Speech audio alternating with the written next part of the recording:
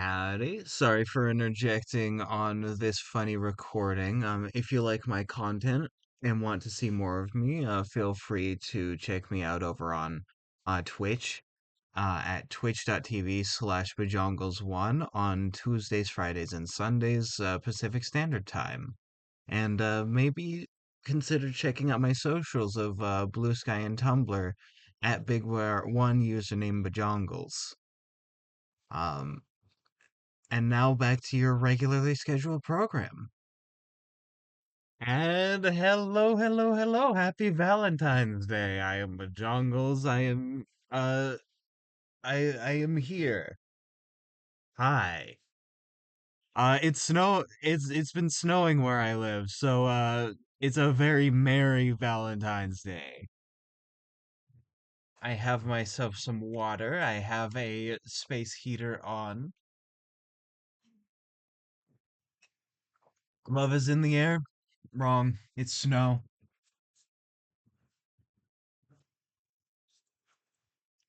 L- Love is in the air. Wrong. Neurotoxin. But yeah, no, today I'm going to be focusing on a little region of my world, and I'm gonna be focusing on that ecosystem because I that's fun. That's fun, and I've been doing a little bit of research. All right, there we go. Okay, I have things set up. Ah boy, time is good. Time is awesome. I got these funny Valentine streamers done last minute. I got them done literally like 15 minutes before the stream started. But they look good. They look good. I like them. They're nice. Let Now that I've done that, let me get funny music. There we go. Music time. How's it coming in? It should be coming in good. It says it's coming in well.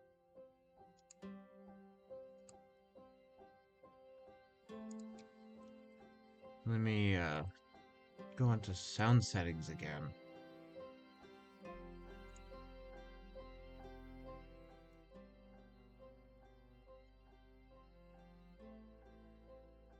There we go. That's at a good volume for me. Sick. Alright, and swapping over is very cool and awesome. There we go. I hope the funny Valentine streamers are in a good place. They're not obscuring too much, I don't think.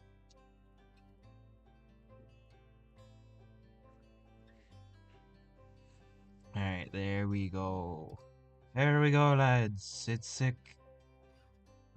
Change mode. There we go. Now I can see my stream a little bit bigger on my phone and see the chat at the same time.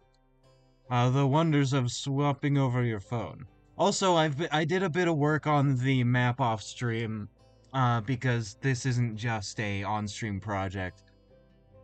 I updated the tectonic plates a little bit, and also was working on this bottom bit a little because makes sense and is good and awesome. So you may be wondering, with all of this work I've done, which ecosystem am I going to be working on? Well, I will tell you, as I have Magenta here to be funky and cool. I am going to be working on specifically. Ooh, I'm re-looking at the land masses here and seeing how the ecosystems work. Okay. I am going to be working on the ecosystem. Ah, just giving a little basic outline. The ecosystem right around. I can move them a bit over right this way. Here. South of this island, it gets kind of funky. And here, leading onto the equator, I can actually, I might be able to extend the ecosystem's influence a little bit like that.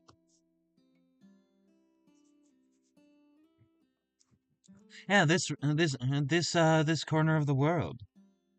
Technically, this will be split up into other like micro ecosystems because why not? It should be awesome and cool. So I am going to, yeah, I'm going to clear my palette because that was for the Valentine's Day streamers with like all the hearts and such and things.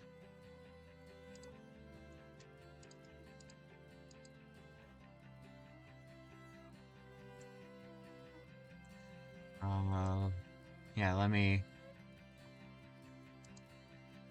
Actually, I can keep this one.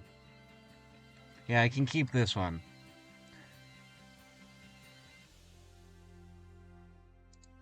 Now I'm on 2K. 2K stands for 2 kilometers, 2,000 meters, because very cool and awesome. And lower the size down to 5. I'm going to talk about them while I draw, things and stuff.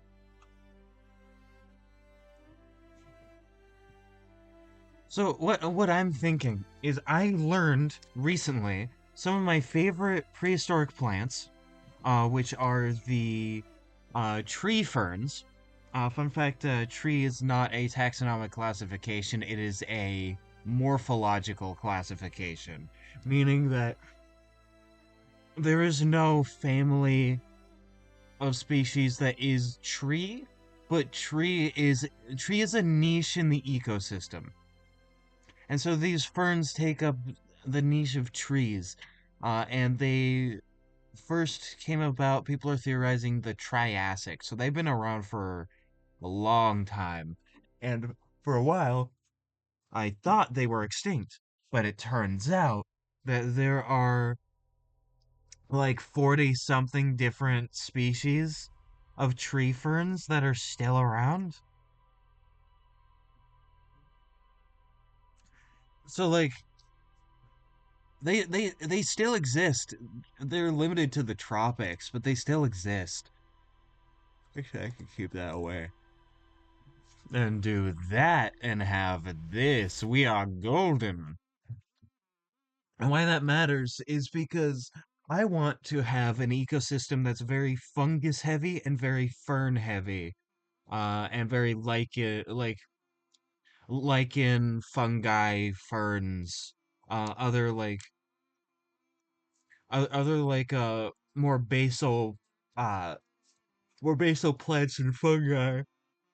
And the reason for that is super cool because they all reproduce with spores.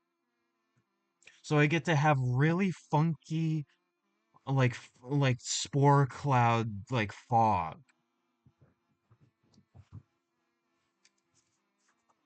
It would be super sick. It would be super sick. Let me yeah, it'll be super sick. I'm not drawing on it right now because I want to work on this map, but I'll still be talking about it. It's super cool and fascinating. I know I keep saying that, but I'll elaborate. Because before the KT extinction, which is the extinction that killed off the non-avian dinosaurs, and most crocodilomorphs, and so many things in the ocean that I cannot get into at the moment. Uh, Before then, ground cover was not grass. Grass was not super common.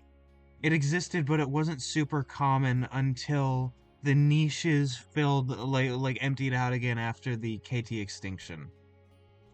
So grass is kind of a modern-ish variety of plants. So I can have the ground cover be fur like ground cover is ferns. Uh, there'll probably still be maybe bushes.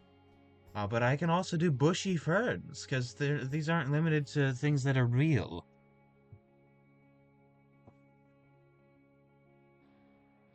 These two. And what's interesting about them and what I'm thinking about is that ferns. I'm not sure if ferns use pollinators as much. I'll need to look that up. Do ferns benefit from pollination?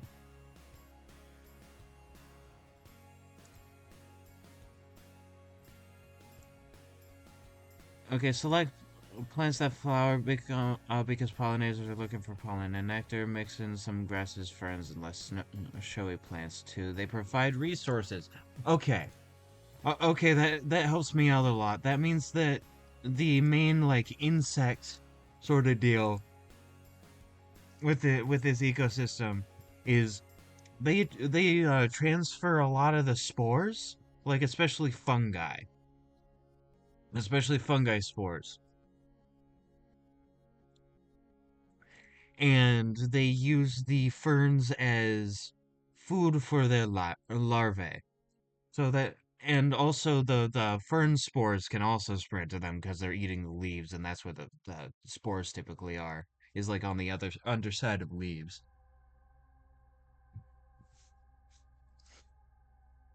Which means let me get new a new file open. Let me wrong one. Wrong. Get me out of these windows. I get this gray. I go over here. I do this. I go down and there we go. Eyes infinitely less hurt. Which means as of now, the two main things, let me get to okay, so the main thing is 7. Let's go 14. Let's go size 14 brush. So wrong way. Blam. So there's ferns.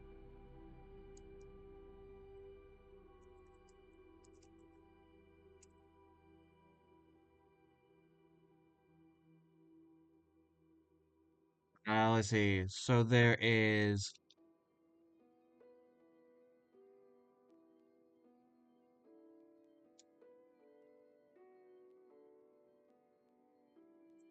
I saw this. There are three main classifications of fern, but I forget them even though I just saw them today. But there are ferns, which are plants. There are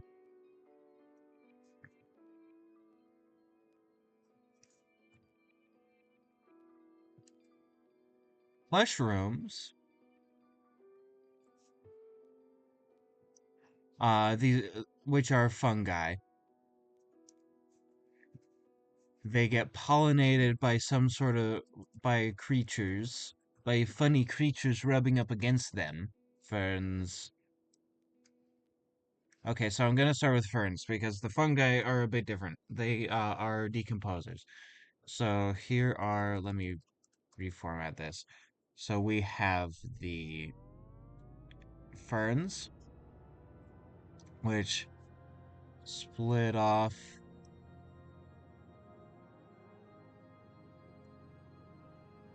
into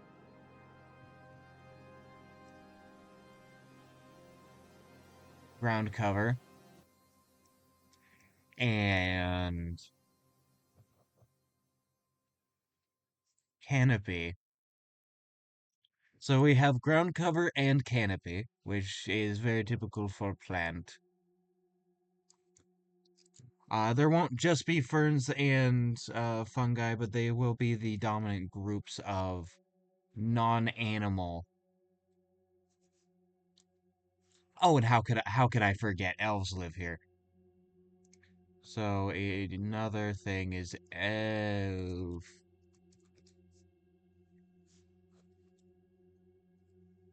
tree, elf trees, which I think take up the niche of like the middle story sort of area.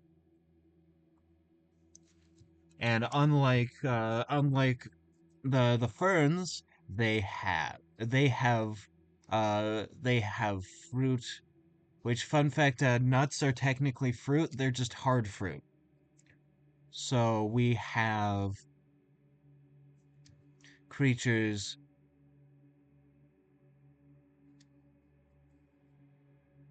that eat the elf trees. I'm not sure what they are yet, but we have creatures that eat the elf trees. Not like, some that eat the leaves, some that eat the funny elf fruits. Uh, let's see. Yeah,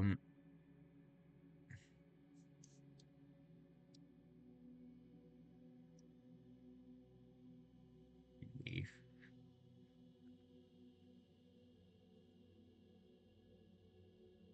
eater. That's not how you spell eater. Leaf eater.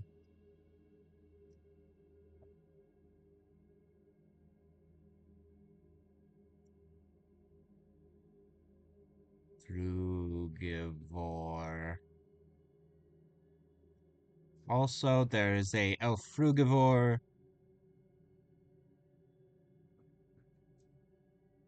Actually, there's probably many, but this is a simplified food web to start with, so that I can be cool and awesome and actually get things situated.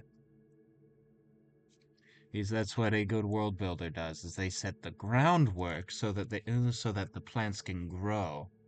Also, the reason I have some of this knowledge is because I take college courses. Not right now because of financial reasons, but like I take college courses on natural resources and plants and things. So I'm definitely not the most knowledgeable. God, I don't know a lot. Let's be real. However, I know where to find knowledge. I know where to learn these things. So ferns are ground cover and canopy. Elf trees are middle story. We have the leaf eater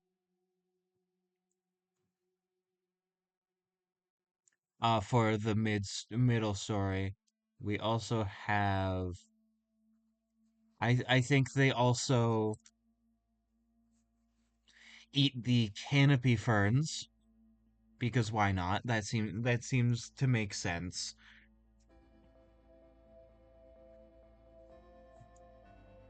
We have a separate ground leaf eater. So we have something that eats the ground cover.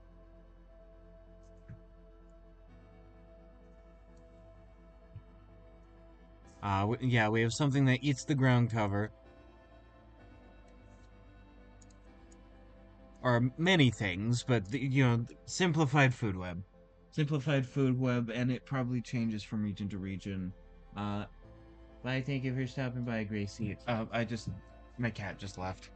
All right. So after that, here we have this part of the food web.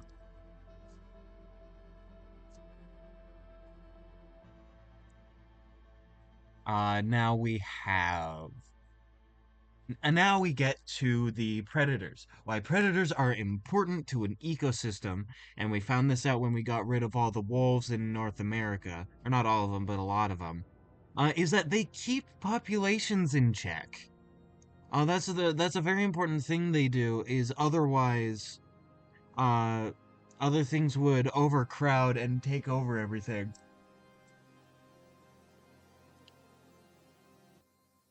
Which we've seen in some places with smaller mesocarnivores such as coyotes, and also like prey animals such as deer.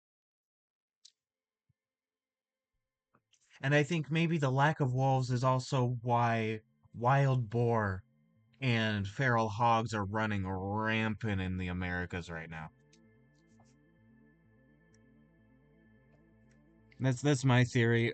That's not proven. I don't think. I'll need to look at some. I didn't mean to do that. I'll need to look at some papers. To like and like look into that. Let me pretty this up a tiny bit by making these actually triangle. Making these triangle. Okay. So we have the ground leaf eater. Then to simplify, ground predator eats the ground leaf eater.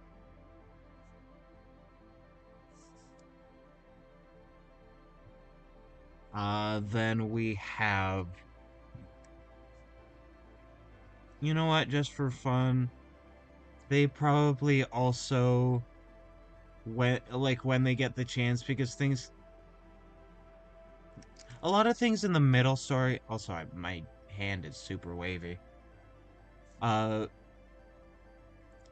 Probably when given the opportunity,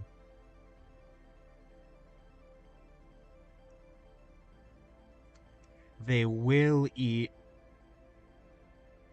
these things.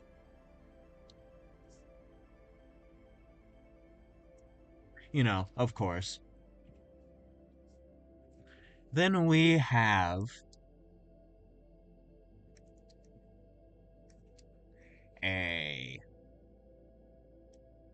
Oh, I designed that bad. Hold on. I'll redo that funny arrow, but I'll wait on that. I'll wait on that. So we have this so far. We have this so far. This is very important. Uh it'll get a lot more complicated once I add the fungi into the mix. So I might need to redraw it. However, that is not right now. I want to do this and move this over into the schmiddle.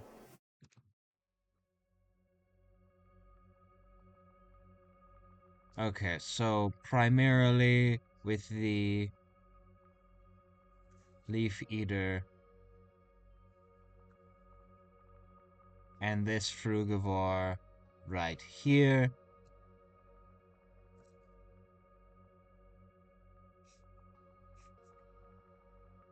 Oh, I just realized how much more complicated it's gonna get. Yeah, I need to like list out all the things. Hold on. I'm realizing my error. Okay, so we have fungi, not just mushrooms, but fungi, as a whole. They are primarily decomposers, but they can also be a lot of things because they're fungi. Uh, we also have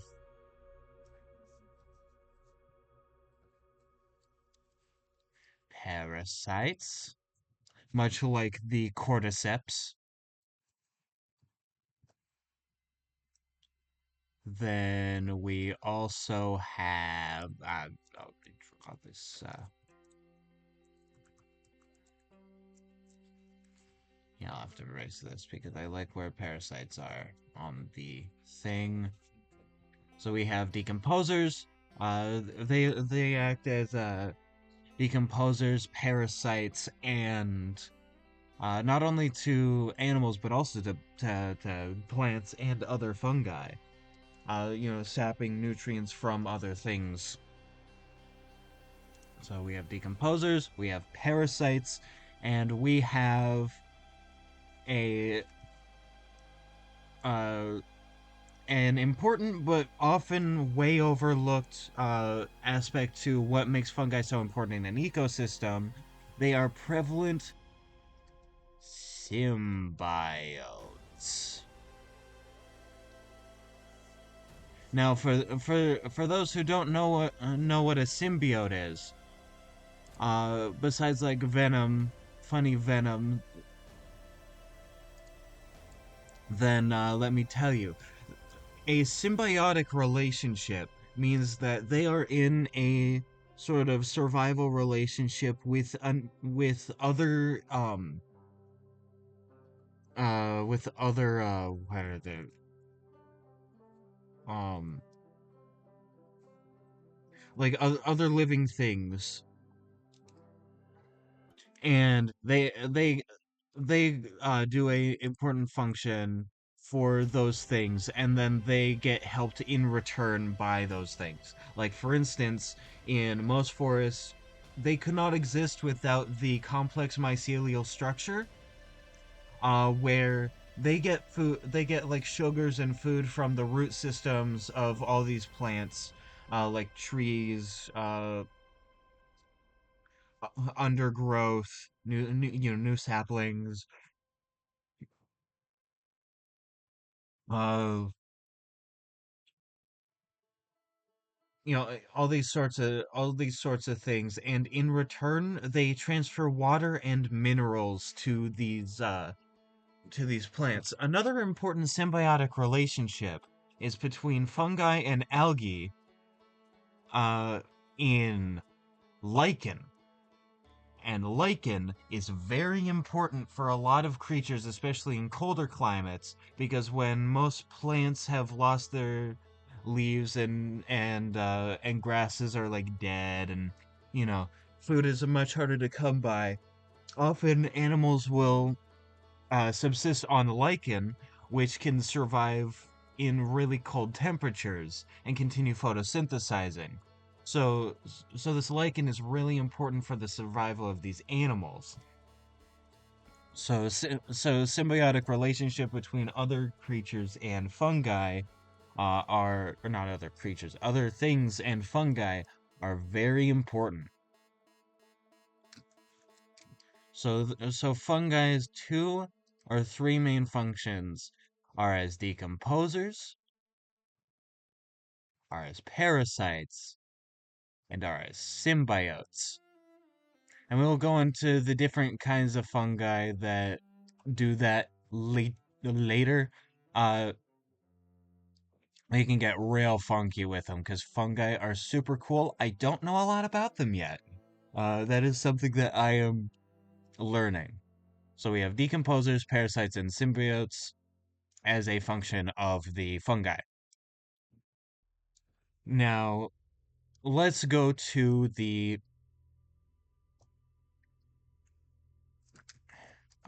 let's go to the you know what? I'm not gonna do ferns next because we'll get into that later.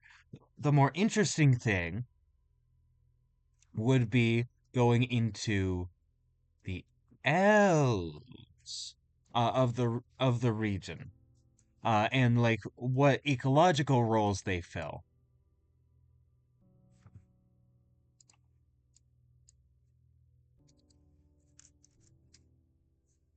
So as fruits on the elf trees, which we will get to in just a bit, they act as a food source for creatures, primarily frugivores, and and I think, I just thought of something interesting. Oh, that's really interesting. I had an idea, but I'll save that for later. Like save for doing something like that later, of having, that fear that a lot of people have had of like having a watermelon seed grow inside of their stomach. Imagine having that but real, and it's an elf seed, and they use the animal uh to like reproduce. They don't necessarily kill the animal, maybe, but I think that these frugivores are very important for the development of these elves in particular. Maybe it's even different from the elves a bit north on the same island and a bit west on the same island. These elves are an important food source, and those animals will help them like reproduce and spread out more. Because in a tropical like jungle environment, spreading out is a luxury. It is very important because you don't want to overcompete with, your own offspring, which I'm not saying is going to happen with elves, but it's still useful. So elves as a food source, as fruit,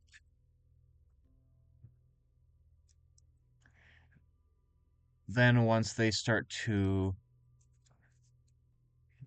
develop a little bit, they still have these really tight knit, but perhaps smaller and even more decentralized communities. They act sort of as meso carnivores. Which what that means is I believe instead of being like an obligate carnivore, a meso carnivore makes a like um animals make up about 70% of their diet rather than 90, I think is the benchmark. That sounds like the benchmark. So these elves have to get the food where they can get it more so than like the elves way to their north, which have sort of taken over the entire ecosystem. We'll get to them later, like later. So elves are mesocarnivores, uh, in sort of mobile stage. This is their mobile stage. This is when they are elves proper. This is when they're moving around, doing stuff, acting more like an animal.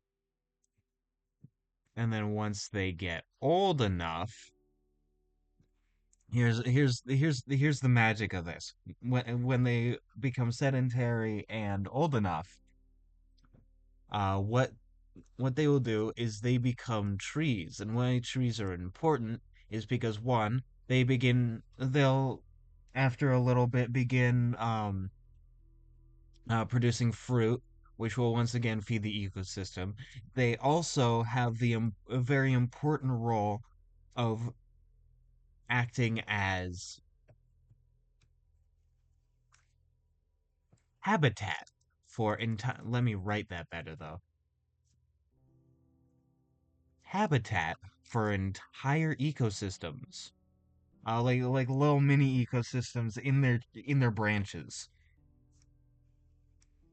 And why that's important for them, even though especially, sorry, as their middle canopy, is that that's where most of the things live in the jungle. Like most of the biodiversity is in the middle canopy. And once you get higher, you have to deal with like completely different pressures and different things. But the middle canopy is highly diverse and is very important. And it's much better for having fruit, I believe, to be in the middle canopy because then you're less likely to have your stuff be trapped in other plants. Versus like canopy species, which have to go through the middle canopy, then the underbrush, then the whole thing. At least that's how I understand it. So they act as a food source, as fruit in they act as as as carnivores. They act as predators in their middle stage, and they act as habitat as their older, mature stage.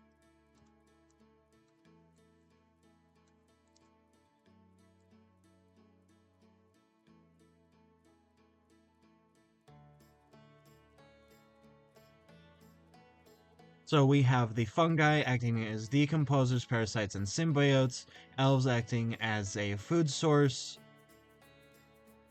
primarily with the fruits. They act as uh, as as predators, like in the middle-ish of the food chain, incredibly important in their mobile stage, and they act as habitat in their middle stage. Sort of just going over the stuff again. Now we get to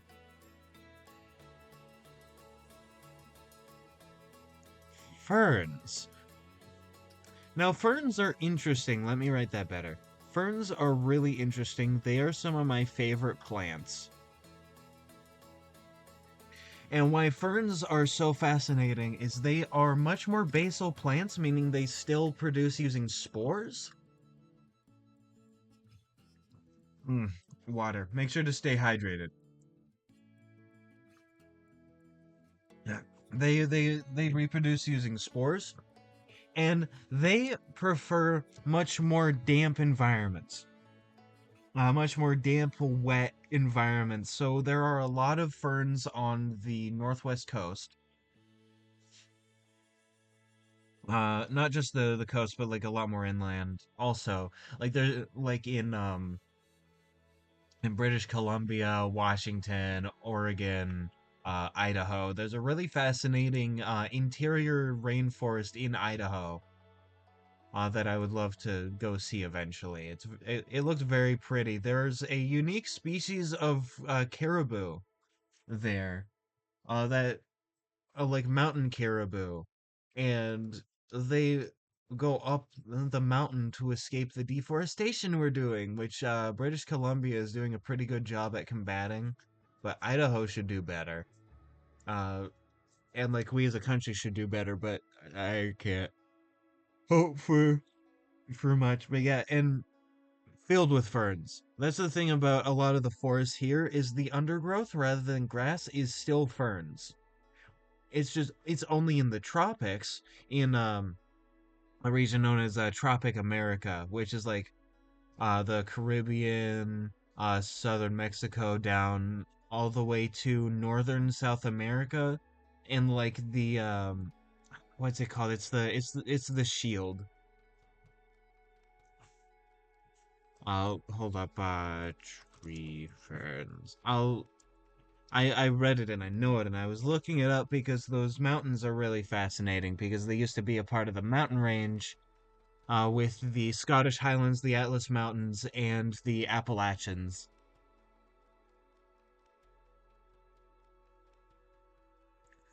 Uh,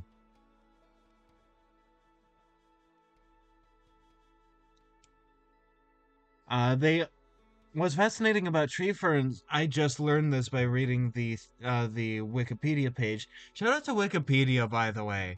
Don't let anybody tell you it's not a valid source because of how scrupulous they are. But they also grow in temperate rainforests in Australia and New Zealand. Uh, they're fascinating. Let me look at species. Tropical America. Let's see.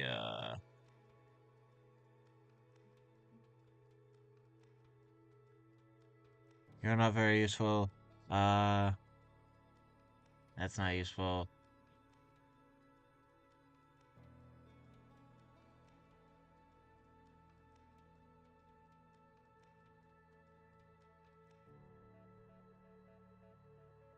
I was I was wrong. There are hundreds of species of tree ferns.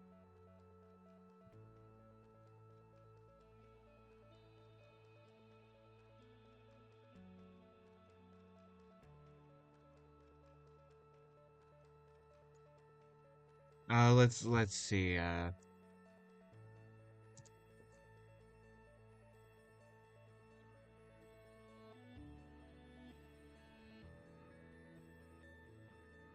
All right, I found out the name.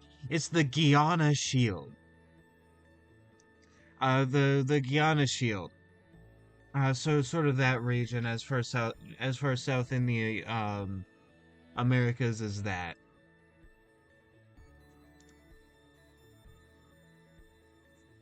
I think there might be some in Africa, but I couldn't see those. I think they're Oceania, like South Asia and the Americas mostly, it looks like. Uh, what was I saying? I forgot what I was saying when I was doing research. That's what happens. That's what happens to me, guys. Rip in peace. Uh, oh yeah. Oh yeah, I remember. I remember. Me turning into a group of funny scrote looking berries. I remember. I remember. Mm. Man, they like much wetter climates, both temperate and tropical. But the tree ferns will only grow in hotter climates, which is fascinating because in the Mesozoic it was a lot warmer than it is today. So they were able to spread a much larger area,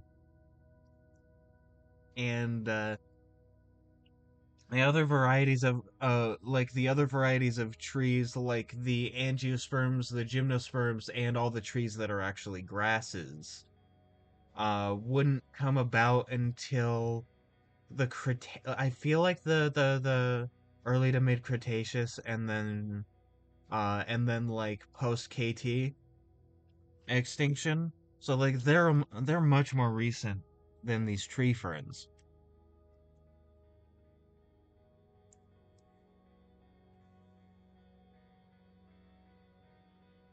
Actually, let me fruit and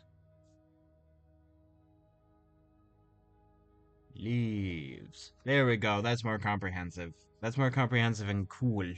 That's more comprehensive and cool. So we have the elves doing that. We have the ferns.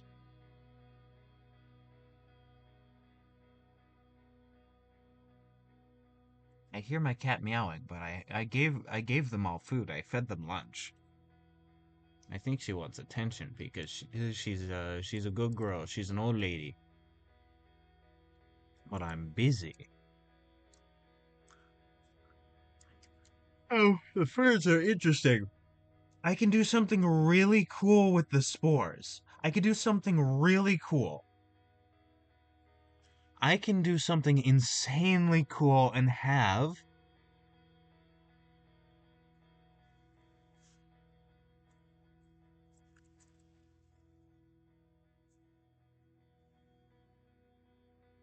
parasitic ferns. I can have ferns that dig into a creature and suck out their life force. Like I could do that, and I think I might.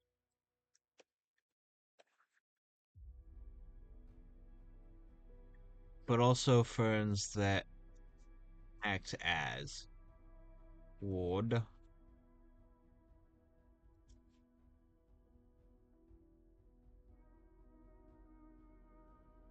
I also think because of the jungle, there are a bunch of different species of these kinds of elves, all doing different things with different like very hyper specific niches and hyper specific areas, and you know that'll be super cool, and I'll get to explore that. Is that's also kind of what happens with people in hard to navigate places like jungles and swamps and like deserts, and is that when stuff is hard to navigate, there happens to be um, a much more diverse amount of more specific groups. That's just sort of a thing that happens with things in nature. which humans are a part of, but we like to forget that sometimes, that we're a part of nature. We're a part of everything. Everything's a part of everything. We can't escape that. So, fronds. Can I just say the fact that that fern leaves are called fronds? Fronds is one of my favorite words to say. It's very fun. Ooh, here we go. Fronds. Fronds sounds like friends. And ferns are my friends. They're very pretty. They're very pretty and they're prehistoric. They're very prehistoric, which means I like them a lot. I like anything, not anything prehistoric, but I like a lot of prehistoric things. And the tree ferns act as heavy.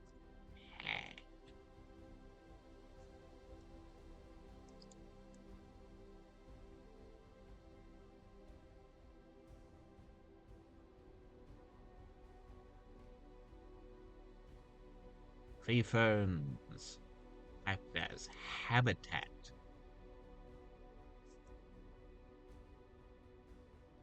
So we have these three sort of main, but not the only groups of non-animal. Um, what I keep forgetting what the other word for like type of thing, like living thing. Ugh. I can't remember the word. Shame I can't remember the word, but I'll figure it out. I'll figure it out. Let me move this to make it more economical. I don't know why I said economical. That's just funky.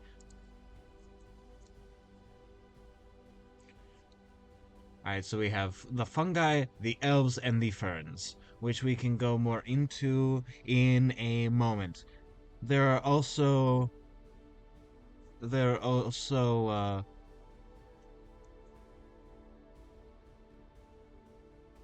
how do you spell insects?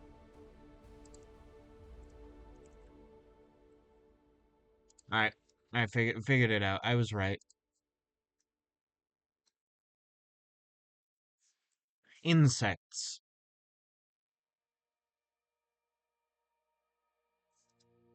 Insects fill so many roles because and just beetles. Like how do I put this? Insects are probably the most successful creatures in the history of the planet Earth in real life. And 50% of all insects are beetles. I think. No, no, no, no, no, no. Hold on. What percentage of animals are beetles? Okay.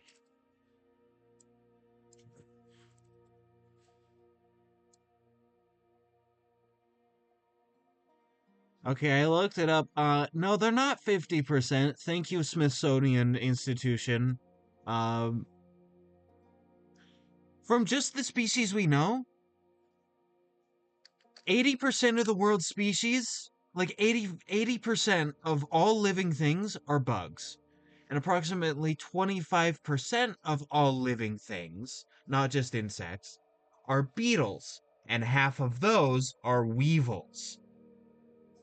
So, insects are the most successful like animal, the most successful animal in all of Earth's history. And so when I say insects, I could just make shit up, kinda, because they could do anything. They do everything, just tiny. They do everything just little itty bitty, and sometimes not itty bitty, but still like small. But I don't have to go small here. You know what? You know what I can do? I can do anything with insects. And I'm gonna get, like, fucking wacky with it real quick. Obviously, decomposer.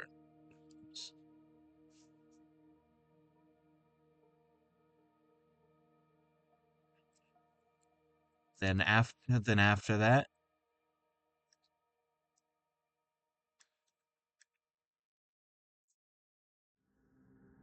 parasites. Obviously there are parasitic insects that do all sorts of funny parasitic stuff. Then we have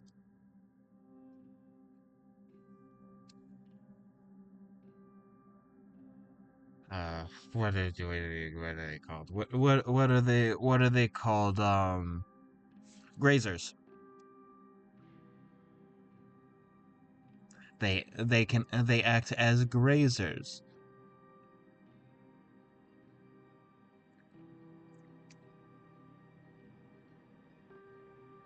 They also act.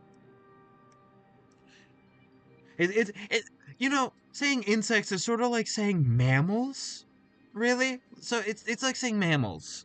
But I'm gonna go into all the things they can and are doing so that I can go, here's an example species. Here's what they do.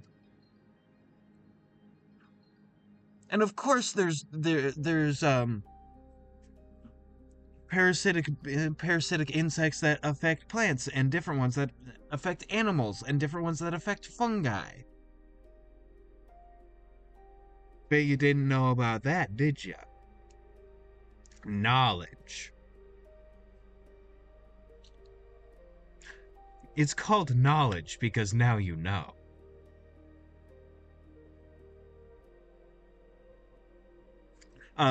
Me furiously tapping my temple. Uh, Now you can know. We also have browsers, and we have very important frugivores. That V looks too much like an R. Frugivore.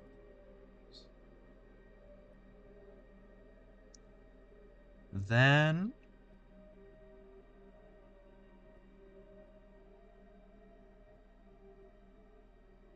we have.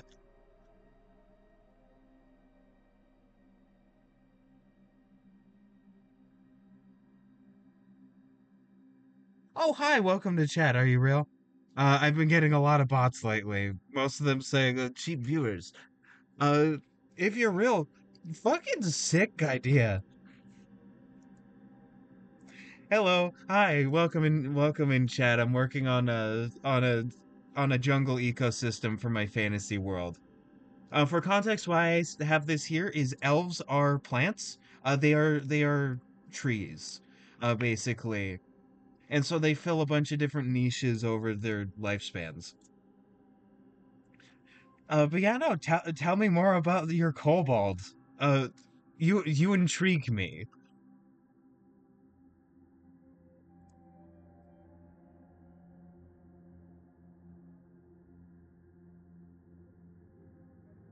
Yeah, this kobold that killed a god intrigues me. Or the gods. How does that happen?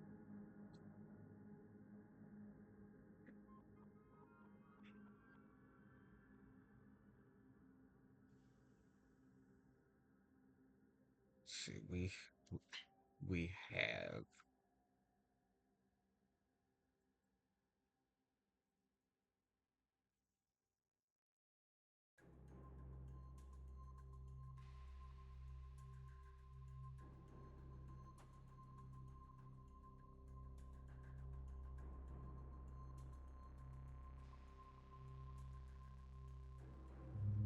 X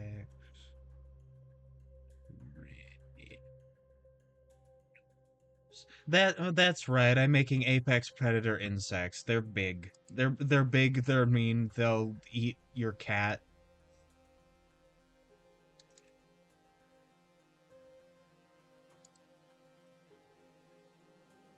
Also, by the way, happy Valentine's Day.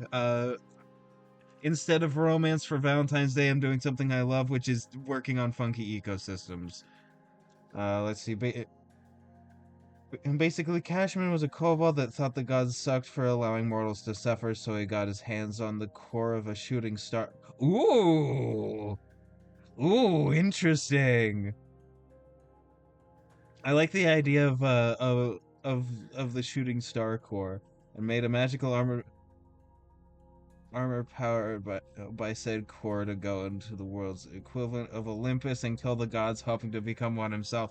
Um, I have an interesting question. Did that work out, or did he just sort of was he just left with like the death, like the blood on his hands? Did he end up becoming a god, or is he just like a kobold that did that?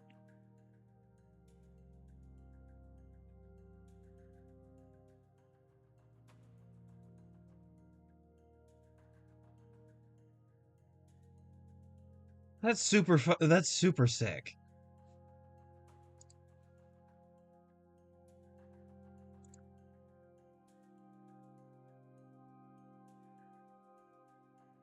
I could go more into this, but I think I have a bunch of like sample things that I can start off with and then sort of work from there. So what I'm going to do is I think move this down to 12. No, he became a demigod by ah rip. Rip to that guy. Uh Not a god and now all magical things in the world are slowly dying. Okay. Okay. I love that sort of that sort of story, like fantasy story trope of the magic is slowly dying. He's like, of course it comes from, or it was popularized by Tolkien, who is definitely very influential and has made many at least four good works that he constantly edited over his life. And then his son Christopher, I believe, published the Silmarillion, which so it is his work, but technically not. Is it complicated? Yeah, no, that's sick. With my fantasy world, I'm focusing more on like ecology. Uh, Here's the title of the one above divinity. I see. I see. Uh,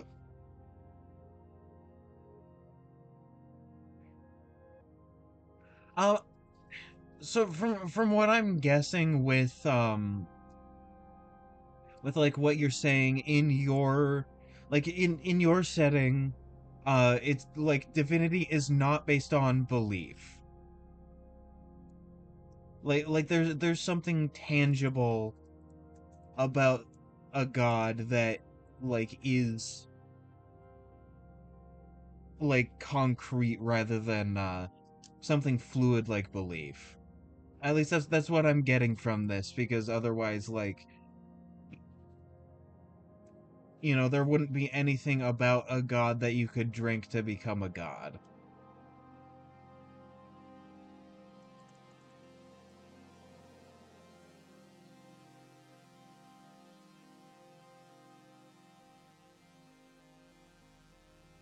I'm trying to figure out which thing to drop, because I'm just doing basic sketches of these. I think I might want to do a fungi.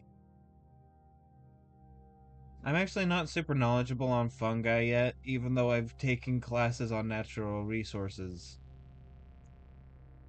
Uh, Other children of the founder, which is a giant. Oh, I love big god dragons. I'm a sucker for them. They're very nice. they're very nice and make me happy when they're in a setting. Unfortunately, they don't fit into mine. At the world's core, you can drink a god's blood and become immortal, but you won't attain any powers even if worshipped. Interesting.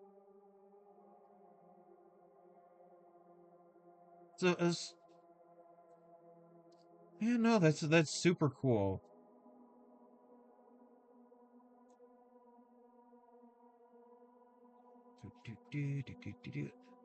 How the gods work in my setting, and this is very much work in progress.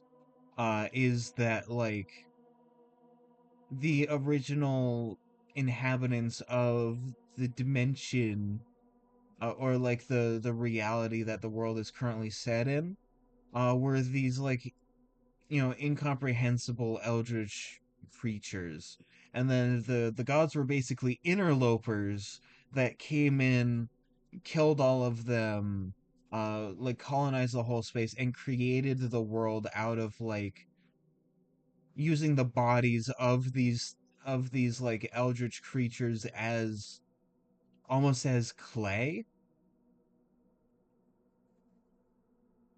to like form this new world. And now the ones that remain are understandably very angry and want revenge, and sometimes take it out on the inhabitants of this world, which it's not their fault, right? It's technically not their fault that this happened, but they are a symptom of what happened.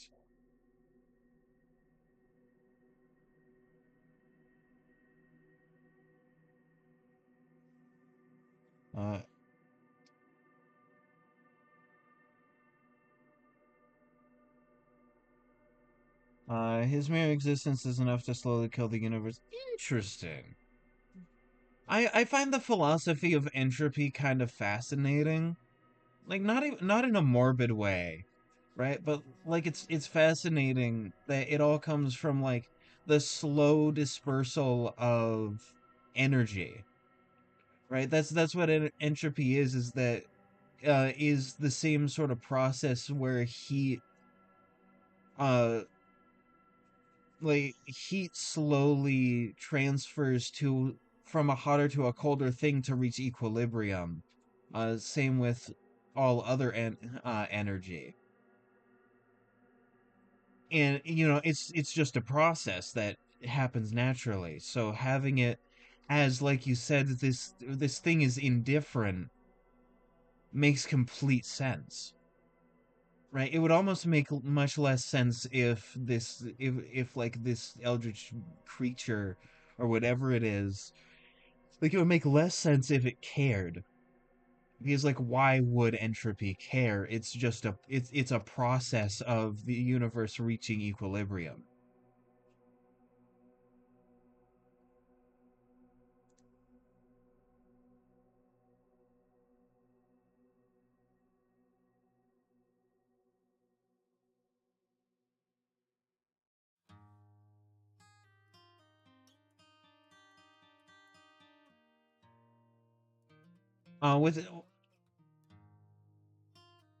With with the creatures in with the eldritch creatures in my setting, they they sort of came from the idea from Adventure Time of before there was life there was nothing, and before there was nothing there were monsters. Like they were the monsters technically. Let's see. Cashman once interacted with it after finding its physical form, and he delivers a long speech about the mortal spirit and willpower and fight. Also, I don't know if I'm pronouncing it right, but I appreciate that the name of it is finite.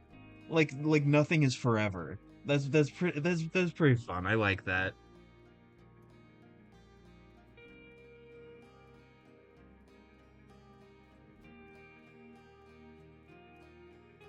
Not even tilting his head, just says, I didn't even notice you were there. Hmm.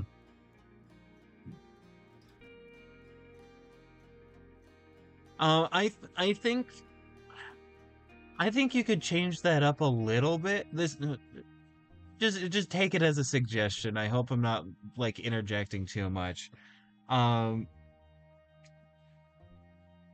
have have Finite never notice,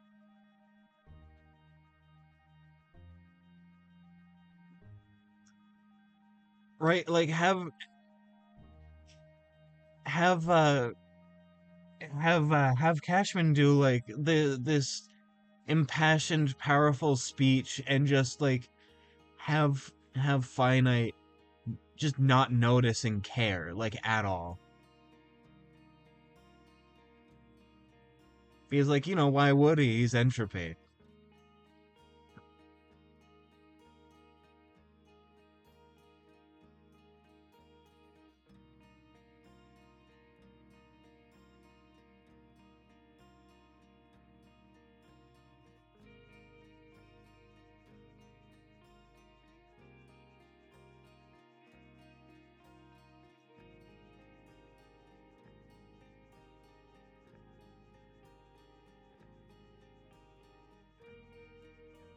They were just limited by the gods before he killed them. That's an interesting that's definitely an interesting idea. That sort of, and I hate to say this because I'm not a massive fan of him. But like that sort of goes back to the actual meaning of like, Nietzsche's God is dead and we have killed him, meaning more that like as a global society, he believes that we have like gone past the need for deities to like, keep us together, to be like uh the moral like centerpiece of our societies. So it sort of does harken back to that.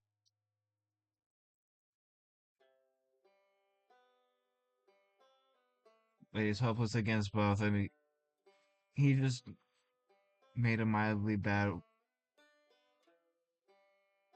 You know, Cashman reminds me a lot of OG trilogy Kratos. Like he seems a bit less angry from like how you're telling it, but he definitely reminds me of like original Kratos,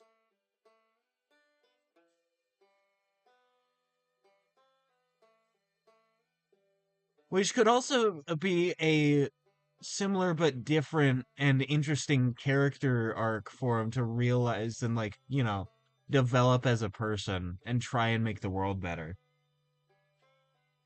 Also, I love the decaying Dark Souls aesthetic. My personal favorite, and I know it's not the best game in the trilogy, but it's my favorite, is Dark Souls 2.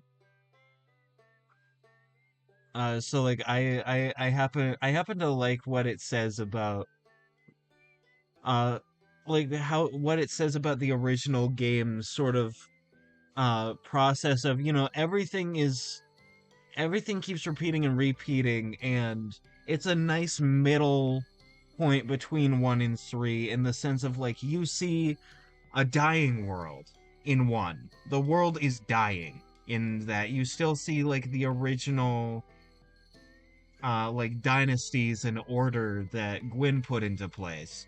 In Dark Souls 2, you're seeing everything start to be worn away and like important details being forgotten, sort of starting to decompose. And in Dark Souls 3, you're seeing the skeleton, right? You're seeing the skeleton. Everything is like most things are gone except Ash, right? So like it's super interesting. It's super cool. I like it a lot.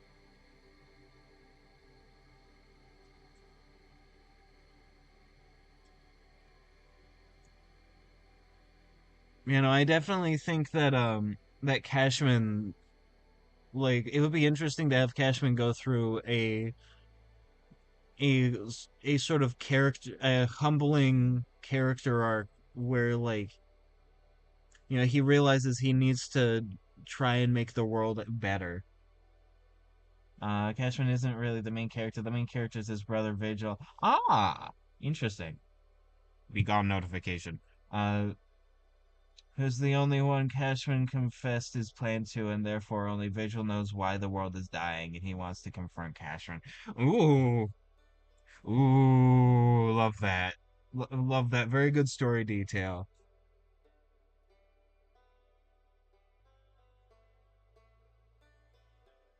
With this setting and what I'm drawing right now, I definitely want to go more like ecological. I want to go much less into like grand fantasy storytelling and more presenting a massive scenario. Mm.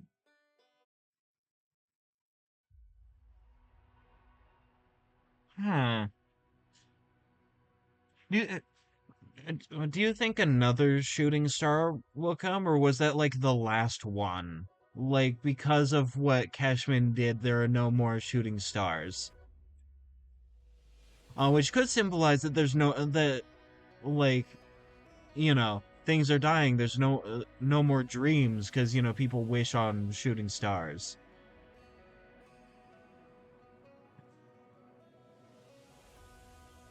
But Cashman won't let up. I I like that. Okay, so how did the father god die? That seems like a pretty major. That seems like a pretty major like story beat. And that might add some like very cool thematic parallels for if like Cashman ever falls. Right? Like, the sort of vicious cycle sort of deal. So I think that these mushrooms are decomposers. Watch while I make a much tinier mushroom cup right here, and it's very pretty.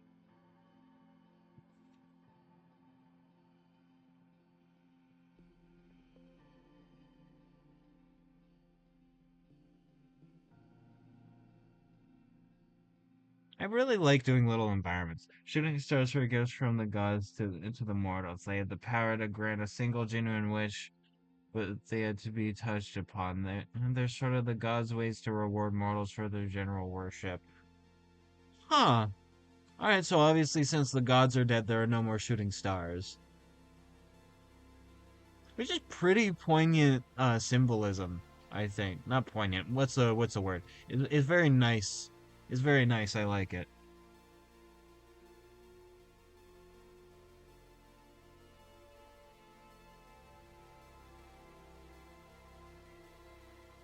Wrong map. By the way, this is the world map for the setting. I'm working on.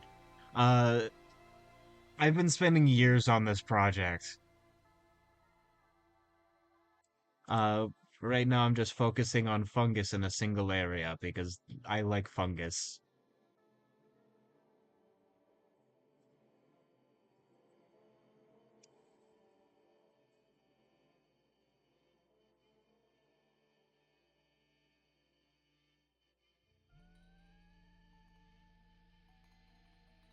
While I'm not doing it in this setting, uh, I'm definitely a sucker for those sort of like epic like epic mythological stories, sort of like what you have going on. I'm a very big sucker for those. It's like I could have this on some sort of log. That's right, I could have this on a log. And I could put more mushrooms on here. And sorry for one of the other gods. The shooting star played a big part because Cashman's wish to kill the gods is both genuine and continuous. Ah, I see.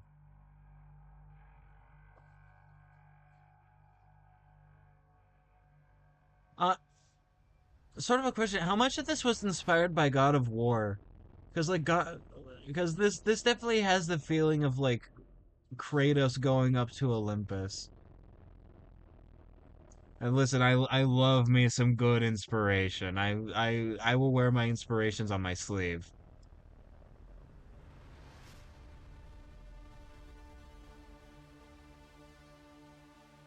Ah, I've never played God of War either, but I've like seen gameplay.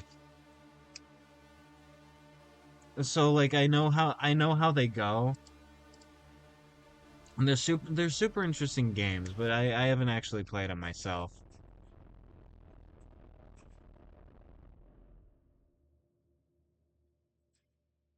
There we Omega 14. There we are.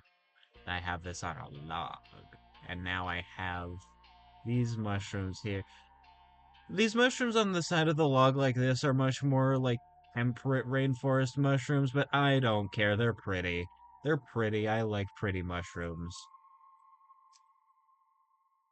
Like these sort of table mushrooms.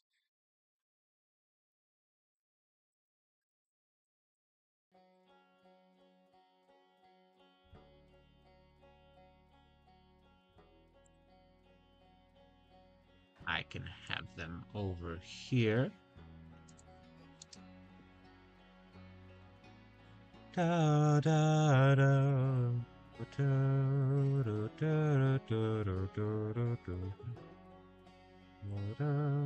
And also, I can't forget to get lichen and moss in here. Where I live is a temperate rainforest, so everything I draw, unless I do like a lot of reference, is gonna kind of look temperate.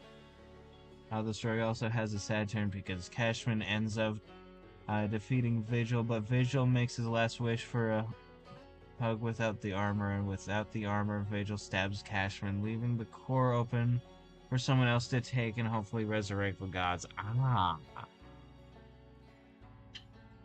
You know, this sort of feels like a proverbial linking of the fire.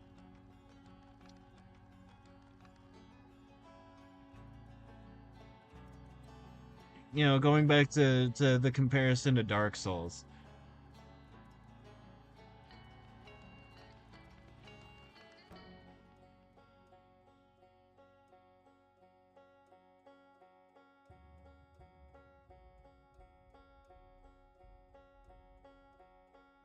By the way, it's kind of funny that I'm doing a project for this world in this region right now, like this region right here ish, when the actual like proper project this is for is only in a little spot here in a funny fantasy tower, sort of like a super mega dungeon inside the Tower of Babel.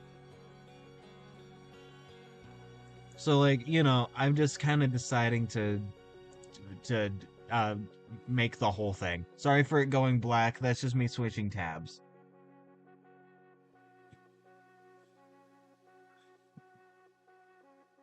Yeah, I as you can see, also let me get a layer down here. This is the basic like the original sketch for the world. Um yeah, there's a whole nother like group of continents going on right here which I know nothing about. But I'll figure that out later. I'll figure that out later. But yeah, no, these are like some decomposer mushrooms. I really like these table mushrooms. They're a very nice they're a very nice aesthetic. Let's see. I'll do this on the same layer and then I'll switch it a bit more to like an orange.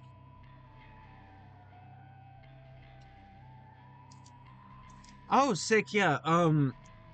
I don't have hyperlinks available on my chat, and that stops like 90% of the bots. So like, what's your name on Reddit? I'll find you. I'll find you that way.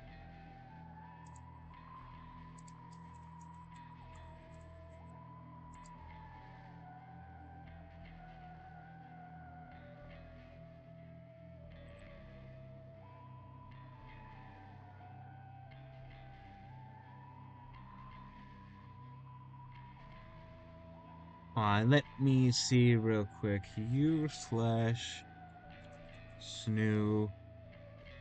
underscore 65915. 11K karma.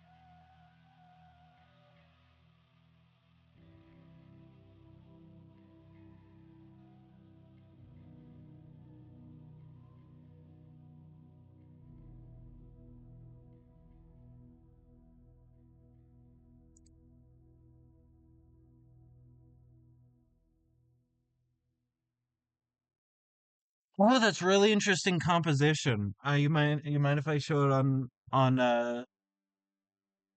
on stream? This is super sick.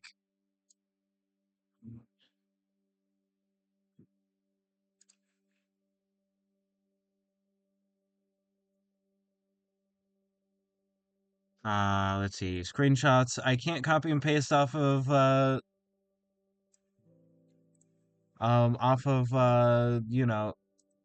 Google anymore because they updated. Let's see. Again, screenshots. Insert as new layer. That should be it. Yeah, this composition is super cool. One thing I noticed that I rather like, uh, I'm gonna put this on a new go away map. I need you open, but I don't need you right now. Let's see. I'm going to have it be this sort of purple on a new layer. I I really like this symbol right here.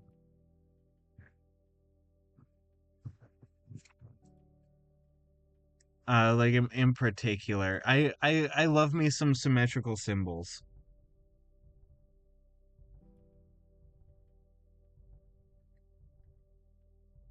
I'm assuming that these are meant to be like dragon horns and wings.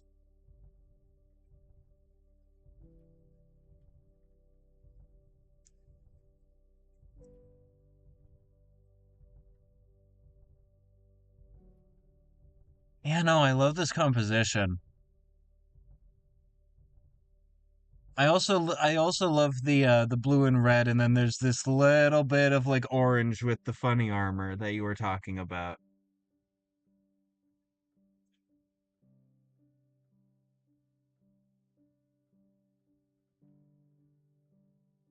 Yeah, no, that's sick. I'm going to remove remove that layer because mushroom. But yeah, no, again the color usage and the composition are stellar.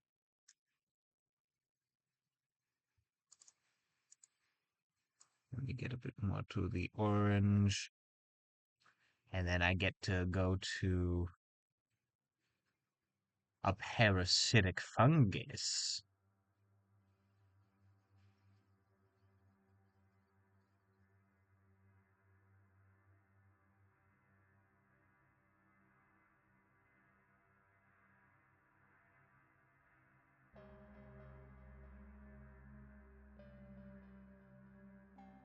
This is just a simple sketch. I've had ideas for creatures like this for a while.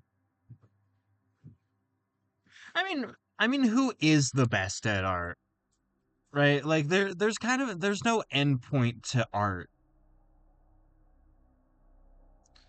Art's really more about the process than like the outcome at the end of the day.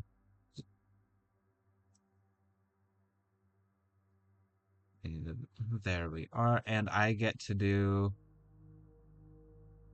something pretty interesting. I get to have an eye here, and then have cordyceps are super scary. I think they've been diluted a little bit by The Last of Us. Like as a concept, they're super scary, and I'm extending it to not just insects in this region. This is um a Jurassic Park retake that was a cosmic horror story. Oh, no, that's fine. You don't need to be consistent. I think consistency is a little bit of a myth, probably because I have ADHD and consistency is not my friend.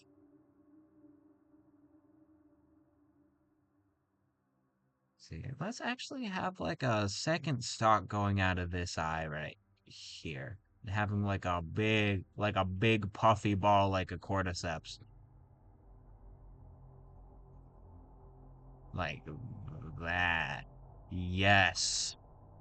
Sick.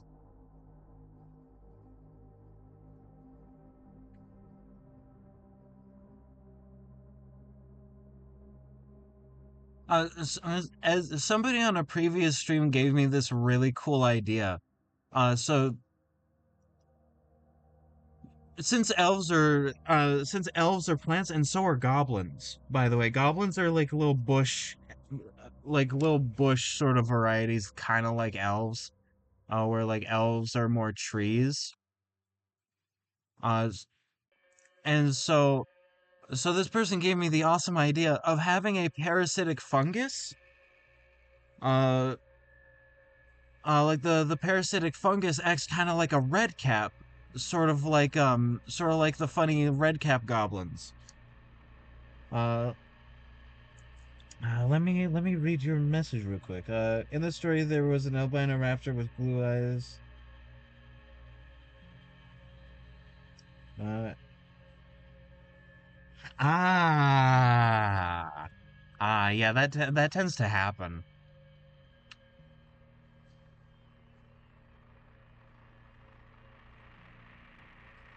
You know, I'm gonna say it.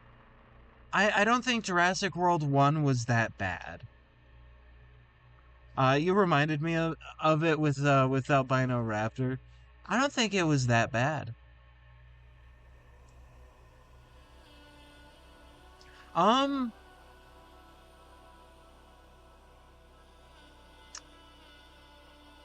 I was just giving cool suggestions. I suppose. Also, I hope the music's not too loud. I changed the sound settings on my computer to be quieter for me, and I hope that didn't affect it on stream any.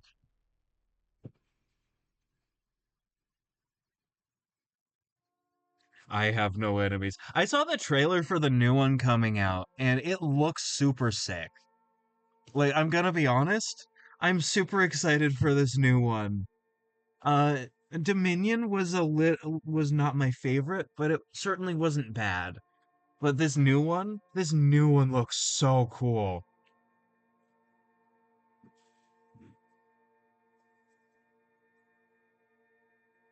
Um, I don't know, just some, like I said, just some cool suggestions. I'm not really like, this is more about a world than a story, and there's a lot of space that I need to fill up. So like right now, this is a jungle made of primarily fungi, the funny elf trees, and ferns. What field biology, animals, characters. Uh,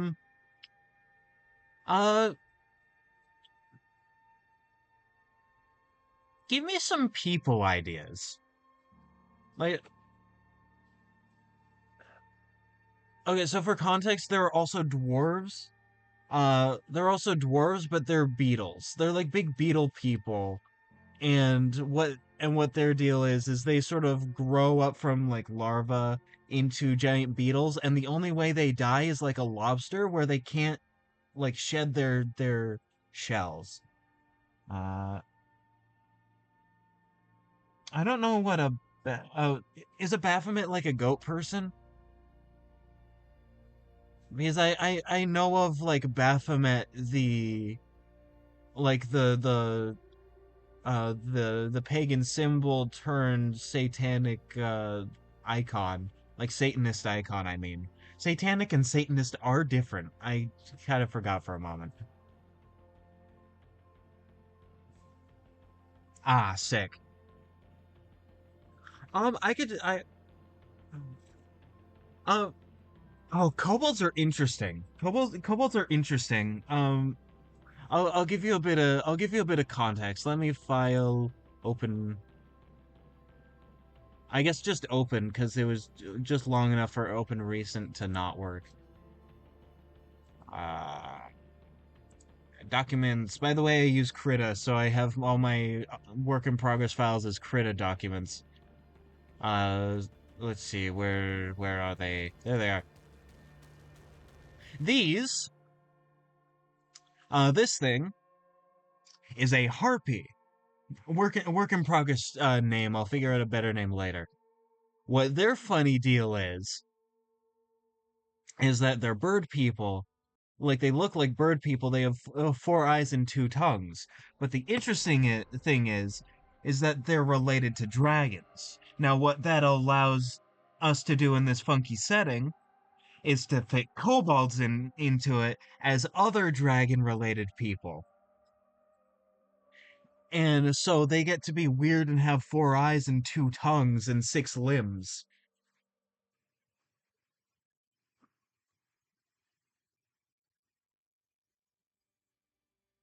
But like not necessarily wings, they could be another offshoot of like you know dragon related people with more limbs, more eyes, and a couple of tongues.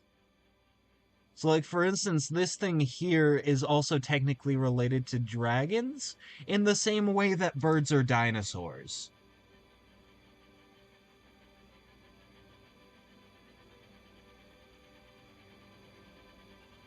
Uh, or like how, or like how birds and crocodilians are all archosaurs.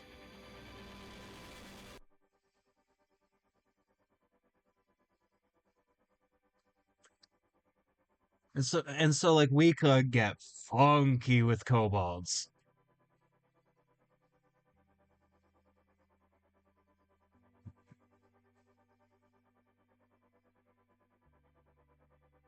Ah.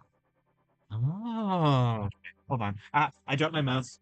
I started reading your thing and I dropped my mouse. Now I have to start over.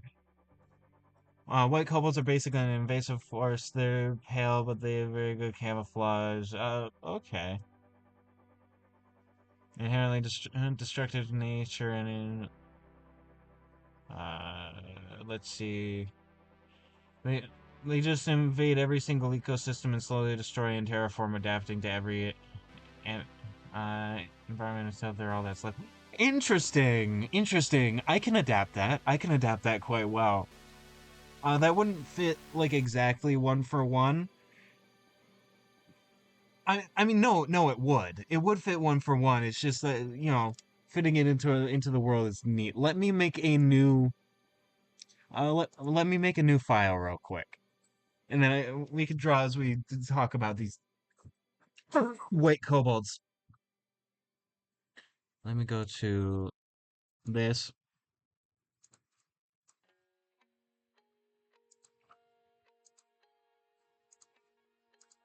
I do not like white canvases, so I'm fixing that. All right, let's work on this together. I know it's a bit of a tangent from like doing the fungus moment. The White Death because that's all they do. They just arrive at let's say a forest that slowly kill everything that isn't them. Interesting. That's super interesting. Sorry for the delay in messages. My phone stream specifically has a bit more of a delay to it, and that's where I'm looking at my chat.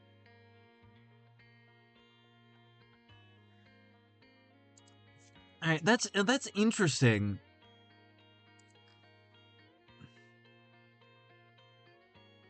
I'm giving a bit of I'm giving yeah, speaking is not my first language. That's also they're also sentient, so they aren't just mindlessly slaughtering and can actually make tools and traps and fight against the local fauna and flora. Interesting. Okay, so why I'm looking at my map again, and this is a sort of fun like storytelling moment. This is a very fun storytelling moment. Uh, so they also just level down everything into plant crops and grow cattle for that. All right, so white people moment. Let me get a better color. Let's say magenta. There we go.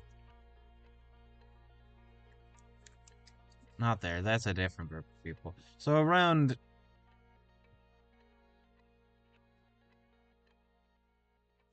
here, which would be a very interesting place to put like a wider spanning sort of like societal type like scale story. This world is a setting where you can put many stories in. So basically, here are elves that have completely transformed an ecosystem to be like the main plants and sort of like domesticated through silviculture everything else. Now, what would be interesting if these white kobolds, let's say, came in up around here from across the sea, maybe they originated here from across the sea, and now they're ending up here. So now you have two different groups of people who transform ecosystems like entirely and completely to fit their needs, and now they're fighting each other. Right? They're fighting each other, and they're waging war and doing unspeakable atrocities to each other.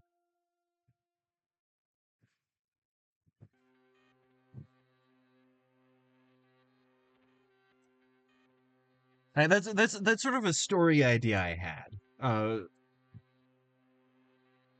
I think that kobolds in general, now that you got me that the idea,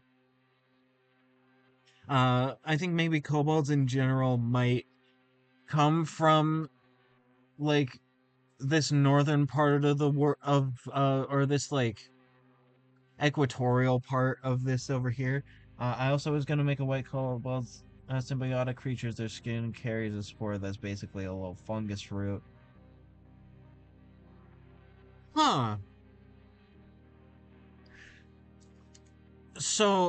But it doesn't do that to the kobolds. So it just spreads to everything else. Is that what you're saying? Or does it also hollow out the kobold?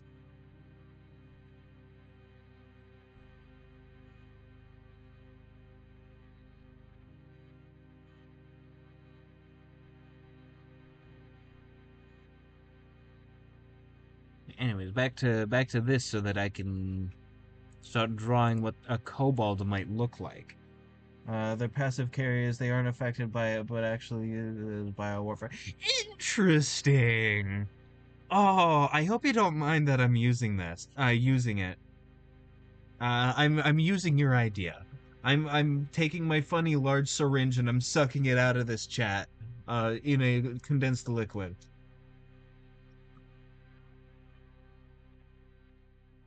That is, yeah, no, it's super fascinating. You're giving so many good ideas.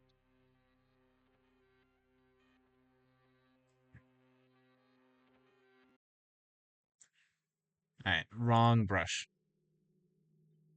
Cobalt. Definitely have to be smaller creatures. Smaller creatures is good.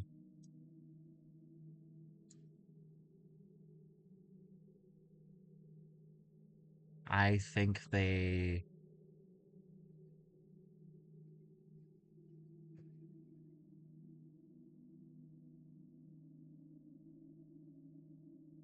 4 eyes, a snout like this, very wide, very strong muscular structure, maybe even a sagittal crest like this, like many things have. Maybe move the eyes a little bit back like this. The main method of doing this is making weapons out of their scales and just scratching local. Huh, so it slowly spreads by itself and is pretty fast and lethal, growing into large colonies. Bonus points because their immunity allows them to harvest the corpses for food. Hmm. You know what's interesting about this is that the elves of the region of the world where these silly evil kobolds are going to be invading, uh, aforementioned this area, is that they also have a close relationship with their fungi, except it's used less as a weapon and more as like, a mycelial communication and uh, like logistical structure. So imagine what happens in that sort of fungal situation when you get in this super hyper aggressive, like lethal fungus that these things bring in.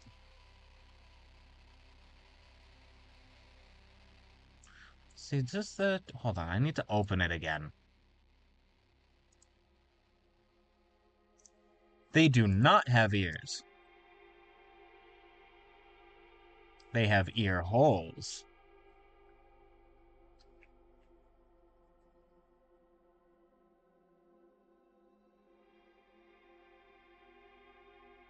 Mortiferum album. Okay. Um, I I recommend changing that last one to just Alba or perhaps even Albus. Uh, and why I say that is because there's a plant called called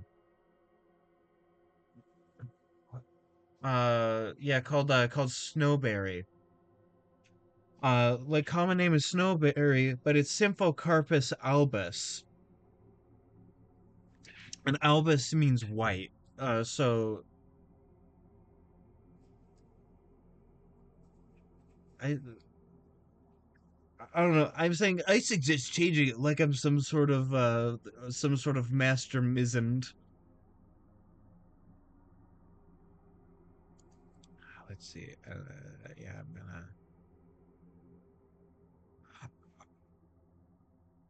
Do you think they're pure white, or do you think they have like faint patterns?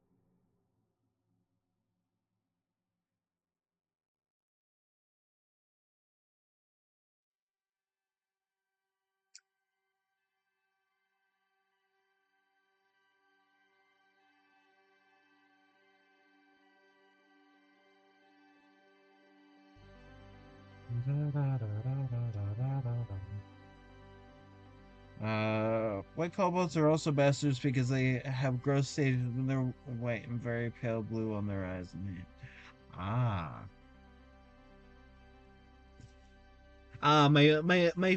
Legitimately my favorite thing to add in a creature, growth stages where they mess with an ecosystem at different layers. Looks at the Tyrannosaurus Rex, looks at it and smiles, looks at it and smiles very sweetly.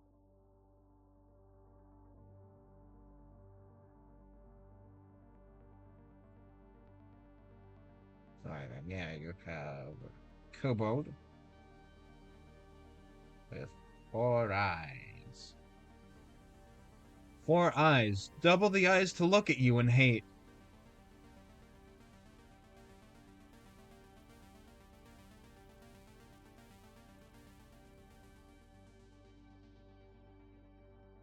And I think because they're equatorial, they probably don't have many feathers.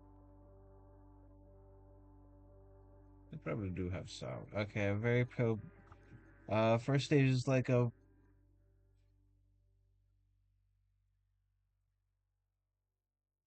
find a body and bury themselves in the flesh, slowly eating it from the inside and partially hibernating. Mmm. Interesting.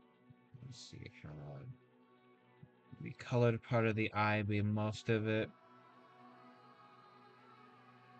There we go.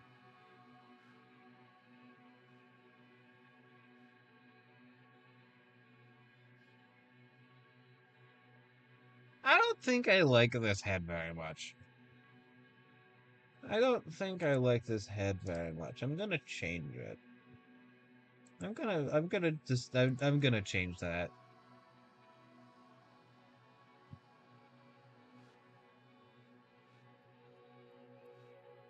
Let's see, also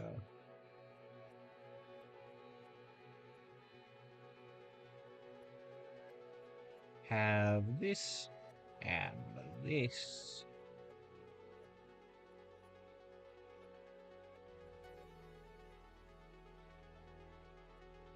I just had an idea. I just had an idea, but I need to visualize it. Big honking cheeks. Big honking reptile cheeks. The second stage is sort of metamorphosis. They'll eat a large amount of food, but by this stage, they've already developed a small but durable exoskeleton. Exoskeleton? Ooh. The second stage involves the growth of a second pair of arms with. Ah.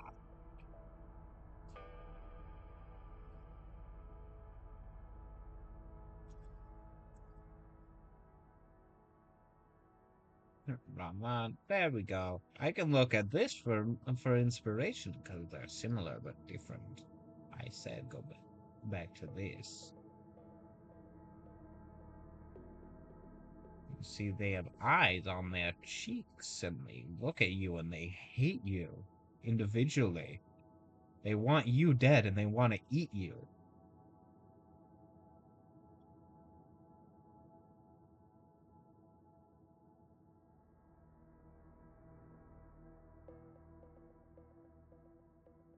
Third stage is maturity. They're about as big as a human. Oh, ooh. Very tough exoskeleton and their grappling arms are pretty much a death sentence if they get you. Interesting. I think these eyes are more forward facing, which is a problem for anything that it sees, because now it has depth perception. Now it can depth perceive you. You don't want them to perceive you.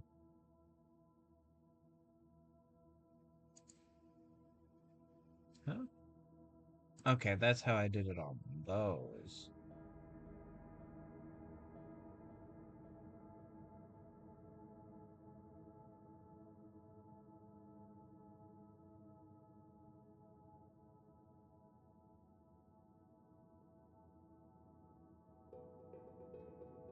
It just shows it just shows a white kobold like doing a massive wombo combo. Top text me when I get you, bottom text me when I get you, me when I get you.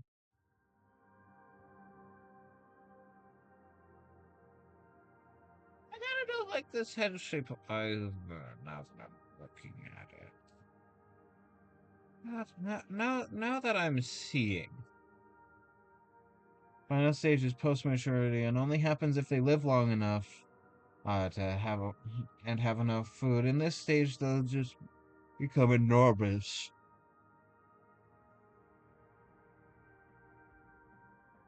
Huh? Huh? Interesting.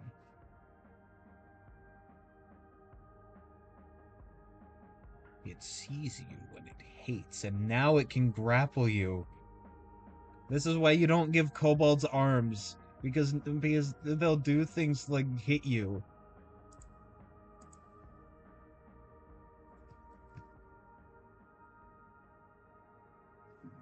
Pardon me while I ban user. Another cheap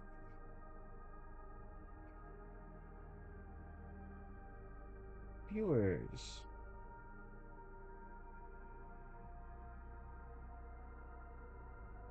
Bot. Done. Ban. There we go.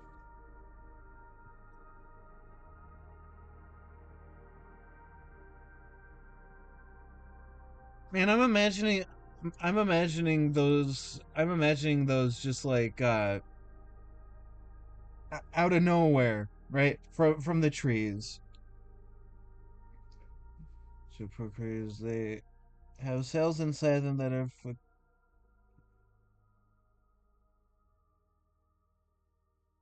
the white kobolds have a single massive batch of offspring all at once. They'll grow combat ready in 7 days or a week. That's really fast. That's really fast. Let me look up some things as reference real quick, because I feel like I need reference for this.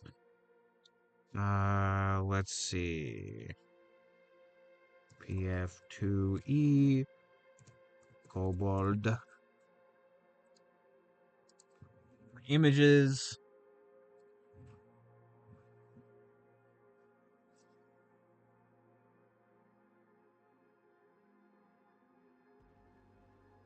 Hmm. Interesting.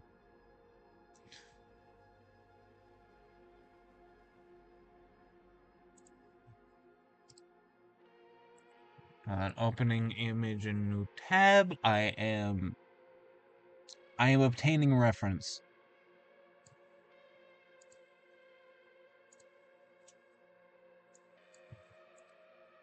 Reference obtained.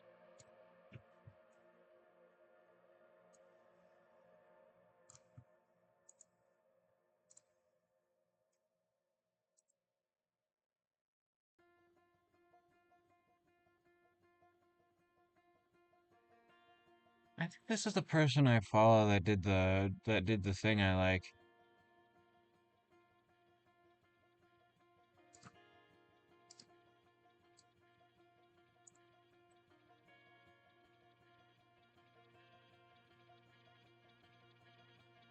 Do I need to screenshot again? Man, Google, what the hell are you doing?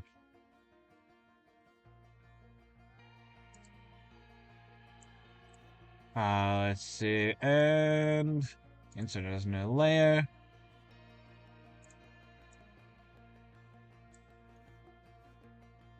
Reference is obtained. Now you're probably wondering why there's an As Darked here. The reason is that they're angry sons of bitches that want to kill everything. Or wanted, they're dead now. If you want, I can give more details or move on to the Baphomet. So go version of... let's do goat version. Let's do goat version of Baphomet. I have a lot to go off of for the kobolds. I have a lot of I have a lot of mind. My mind is racing. Supersonic racing even. You know, I think doing something like Baphomets could be interesting too. Even not, I'd love to hear about them. Let's get these above here.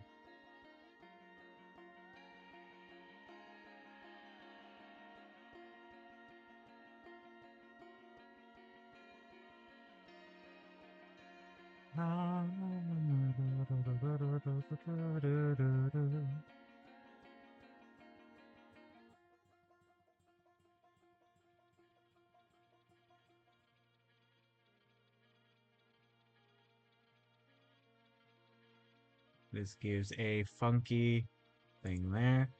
You know what? I'm gonna close this. But yeah, no, I'd love to hear it.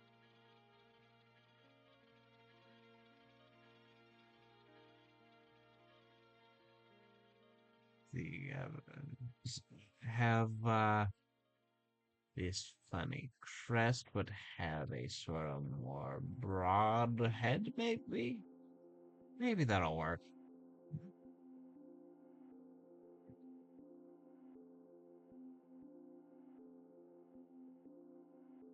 My friends are basically four-horned goats. Ah.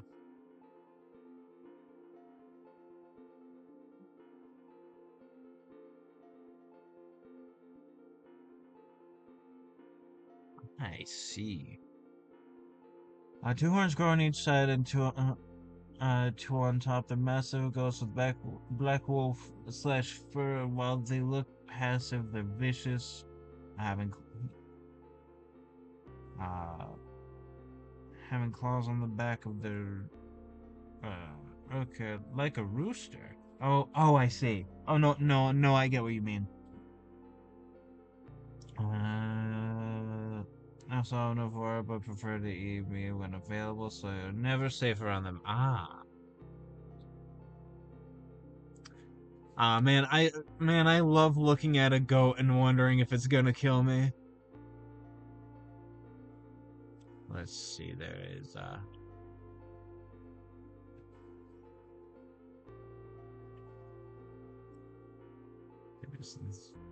this the jaw actually might. Yes. Oh yes, I'm figuring it out. I'm figuring things out. I'm gaming.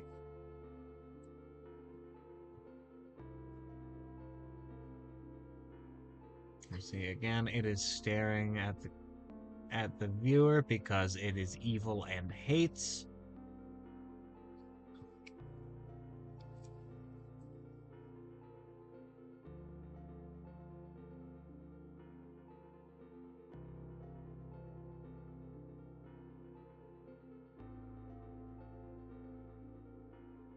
Ah, the actual like history of Baphomet as a religious figure is super fascinating.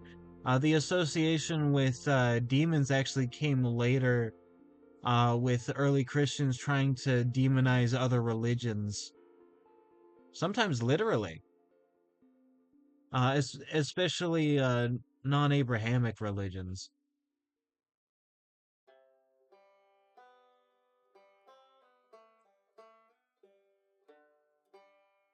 Ah, I love history. History's great. I'm personally not super religious myself, but I don't know. I see people who like hate on others for for like their belief systems, and I kind of cringe. I kind of cringe at them actively hating others.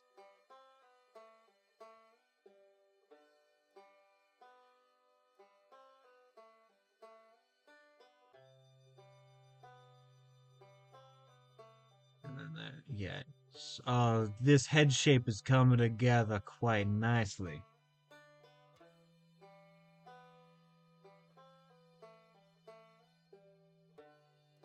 Um, I don't have a world building channel per se, but I do have a YouTube channel where I post my VODs. It's under the same name minus the one. As I am here. So like I do have a place where I upload stuff. It's just I probably will make other channels when I like, make proper videos.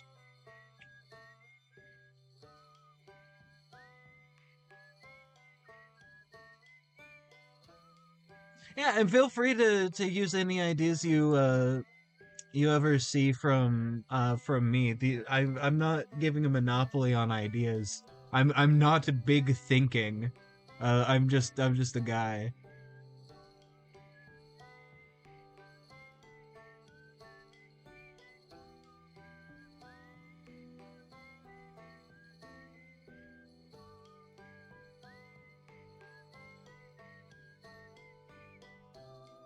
Also, if you and I'm certainly having fun with you in chat. This is a great time. If like I also stream on Tuesdays and Sundays. Like obviously no obligation or anything. Just hey, come check me out. I do stuff. I do stuff, and I think I'm pretty cool. Oh shit! I didn't get the notification that you followed. Oh, now I did. Yeah, no, thank you so much for the follow. I have now met my 5 follower goal. Huzzah! But yeah, no, on Sunday, I'm working on I is variety streams. I'm not sure what I'm gonna do. But I have an idea. I have an idea of things. Also, by the way, sorry I forgot to say I think I forgot to say anyways. Happy Valentine's Day. Another lizard people try to call Dragonites. Ah. If you ever decide to do anything commercial with your ideas, which I think commercializing ideas is not necessarily like a thing anyone has to do. But like if you do, you might want to change that because Nintendo might come in. Uh, did you watch VeggieTales growing up? It's like that clip of allow us to introduce ourselves of like the asparagus. By the way, I grew up with VeggieTales. It had no right being as good as it is.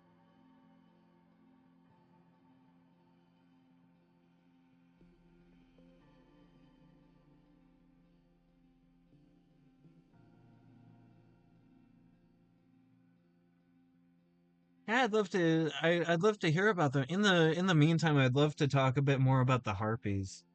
Then in the supervision, I work on changing it to scale.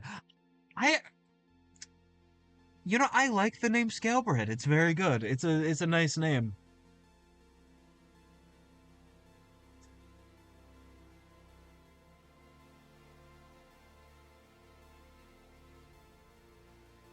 Uh, I'd also I hope you don't mind if I talk about my harpies for a bit. Uh, so so the harpies religion is very interesting, and harpy is a working title name. Uh, is really interesting. I took inspiration from the World of Darkness like game line of Werewolf the Apocalypse. Of basically the harpies have three like main deities that sort of represent creation, order, and destruction. Sort of like the Weaver, like the Weaver, the Wild, and the Worm, or no, the Wild, Weaver, and Worm in that order. Uh, and they're more prescriptive than like actual deities. I don't think they actually exist in the setting, but that doesn't matter that they don't technically exist because, there's a lot of things people believe in and are like, worth a lot to people that technically don't exist. So, existence doesn't really matter. It's about what happens in like what it means to people. And to these people they mean quite a bit. Uh and they sort of separate their societies into three different like groups or castes where basically they fulfill different roles in the society. Basically, uh the people that keep order and the people that make art and such, and sort of like keep the culture together in that sense. Uh, song, song, and singing is very important to the harpies. So they will. So their language is very rhythmic, very tonal, very sing-songy. Because like they believe that the universe is ordered due to song, right? Like the world to them is sung into existence, so they honor that through singing. And they also have like the cast of like hunters and warriors, and they also have the cast of like farmers and like matron sort of like midwives, sort of people, just like a general cast of people that more like create life. At least this is the idea I have so far. Also, don't mind this coloring in, it's more for contrast than actual coloring. Or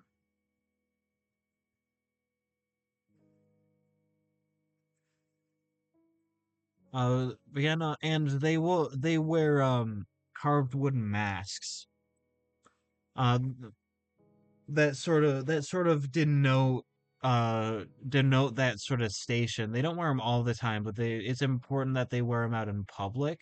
It's like not wearing your mask is sort of like going out like on the street just like nude, right? Like clothes don't matter much to them. However, the masks are very important.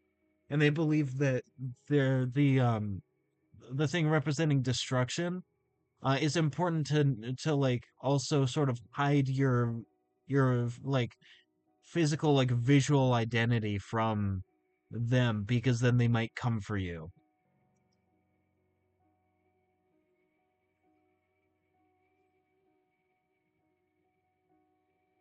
And so they only show their faces, like their actual faces, to the people they care about, and and like in very private circumstances, like in their home.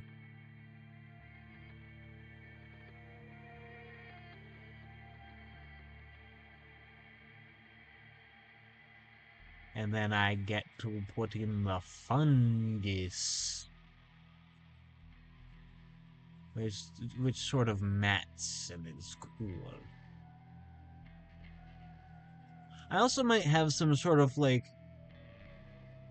other display structure like horns, because I think kobolds kind of need horns, or at least like some sort of maybe some sort of crest, like some sort of feather crest actually.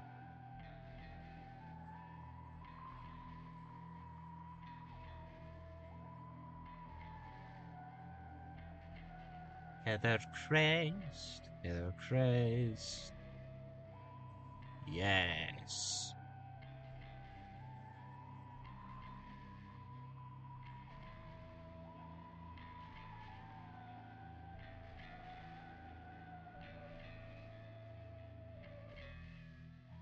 There we go. Like that. Oh, like that a lot. That's very nice. And then I can have like some longer feathers like this and have them be a bit sharper. 'Cause sharp shape language makes something look mean and evil, or at least dangerous. So I'm gonna do that a little bit. There we go. There we go. Sick. Sick and killer. Uh,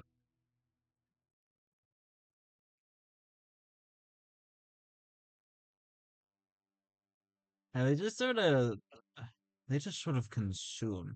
Um, I think what would be interesting, I might not go with this. This also might be interesting in your setting, like in your world with your kobolds. But having um like worshiping past heroes more than or heroes to them, like great warriors in their culture, like how somebody, like let's say somebody is worshiping like Alexander the Great, for instance. uh I find him to just be Alexander the Pretty Okay. uh if you watch overly sarcastic productions, you understand the joke. Well, like it's sort of like that.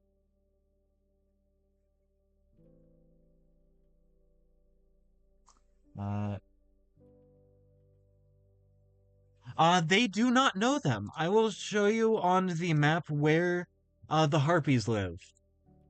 And there are a bunch of different kinds of harpies throughout different environments. The harpies live here.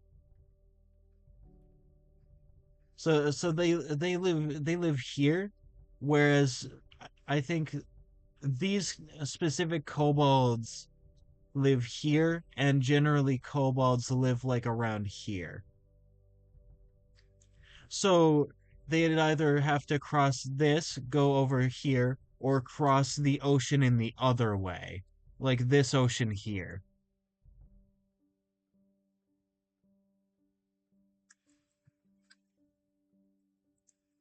Oh, oh, I have some ideas for how the dwarves see the kobolds once they show up. Because I always find it interesting how other societies would see something so devoid of any, let's say, spirit. Um, yeah, that is interesting. Wrong color. That's later.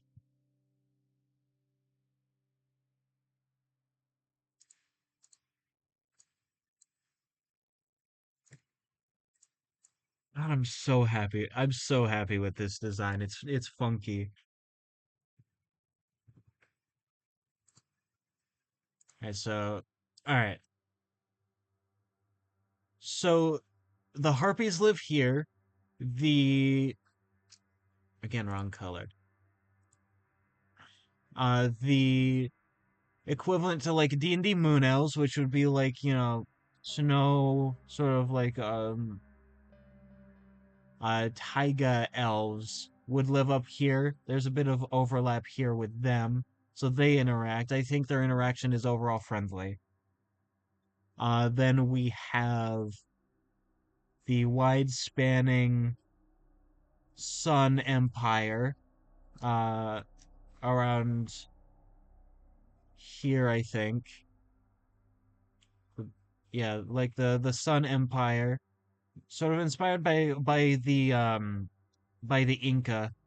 The Inca are fascinating. Here are some other Sun Elves that are not a part of the Empire. They're kind of doing their own thing. They want to stay away from them.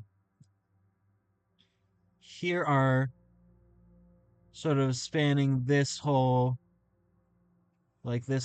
big mountain region here right now are the dwarves, and the dwarves are starting to invade up here. So the elves and the dwarves hate each other because the dwarves are invading up here, because they need trees to reproduce, because they're beetles. And here would be the kobolds, and the kobolds are coming over this way. So right now, oh, and also, forgot the the equivalent to dark elves live here. Uh, and the equivalent to like wood elves live like here and here. So this northern continent is very not gonna lie, I think this would be an interesting story if the white kobolds grow enough to the point where they stop being an invasive species and become a straight up dominant species in a biome. Um, Probably, and then and then speciation could happen.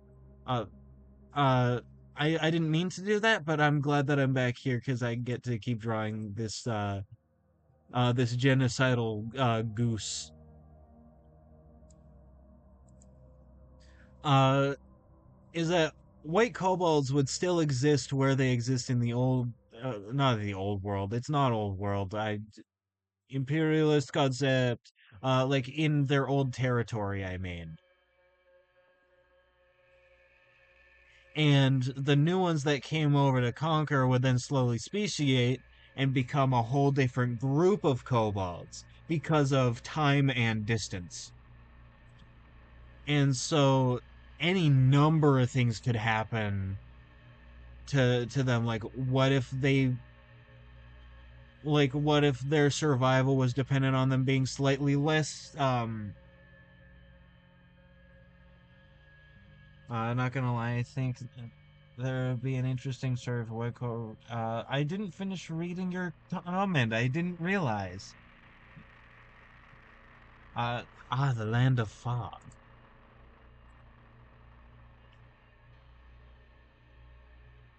Yeah, Land of Fog right there. Also, what's fascinating about this region is this where humans come from.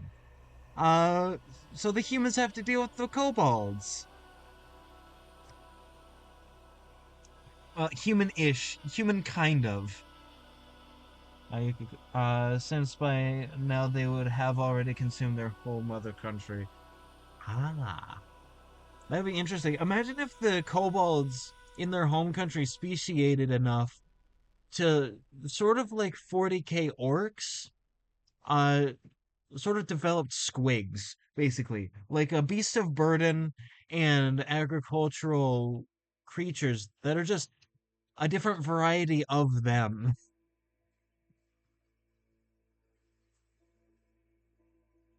I don't know. I don't feel like they would care from where the food comes from as long as it's food. All that trees, crops, and cattle, completely devoid of any diversity, basically what's happening to the Amazon rainforest. Fun fact, Brazil's actually doing a lot of good work right now to stop that expansion from happening. The real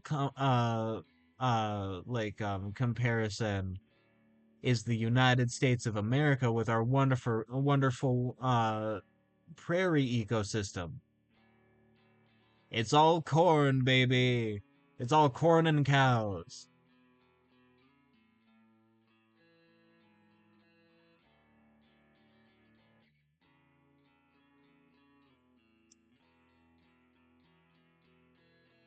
Oh, you're from Brazil? Nice. Uh, I've heard great things about Brazil, especially lately.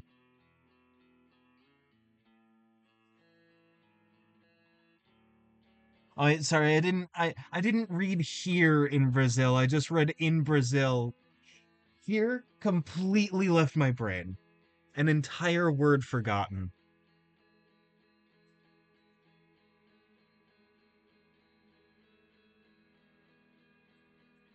Man, the Amazon is fascinating. I mean, all ecosystems are fascinating. Up here in the Pacific Northwest region, uh, our temperate rainforests are fascinating. Like we have that unique species of caribou that that lives in British Columbia and Idaho and a bit of Montana. Uh, there's complete devastation on an ecological level. And they don't care as long as it's suited to them. Maybe the fungus spores also like slightly infect and change the atmosphere, so only a select bit of species can live aside from the white kobolds. Interesting. Interesting.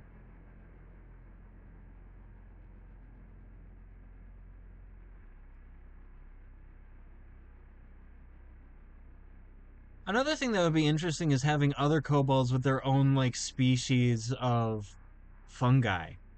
Like that they evolved alongside that do different things and seeing how they interact with the white kobolds doing their shit.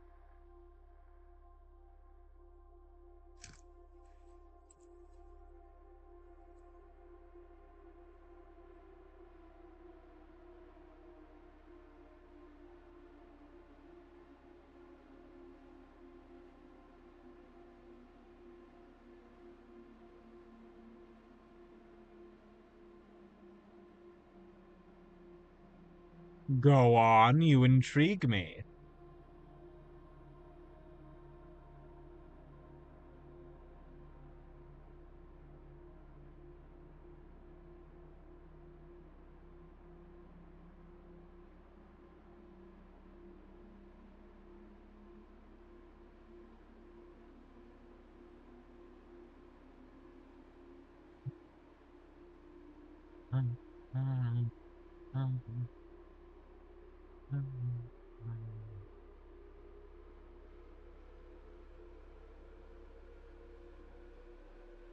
Tell me more about these blood kobolds while I draw this kobold.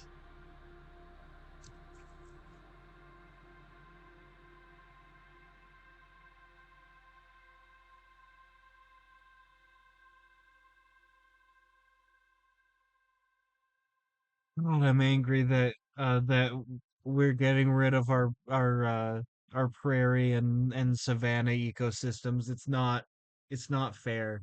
It's not fair that we get to do that and completely erase just everything.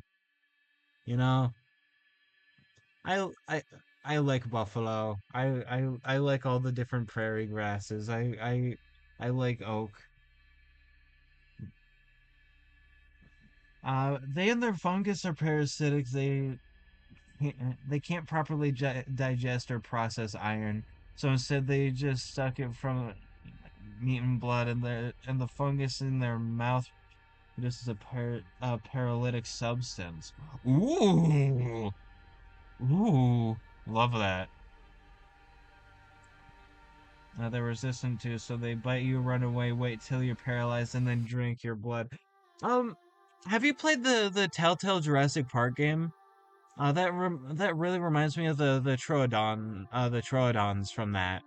Those buggers are super scary. They have they have paralyzing venom. Let me get a drink of water real quick.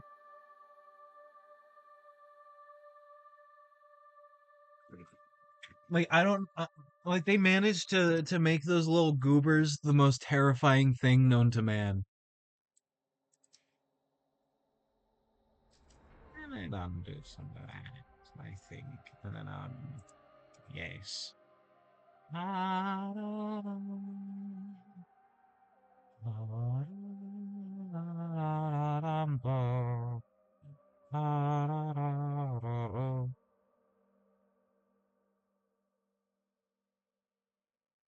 I love really funky relationships in nature. Like for instance, lichen. Lichen is super fascinating because it's lichen is not a single thing. It is a grouping of fungi and algae and cyanobacteria. So basically, the fungus gets the food from the photosynthesis, and uh the algae and cyanobacteria get a structure to grow off of, and security. And it's super cool. It's super sick.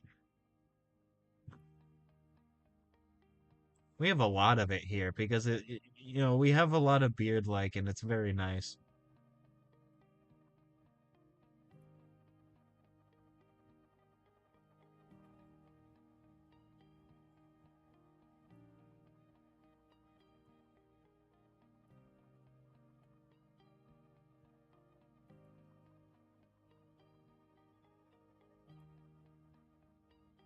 They are way less aggressive than white kobolds. They often avoid killing too much so they can have a constant supply of food so they don't devastate the ecosystem as much.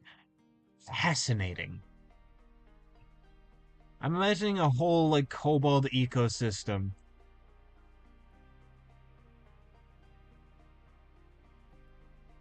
Tell me more. Do they like actually have iron in their skin?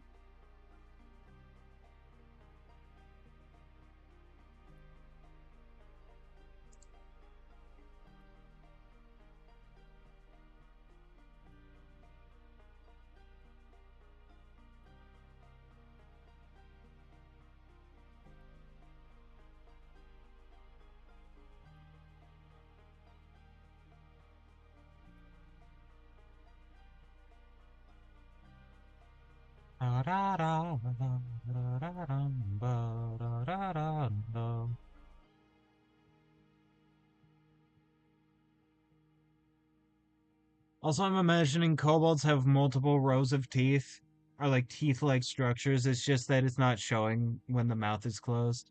Because I think that's freaky.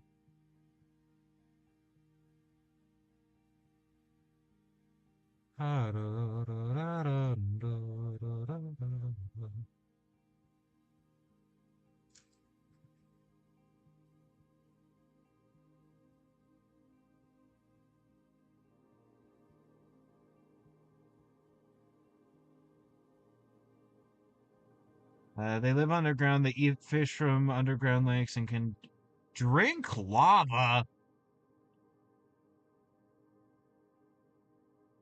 needing a high body temperature to survive. And yes, their skin has iron in it, among other minerals. So as they grow, they develop a shell that slowly diminishes their mobility, but they can live forever if someone keeps attending to their needs. Ah,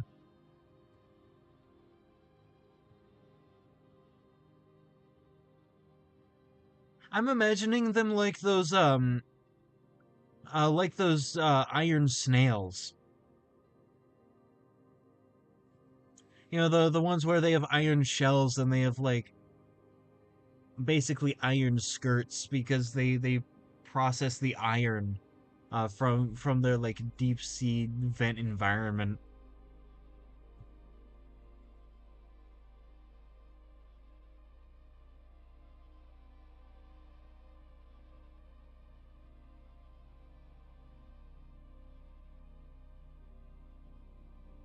Which like since one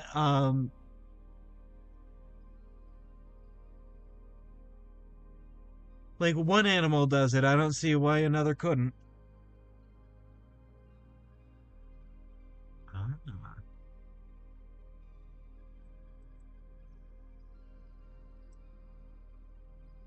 I love how freaky nature can get. I'm not at the point in the world building yet. Technically, this whole thing I'm doing is in the distant past of the world. This is not the modern day, technically. Uh, the underground environments will get very important later. So I want to do like cave environments and like underdark shit eventually. Also, by the way, I'm making all these details on the spot, so write them down because I ain't remembering them. I just have names and design from beforehand. Oh no, it's fine. I don't need to write them down. I'm recording this. I'm recording the VODs. So they're gonna go up on the YouTube channel like a week after this. So this will be up next Friday. So it'll just be there forever to go back to and be like, what was I saying about the kobolds? Ah, yes. Also, I have a fun I have a fun stream VOD coming up like going up after stream today where uh do you have Discord? You don't have to say yes or no. I just want to help you as much as possible. That is very kind of you. I have a Discord server that I'm still setting up. But it's technically open. I can I can put in the link.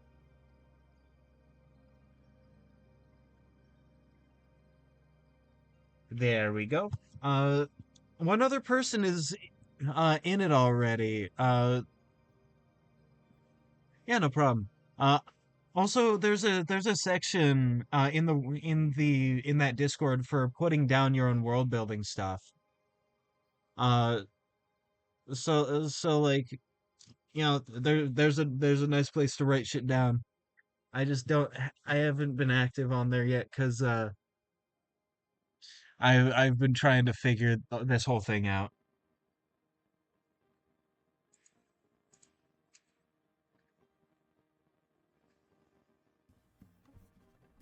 Also, I'm imagining these scales that I'm drawing is sort of like the scales on a bird's feet, which is to say, it's compacted feathers. It, like compacted technically were feathers, and then they sort of turned back into scales.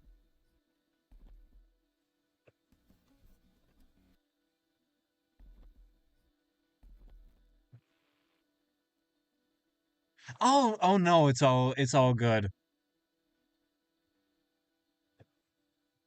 There will be plenty of reptiles in the dragon family. Or dragon clade, sorry. I think clade's bigger than family.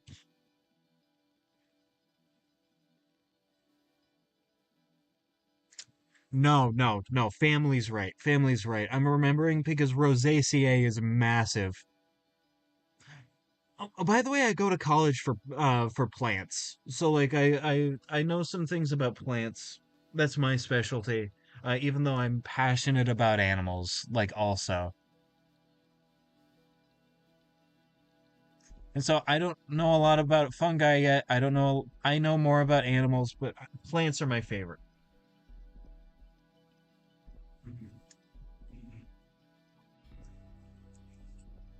I think scientific names won't come in until later, but that is good to know. I love biology, but I chose engineering for the stability. Understandable. Understandable. Trades are super stable. Very good. As you can see, I decided to go into doing streaming, which is not exactly uh, the most stable, but you know, it's fun. It's fun, and so I can keep at it forever.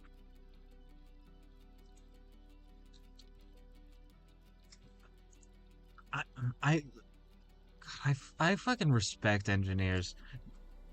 The amount of engineers here in Brazil, biology is unsustainable unless you're a university engineer. Yeah, yeah, makes sense. It's a lot more stable here in the Pacific Northwest, uh, cause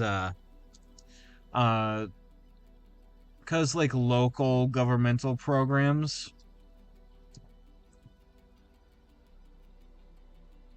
uh, and also being a university teacher ain't so bad as a career path. It's just kind of hard right now.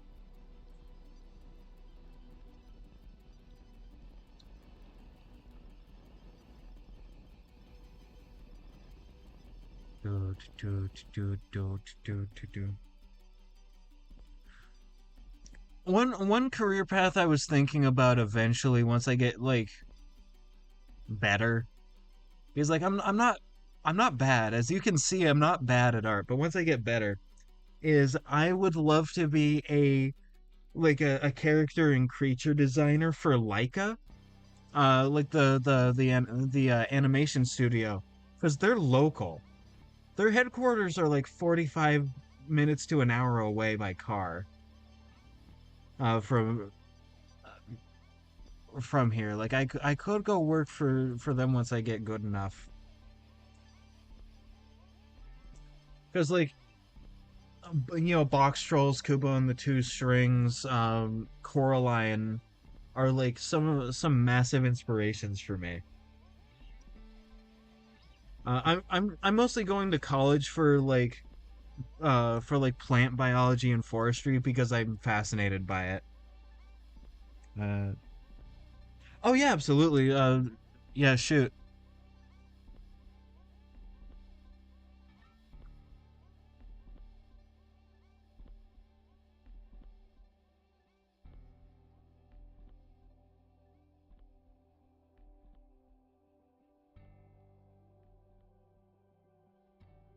Ooh, yes. Yes. Yes, absolutely. Uh, I was originally. Oh no, I can do this too. I can do this too. Uh, with not gonna lie, it's more an idea I want to make, but I haven't found an illustrator that hasn't scammed me. Rip. Rip. Yeah.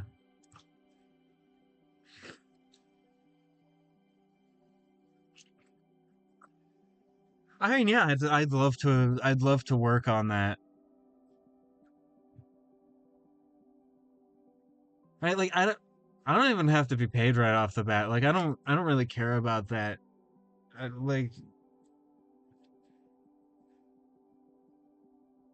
I guess that like if I were to do that and it would be like a job, right?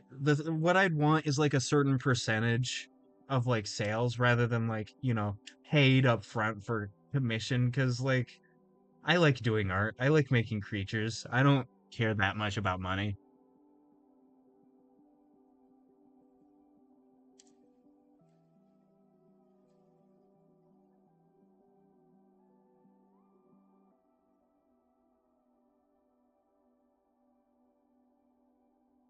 Um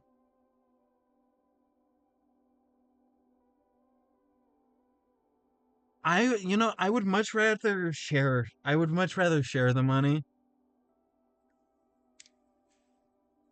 Uh right, like, one of my friends offered to edit for me free of charge, and I had to like, you know, put down his offer because I can't exactly pay him right now, and I refuse to take free labor.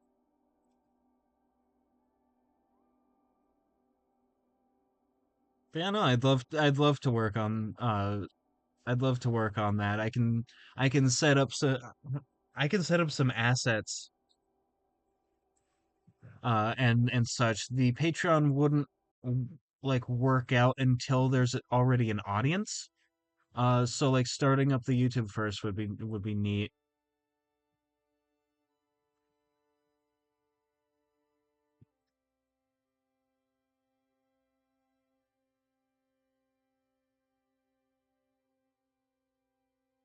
I was like, you have editing experience.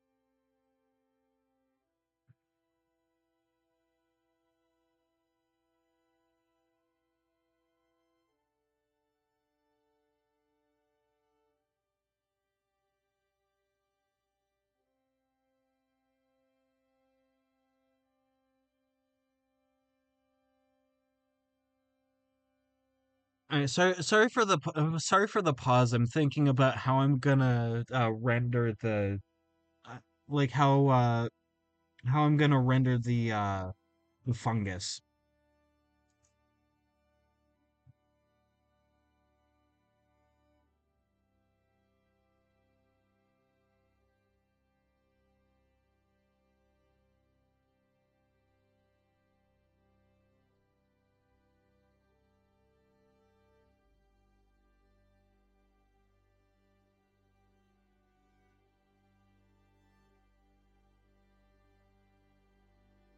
Yeah, probably not. I think the biggest amount of work would be like subtitles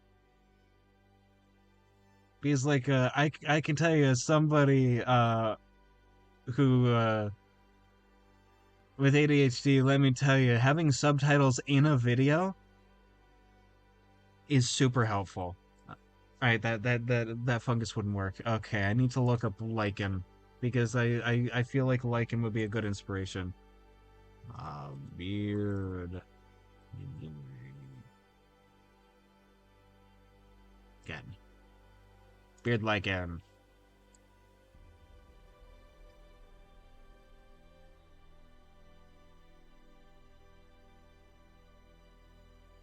Ooh, maybe.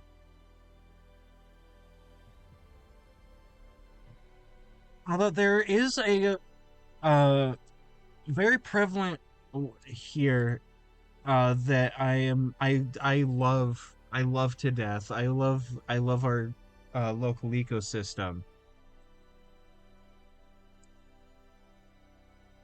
Not necessarily a counterpoint, but more of a suggestion. Also, is insert as no layer beard lichen.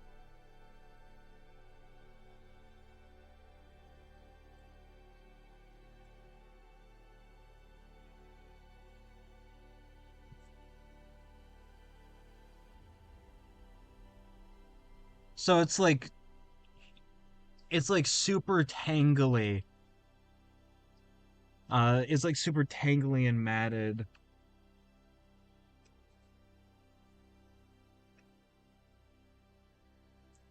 Yes. I good. I'm liking my idea. I know, very egotistical. I like my idea. Oh, no. I have a better idea. I have a better idea.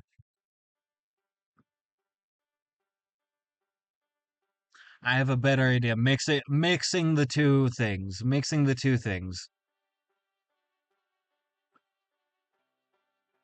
So like they're like scaly blobs, right? Very cool scaly like matted blobs. Hold on, I'm going to be right back. Somebody's knocking on my door. Let me mute myself.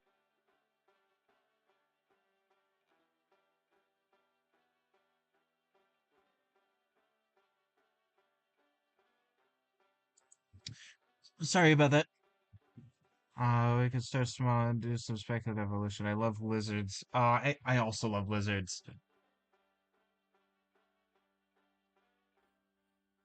I love lizards. Lizards are some of my favorite. You know that species of lizards that's basically all like clones? Like they're all genetically female because they're all clones.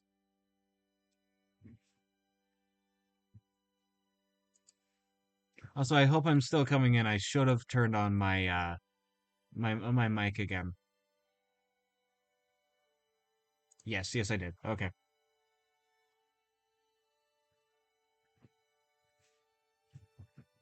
All right, cool. You know, I love lizards. Ever since I was like little, I've been obsessed with like dragons and dinosaurs and lizards and snakes and crocodiles and you know all things scaly. And that sort of extended to birds once I realized that birds are dinosaurs and thus reptiles. And so I went into birds and I realized, hey, mammals are kind of cool too. It just sort of spread. It just sort of spread. And recently I've sort of learned how cool plants actually are. Like plants are awesome, right? They do chemical warfare on each other. I'm really glad you love my my style. I'm working on a personal world building project. This is complete side note. Like besides just this, and it involves clowns, as you could probably see from my picture. Like I'm very proud of her. She's a mime lady. But unrelated. So I'm also good at doing like humanoid figures. That's actually where my specialty is in drawing is that humanoid illustration.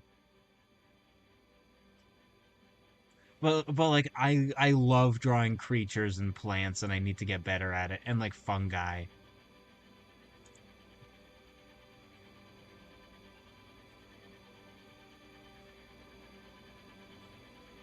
And like super funky mats like this. Let tightly wound, and it can even like have some hanging down sort of loosely.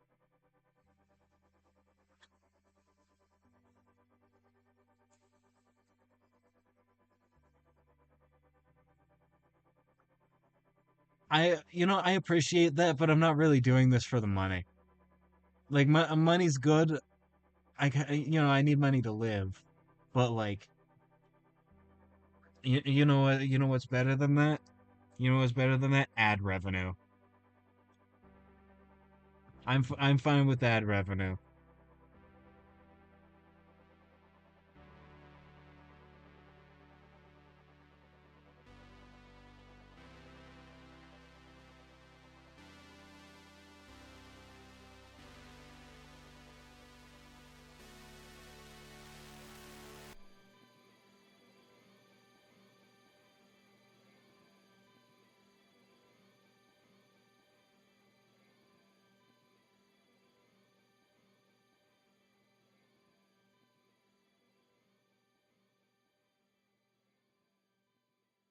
And of course, because of their funny fungus, I think, and since you said so, they absolutely just reek of spores.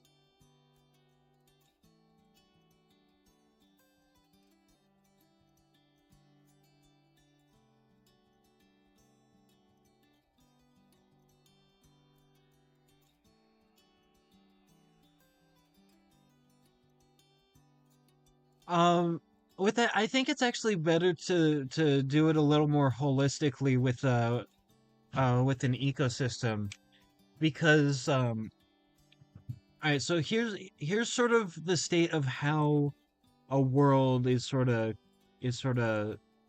formed. There's tectonic plates, and latitude, and those things really dictate a lot of the weather, uh, and and like wind patterns and everything. And then the creatures build off of that, like build off of their environment. So I think figuring out what kind of place we would want to start in would be a better like first move.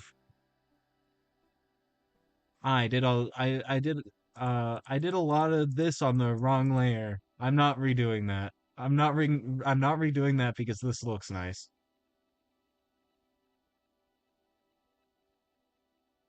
Fuck yeah, dude. Fuck yeah, dude.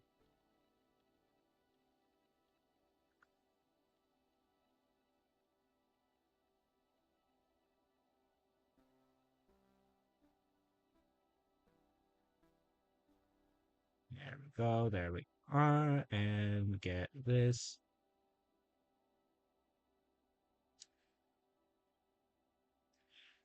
Speaking of speculative evolution, nerd, have you seen Alien Biospheres by Bibluridian?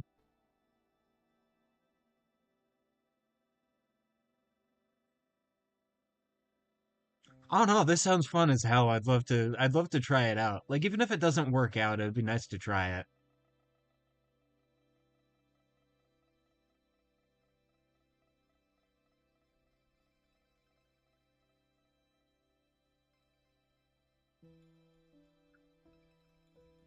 All right, there we go. And I'm going to merge this layer below actually. There we go.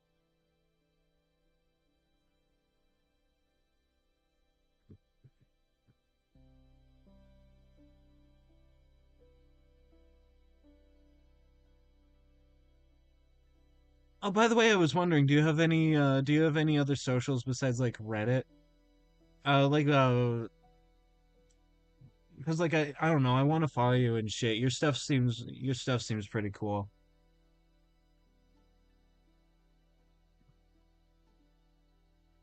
Oh yeah, absolutely.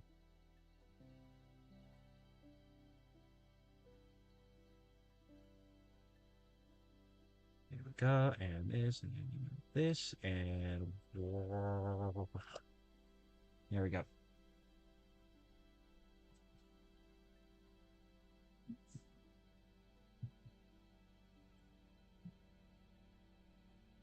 Ah, fair. Yeah, fair enough. I personally have a Bluesky and a Tumblr, and I try and post on there more than I do. 'Cause I work on a lot of stuff. It's just that I have a lot of stuff at once, so sometimes I forget to post like a work in progress.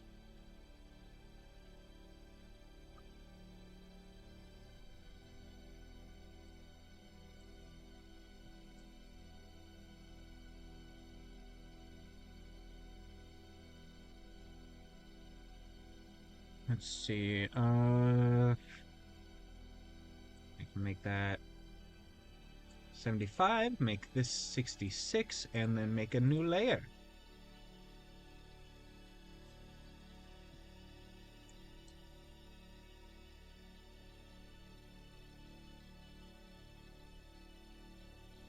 I Yeah, that's sort of what I was thinking too, of like, deciding the conditions of a single environment. Okay, I'm going to lower the size of this to 12. It originally started trying to go for this ecosystem, and now I'm just like drawing this kobold because I'm fascinated. I'm gonna go back to this now while we continue to like talk about this. I like to do a lot of like precise line art, but I think that I want to do more like sketchy stuff because like I find I like a lot of my more sketchy line art better.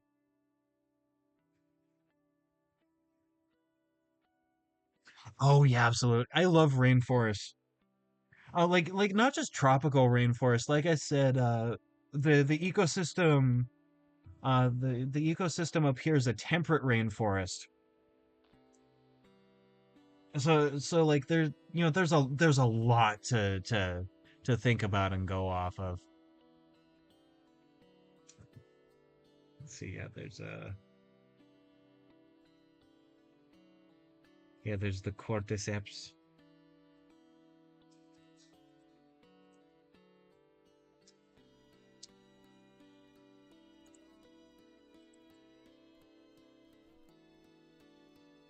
I love creatures a lot, but this also gives an opportunity to talk about like plants and trees and fungus because like of how important they are. And of course to put a twist, it would be a reptile dominated world instead of mammal dominated one.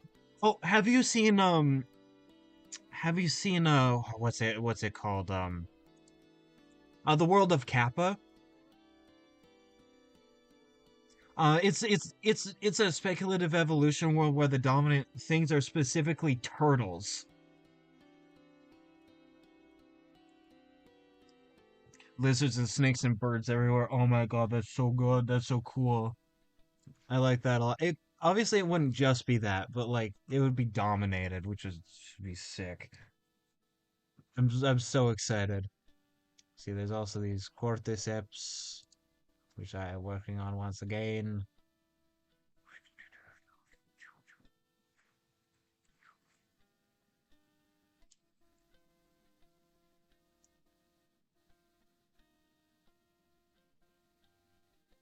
There's a decomposer, a parasite, and what's the other one? Symbiote. Symbiote's more complicated to draw. I was thinking something like Velociraptor. Uh,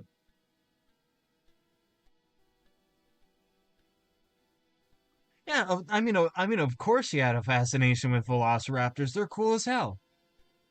I know in reality they're not like Jurassic Park ones. That does not detract from how cool they are. Like I saw a documentary on like that specifically that fossil of a Protoceratops and a Velociraptor fighting and then being covered by sediment and dying, like in the fighting pose. So cool. So sick.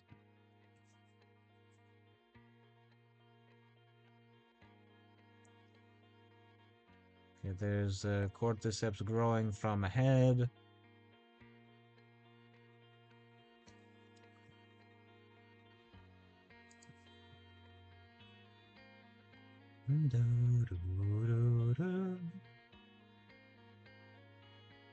So first I would actually have to draw probably a tree. I'm just gonna go basic and I'm gonna draw a western red cedar because that's everywhere around here and they're my favorite tree.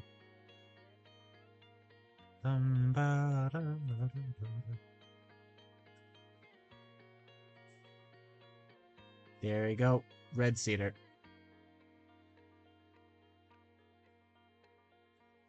Oh yes, oh yes. I'm imagining like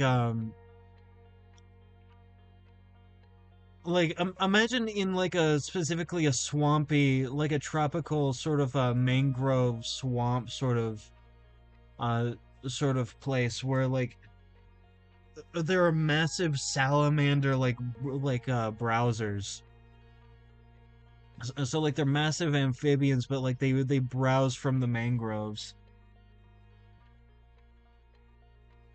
So like let's say here's the western red cedar. Fun fact about the western red cedar. It is in Cupressaceae, which means that they are a cedar. Which means that they are very resistant to waterlogging and rot. Same with the giant redwoods of like southern Oregon and northern California, and also Sierra Nevada.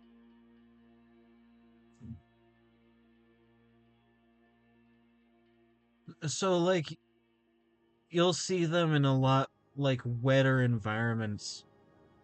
Whereas another member of the Cupressaceae family, the junipers, are very arid plants. They grow in the desert. I can't. Ooh, ooh. I'm imagining many things. Imagination is strong. There we go. You know, I wanted to make a red cedar, but it turns out I've made more of a Douglas fir in shape. They're also fascinating. And the symbiotic ecosystem, like the symbiotic fungi, would actually be the mycelial structure. I didn't want to do that. That's for later. There we go. It'd be like a mycelial structure that helps get nutrients back and forth from the root systems. And I think maybe every once in a while they would pop up and have like little funky mushrooms. A stinger and it shoots at like a calcified like bone like spear tip, sort of like instead of a chameleon's like sticky tongue, it was like a spear and it just thunk into something.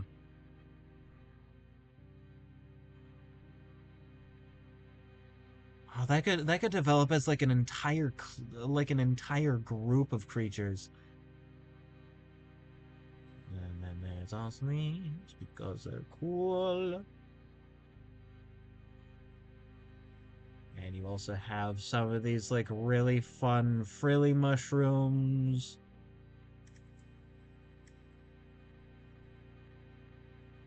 I'm sort of just building a scene now in sort of a fir like a sort of ferny bush,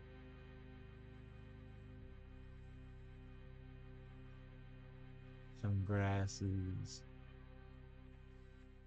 Hell yeah. I was just thinking as I was drawing this how much of a missed opportunity all the biomes are in Minecraft. He's like you can tell that the people who made it are mostly from Sweden because that's a lot of taiga forest, which is not very biodiverse. Whereas like somewhere like Brazil or the Pacific Northwest, like where the places we live, are different kinds of rainforests. So there are like thousands upon thousands upon thousands upon thousands of different species of everything.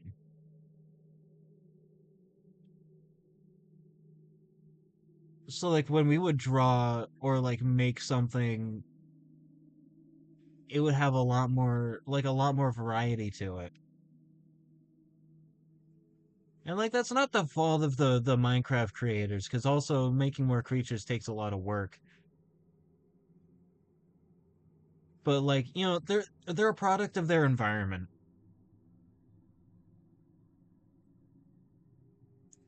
And here I'm just kind of drawing this for fun now. And here would be the tallest broadleaf tree in the world, I think. Technically speaking, the tallest.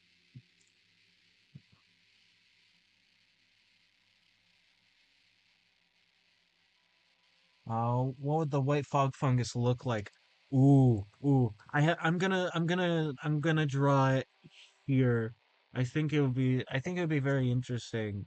But it's not blooming here. It's just sort of like being carried. But what would be super interesting? I'm going to put this back down on this layer, and then I'm gonna do a bunch of stuff. So I'm thinking, okay. So I'm going to just do a very quick and dirty cadaver of a dead body, if you will.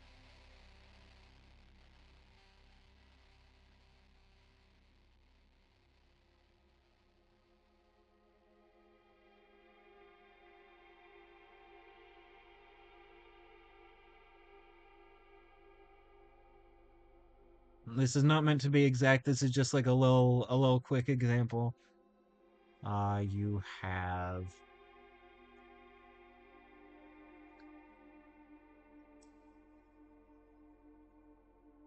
I'm gonna add like that and like really sunken eyes real quick and just have that because I think that they're hollowed out, not quite bone. And then you have this, and you have, let's say they're going like this, and then they have the funny two bones, the funny bones, if you will.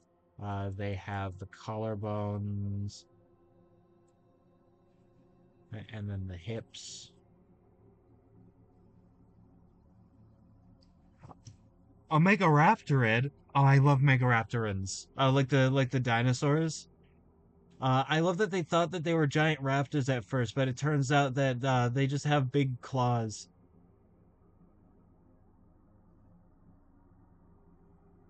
Oh, I really missed the opportunity to make this dead body have the Family Guy death pose. But, okay, I have the body. I have the basics of the body now. I'm thinking. So I assume it's breathed in, like the spores are breathed in. Because that allows like the lungs to become a moist, dark, damp place for them to grow and develop, and then sort of chestburster-esque, they burst out, and they're very squat and short, but they're like super. They have like super wide bells. I'm thinking maybe, or no, not bells. I think they're sack mushrooms. So like they have a they have like they have like a more like round top because they're bursting at the seed with at the seams with more spores. They're just a sack of spores at the top. Ooh, ooh. Hitting another megafauna, reaches in the lake and pulls out a giant crocodile bites it. Awesome. Awesome. I'm imagining.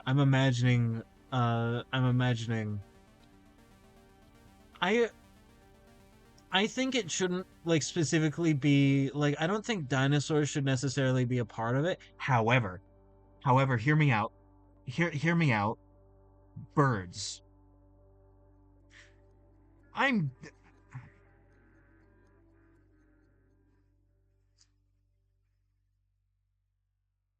oh or not the Prometheus painting the are you thinking like that Kronos painting like Kronos and his son like eating the child? Because the Prometheus painting is a bit different. I mean, we're like Prometheus giving crocodiles unto. Yeah, it's not a problem. It's not. I'm not judging you. I get things wrong constantly every single day.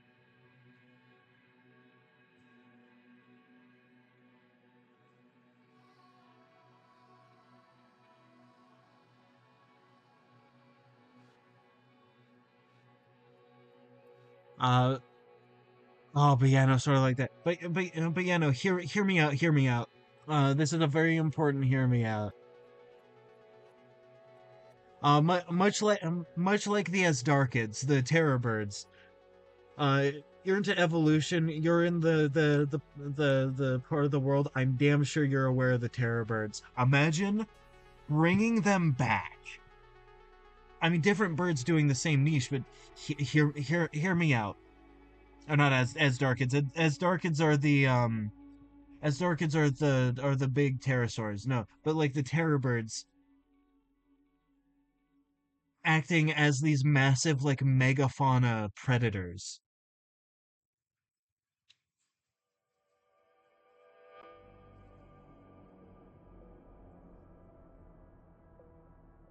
And I'm also imagining like giant browsing turtles like the future is wild.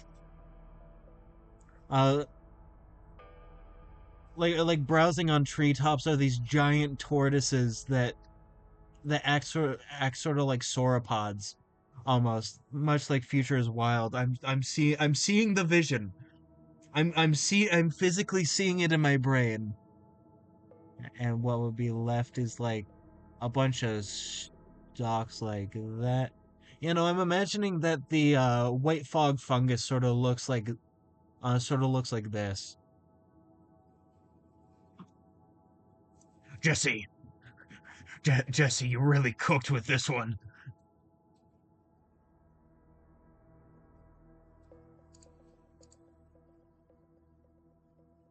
And I think they're a bit dimpled like underneath, but they have like they're sort of bursting at the seams and like shiny on the top there. Like with this white fog fungus. I think this is what it looks like.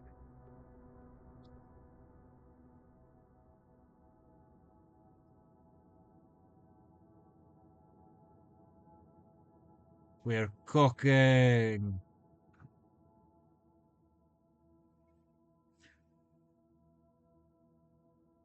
We need to wait. Jesse, Jesse, we need a bird eating a crocodile while the tortoise watches Jesse.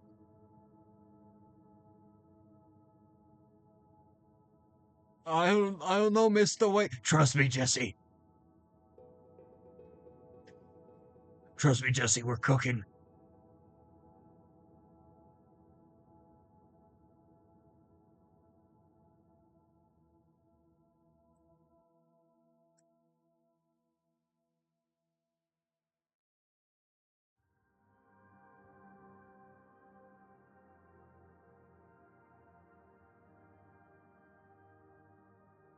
Also, like, what would we call this? I guess we'll decide that after stream. Uh,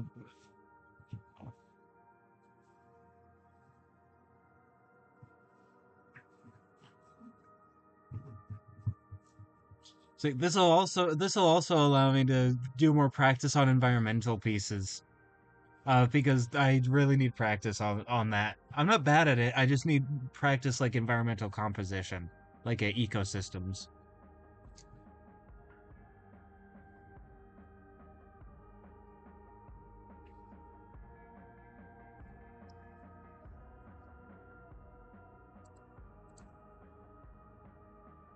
Let's see.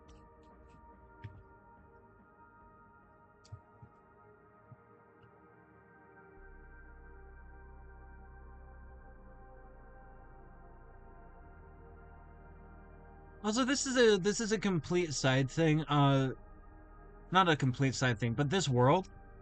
Fun fact: this world that I'm making here is for a video game. By the way, I'm planning on making a video game. Uh, so like I'm setting up the world first and going on like working on that. Hmm.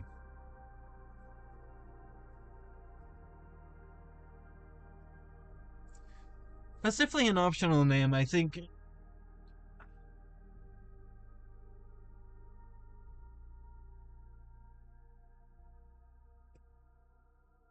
Yeah, that's definitely an option.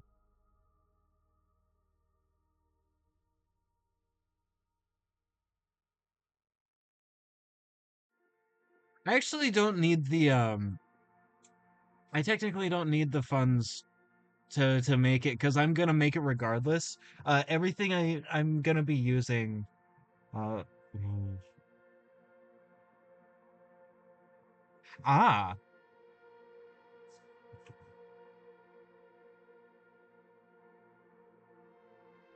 What's by the way, what's uh,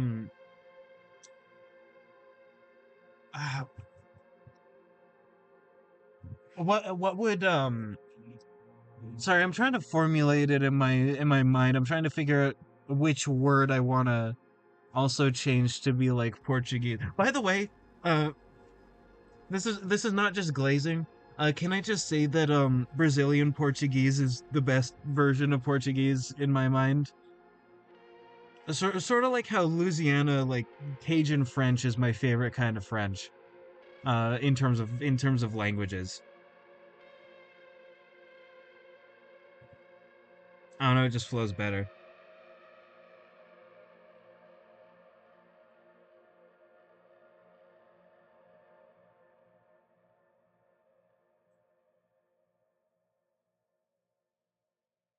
What? Uh, what's the Portuguese word for new? Because it would be interesting to call it like New Terra, but I don't know the Portuguese word for new. Novo. Oh, that sounds nice. Oh, I like that.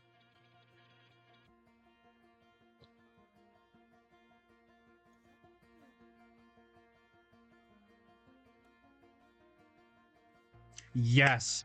Love it. Great name. No notes. The name is technically might still be a work in progress, but that's a great name. Ah, all right. Portuguese is a Romance language. I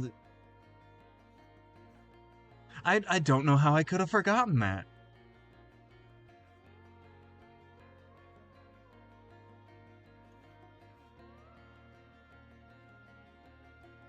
You know, English used to have gendered words like that, but we got rid of it for some reason, even though like every other European language does. Or European like originated language does.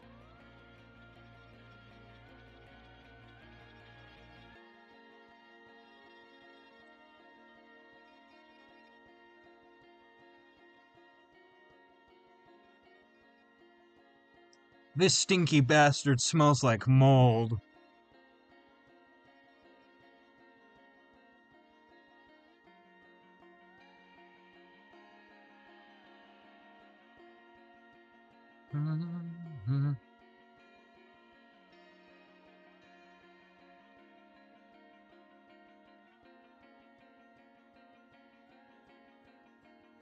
Yeah, no, that sounds like a great name. No notes, might still be work in progress, but that's definitely a good one to start with.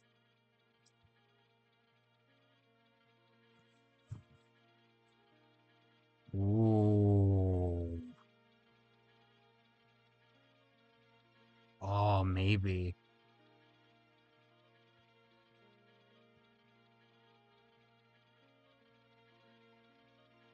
Oh, definitely, maybe. Oh, I'm getting ideas. I'm getting so many ideas.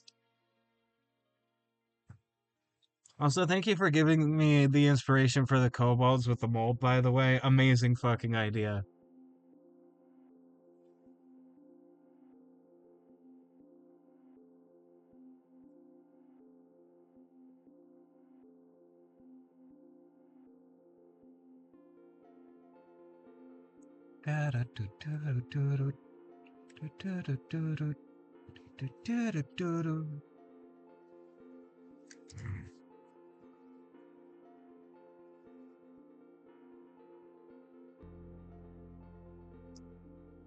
Ooh.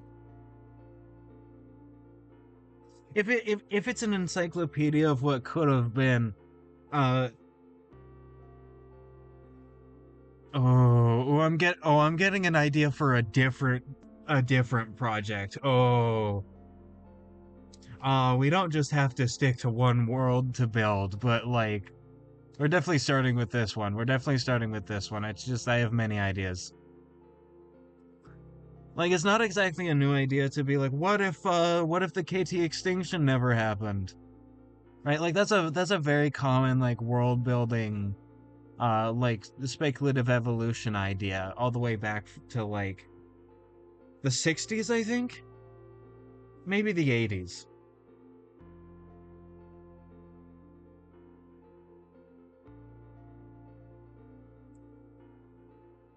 Also, I just remembered. Fun fact about my wonderful state of Oregon. Is our state fossil is a plant that is still alive. It's not extinct. Uh, it is Sequoia dendron. Like it's a giant redwood.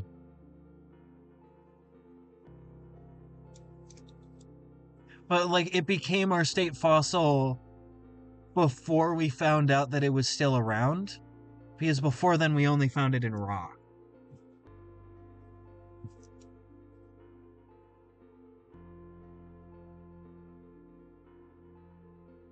I love when countries and states have their own like funky little this is ours. This is our official blank.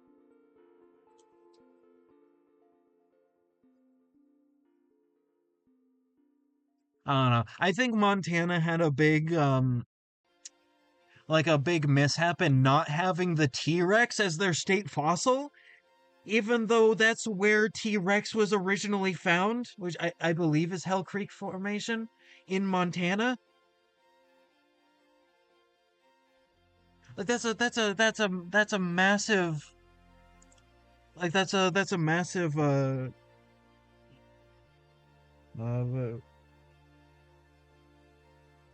oh, what if the meteor never hit? Ooh, great idea. Oh, that would also change. Ooh, yes, yes, absolutely. And like we'd start with like one ecosystem, like one small ecosystem, and then we'd span out. Like maybe starting like with what would be modern day Brazil, or like maybe specifically like what's your state called? Not yours, the state you live, but the state of Amazonia, I think.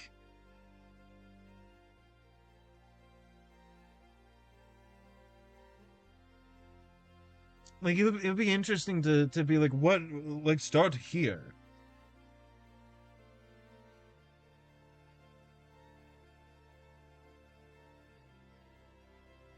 Ah,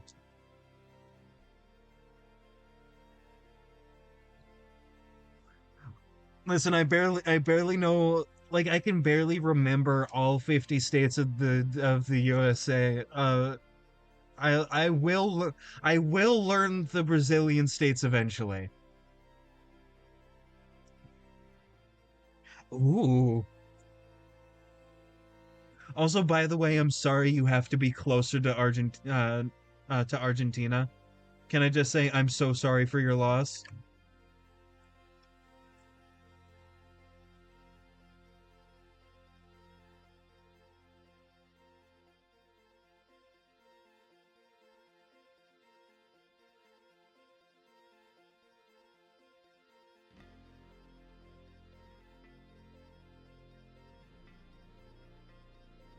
I hope that's not mean to say. Yeah, thanks for the condolences.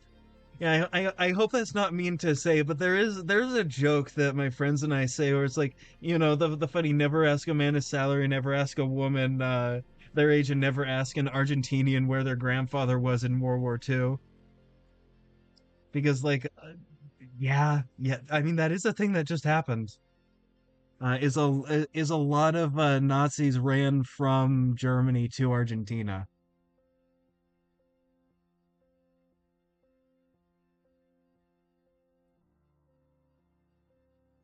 All right, good to know. But yeah, no, sorry for your loss.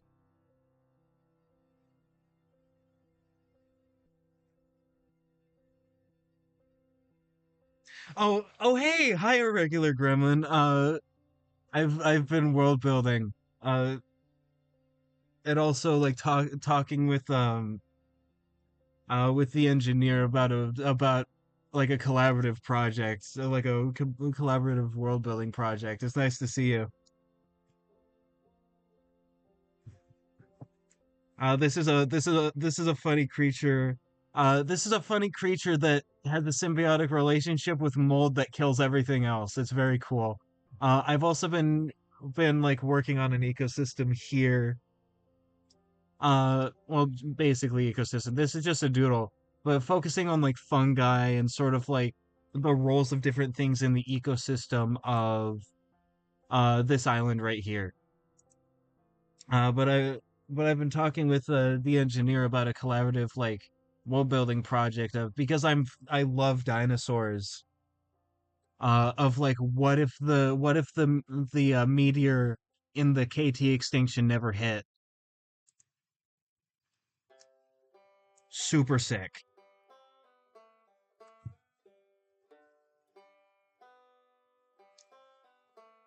Well, I have to scroll down on the chat again. There we go.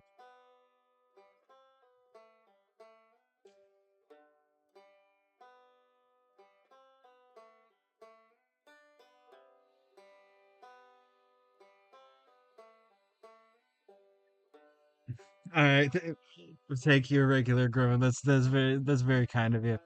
Uh, thank you for listening in. By the way. All right, we're all right, engineer. Where were we? I mean, I was talking about I mean, before talking about the tragedy of being close to Argentina. Ooh. I like analog horror. I'm gonna say it. I know it's become a bit formulaic, but I enjoy it a lot.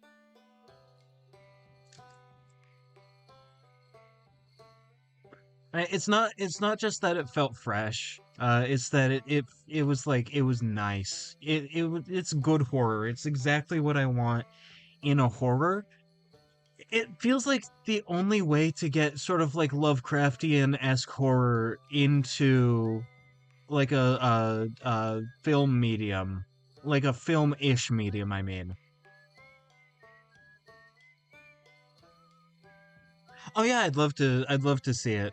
Let me check the Discord or my Discord. There we go.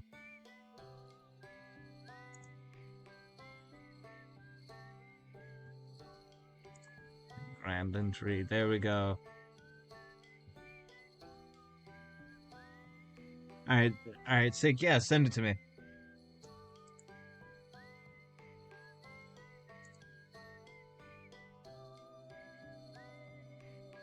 Let's see. And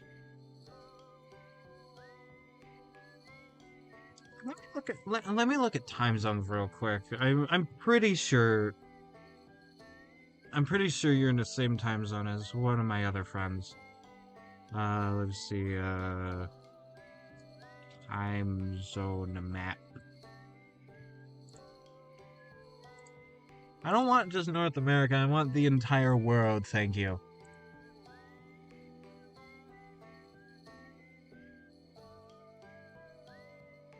Okay, so it looks like technically you might be 4 hours ahead of me, which is fine.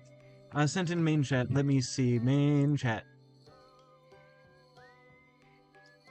I actually recommend putting that in the your world building chat, since it's your world building. But yeah, no, I'll check it out. Frontier Space Mission, I see. Oh, there's a backlog of videos.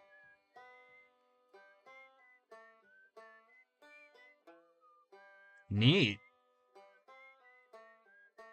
Yeah, I'll keep that open in a. I'll keep that open in a in another tab. I feel like if I might get distracted by watching it, so fair warning to that. Um, I I I don't like the ads I get. Space Mission was launched.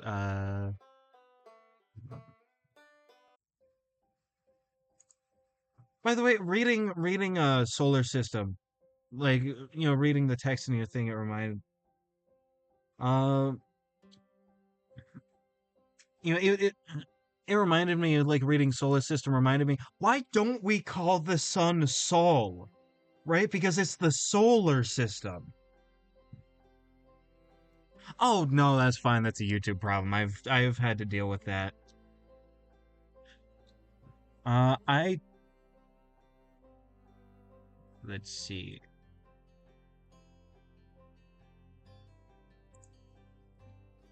Uh, Actually, I'll put it in a different window because I'm ashamed of the amount of tabs I have. I am ashamed of my tabs. Ah, then I'm mostly talking about English. Why don't we call it the solar system? Like we call it the solar system, but it's not Sol, it's the sun. Like what would it be in English then? Like the Sonic system? But then that would be Sonic. That would be Sonic the Hedgehog.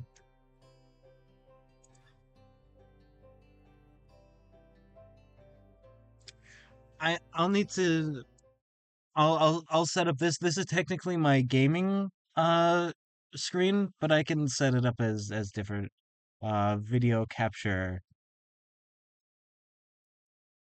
Let's see. Properties, window. There we go. And then I can full screen it. There we are. All right.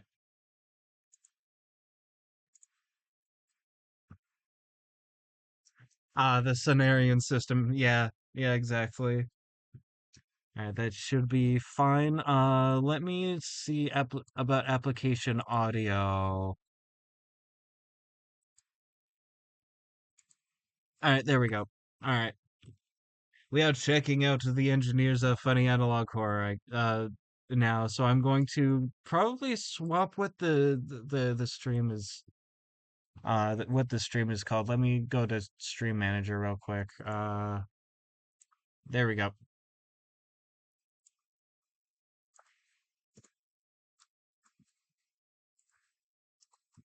Checking out.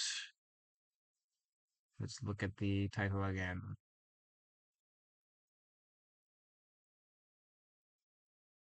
I'm checking out Frontier Space Mission.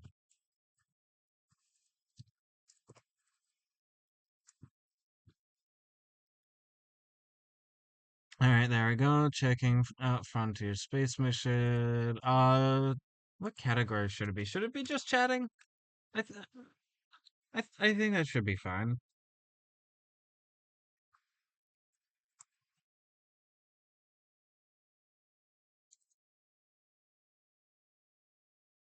And then we can get back to the other thing later.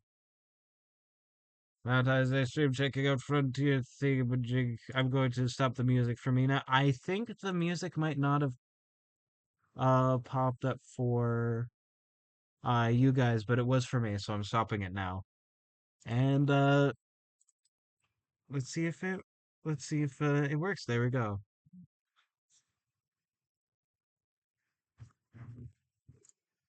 The Frontier Space Mission was launched in the year 1963.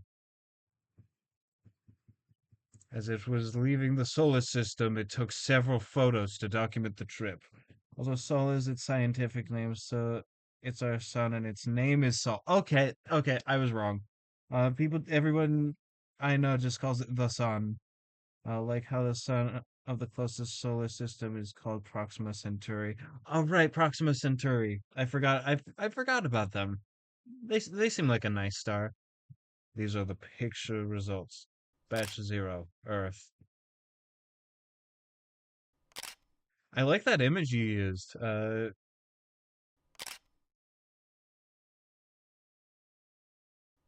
I'm a big sucker for the night sky. Picture of Mars taken during a distant flyby. Okay. I'm not seeing Mars in that. Oh, you made the images. Hello, silhouette of a person. I couldn't clear. It was so far away. Batch 3, solar system. Outer edges of the solar system, truly revealing the scale of the universe. Sick. Also, I like the camera flash noises. Sort of like moving physical slides as it traveled. Hold on, I need to go back to read that. As it traveled through interstellar space, the craft captured a few more periodic pictures aimed at more noticeable sites of our star's neighborhood. Pretty.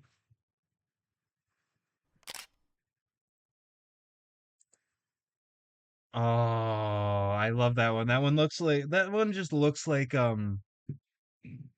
one of the like Hubble telescope pictures. I love those. I love how they color everything based on the elements that they find. So like technically it doesn't look like this, but it's very helpful to like see what the elements are.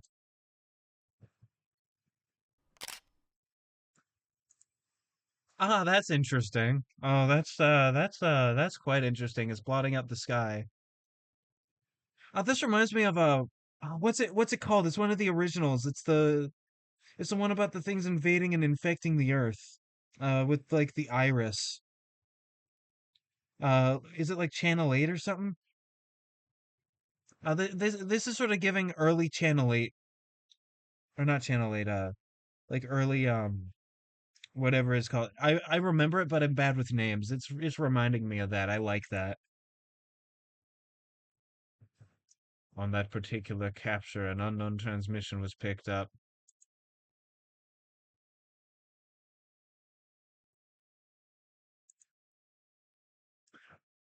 Ah, everything's at full volume for me, so I don't know if there's supposed to be volume or.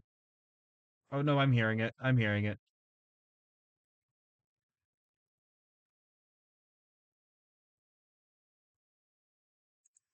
We initially believed that our uh, Manila branch succeeded in sending their spacecraft to space and bounce transmissions from one another. But when we made the phone call, the outright state.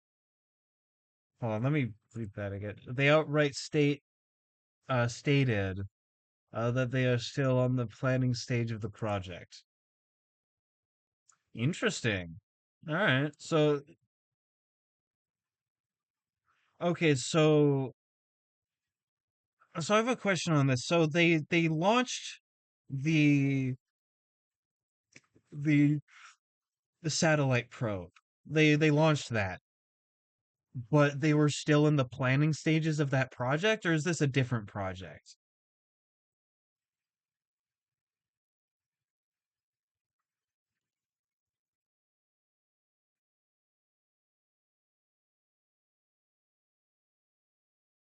Also, don't mind my there are two branches of the same company. Oh, okay.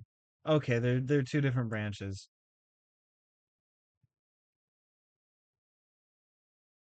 Batch 4, Rogue. Ah, sick. Oh, shit. Oh. Picture from a rogue planet. It set off the sensors of the probe.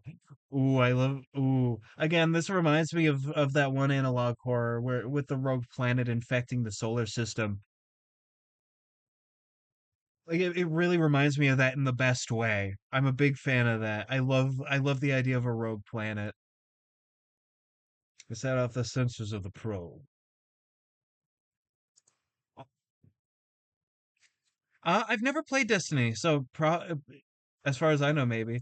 Uh, or oh no, Destiny is what it's called. Hold on, original analog horror.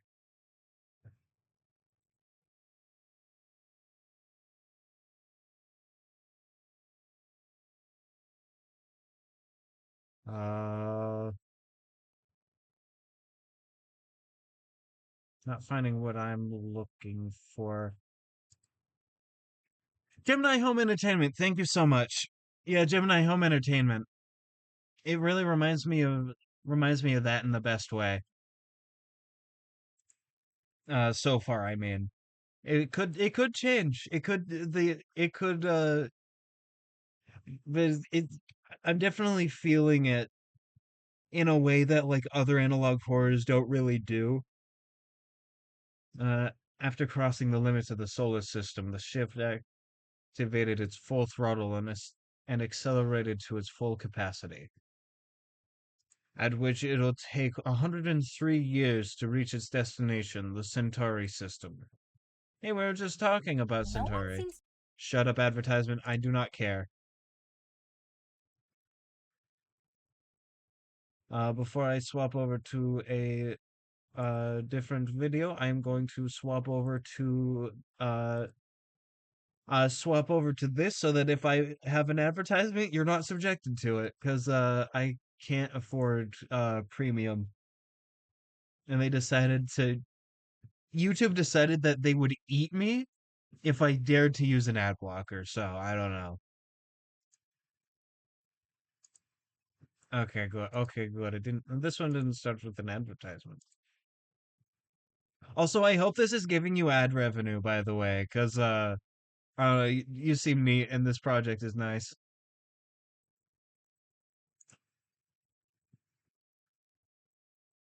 Probe 2. Designation Centauri Beta, 2 planets. Ah, rip. Let me subscribe. Oh yeah, no, you need like 1,000 to get funding. But still, yeah, I'll subscribe. This is sick. 2 planets.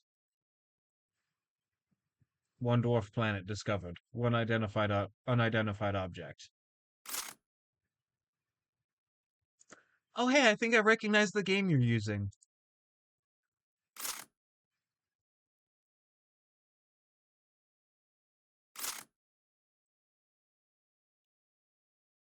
Interesting rings. Planet CB2, the farthest in the system. Many moons and a set of rings. Photographing all of the moons was deemed impossible on one flyby. Interesting.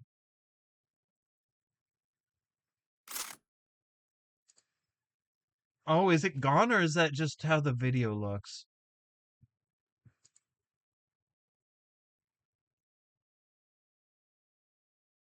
Uh, Unexpectedly set up. Canary sensors. Sorry, I forget words sometimes. Pictures were taken automatically. Actually, let me do that so that you can see all the text. Centauri Beta, the brightest of the system. It shines with the potency of a red giant.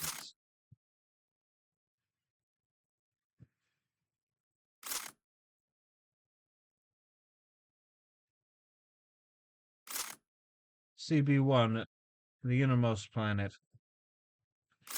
It's also believed to be the most massive of the system. Actually, that's not true. See, the most massive of the system is pushes up my glasses. Your mom.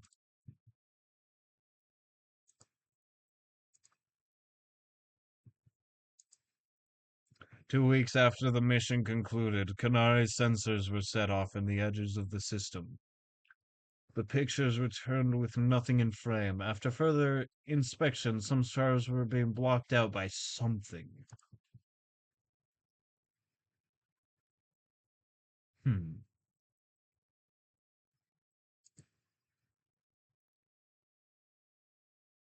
Yeah, I was gonna say I've been doing that because I see that it, it's enough words that at the speed it's going, I would have to pause it to read everything. It seems to have a considerable size. It may be a rogue planet or another dwarf. Theories and speculations are up in the air. Hmm.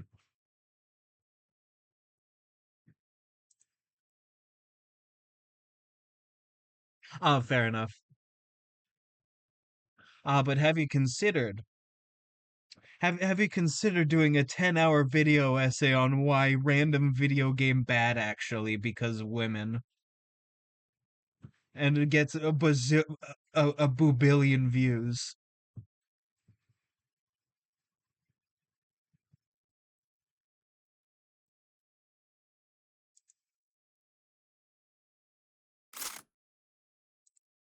This is the position of the unidentified object.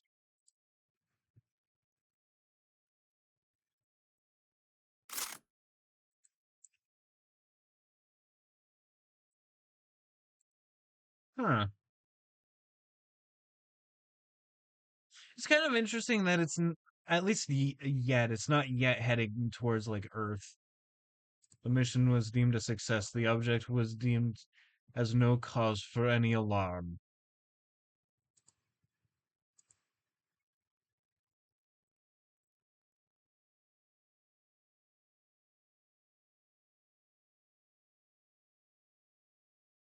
Interesting. And then it ends. If okay, no ad, good. It did an ad at the beginning of the first video. So I assume that there would be ads every 5 seconds because YouTube. Probe 3, Tori. De- uh, designated for Centauri Gamma. 6 planets, one dwarf planet.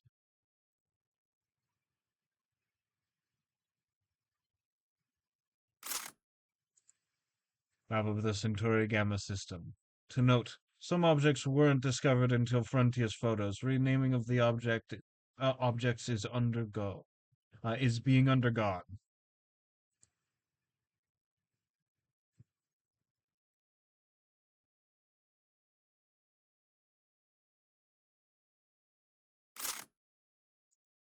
The furthest planet from the star, the temperature nears absolute zero. I love the reuse of this image. Also, was it intentional that the black hair looks like a pupil and that like the white of like the nebula behind it kind of looks like an eye? Because if that is intentional, that's nice. And if it's not intentional, then that's a neat little tidbit that you could say, I meant this the entire time.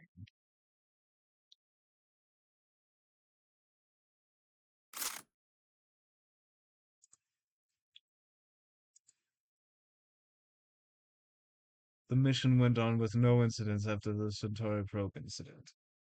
Of course.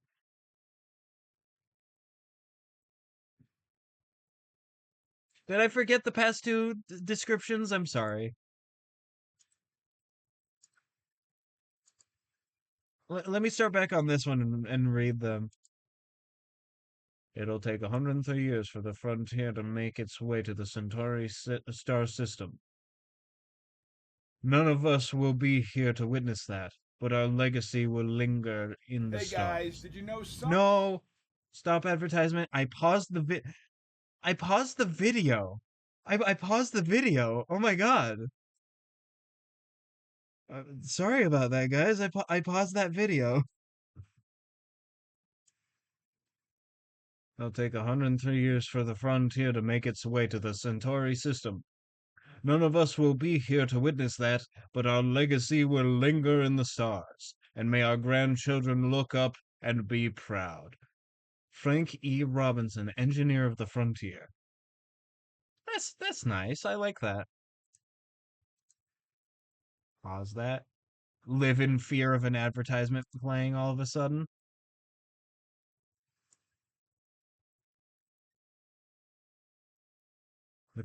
I don't know how to pronounce this, so I'm going to say it's Carinare because Carinaire also sounds right, and I'm not sure which one.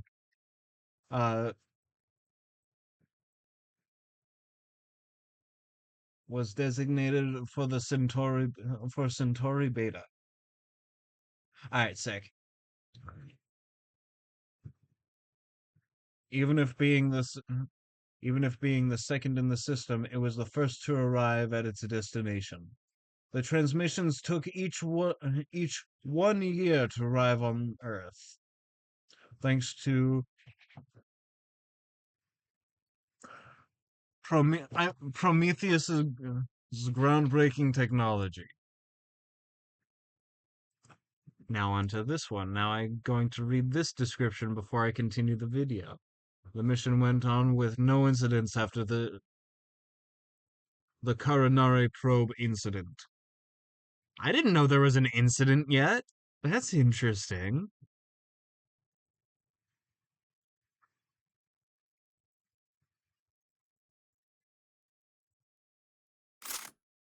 Maps of the maps of the Centauri Gamma system. To note, some objects were discovered upon weren't discovered until Frontier's photos. Renaming of the objects is being undergone.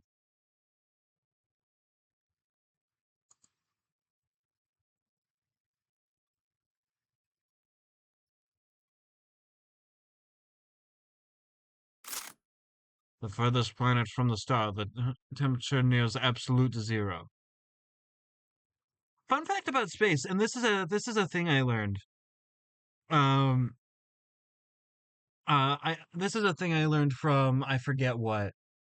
Uh, but it actually is at its coldest near the edge of the atmosphere, and then it starts getting hotter again, and I think reaches about 74 degrees C. I might be wrong on that, but it, it like that's what I remember is 74 degrees Celsius is like technically the temperature of space.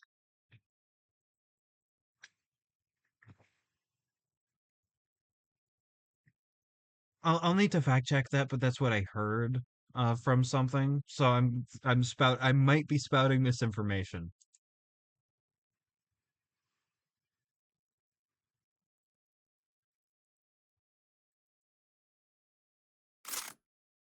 The furthest planet from oh, that's the same thing. Let's see. One of the two gas giants in the system. It's accompanied by many moons.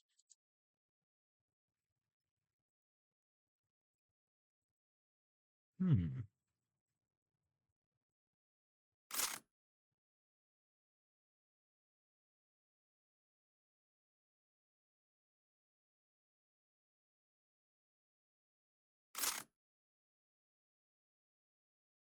46 views. Not bad. Congrats. Most of the rocky planets are within the innermost system, and without an atmosphere, the temperature can reach hundreds of degrees.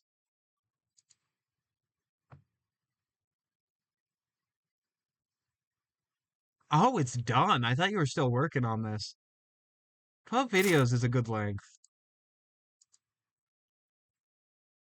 Sorry, I paused it because I heard the camera snapping and I'm starting to associate that with new text to read.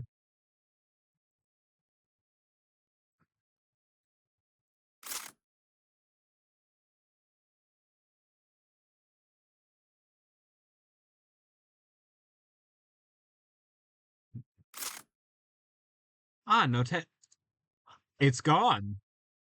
I just noticed it's gone. It's the same like nebula image, but it's gone. The thing's gone. It's not there anymore. Actually, no, it might be that. No, that has a crescent shape.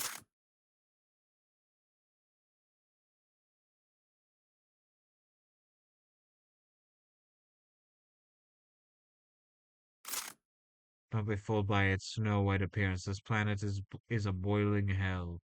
Well, of course, it's probably like sulfur or something. It might be. You know what? You might tell me. You might tell me in a moment. I'm guessing because I'm interested.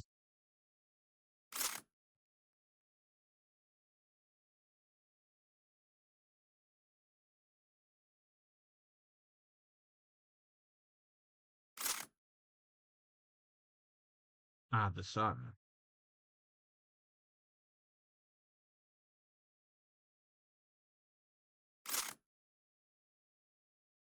One of the two rocky planets accompanied by moons.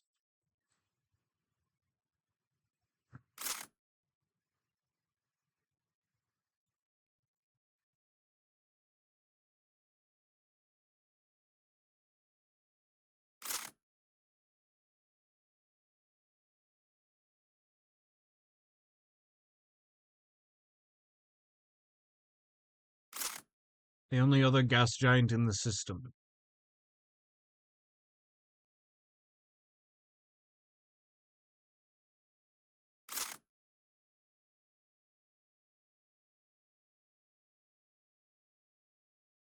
I see. Yeah, I know what a planet is. Looks at points towards an obvious star. Yeah, I know a planet when I see it. Its only moon, the size of a small planet.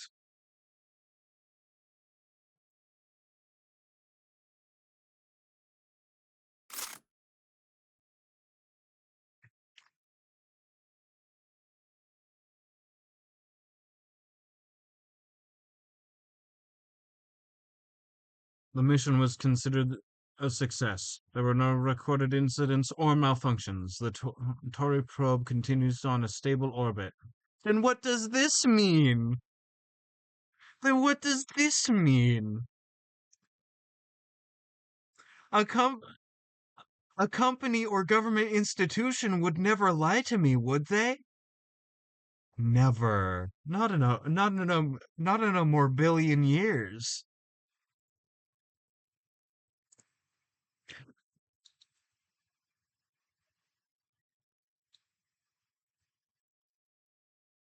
The mission was considered a success.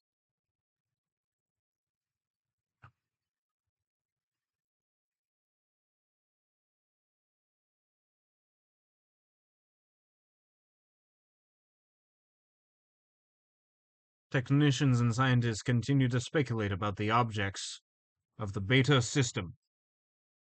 I guess about the objects in the beta system.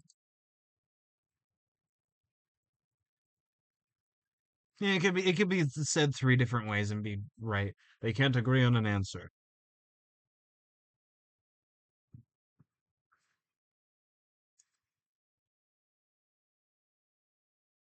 Neat frontier space mission. Planet sounds. Before I continue, a thing I think I notice with this is the pacing so far has been really slow. Like that's not a bad thing. That's just a thing I noticed. Like even though the videos are short, the pacing feels very slow and deliberate, sort of scientific almost. And while I find it very interesting, like maybe for like future projects, uh like either having things go by slightly faster or having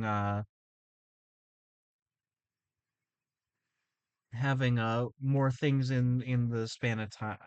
It was my first time doing analog art. No, it's fine. This isn't judging. I'm enjoying this quite a bit. Run fast. Like most analog horror, show the monster choosing. No, no, that's fair.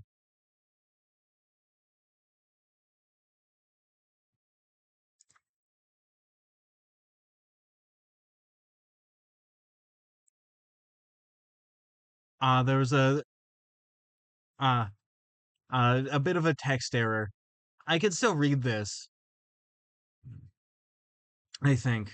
I'm having a bit of trouble with this one right here, but I can read this. Space is silent, but it's not empty. It's full of radiation and particles floating around. Planets emit waves too, through their magnetic fields. Fair enough. For video editing, I personally use Blender, which I know like Blender's the 3D modeling software, but like it's free, it's open source, it has a pretty decent video editor. It doesn't lie to me about proportions like this. It's pretty nice.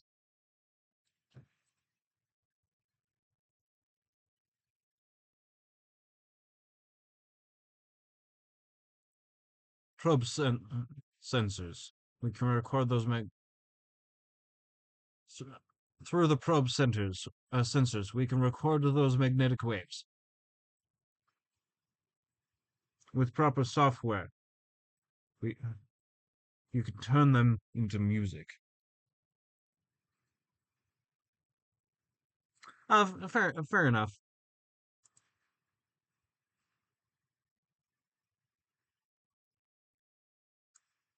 It cuts to like the mysterious like rogue planet, and it's just sound of like dissonant screaming, and then it cuts, and that's the end of the video. Probes recordings labeled.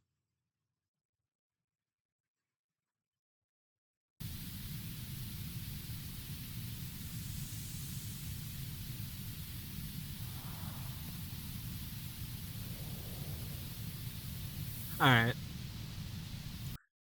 I said that because that's the kind of reveal I would have done. Like like this is the fourth video for analog horror. This is not fast, and that's not revealing the monster. It's just this thing is weird. They're screaming on it.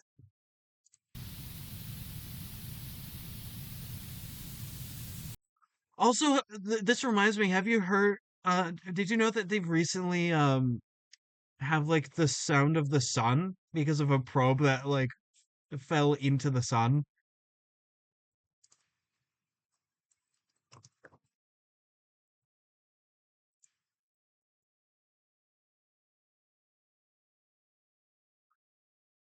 Raw audio doesn't make sense because they had to scale it up to make it audible for human hearing. Oh, it was in 2018. I thought it was more recent on 2024.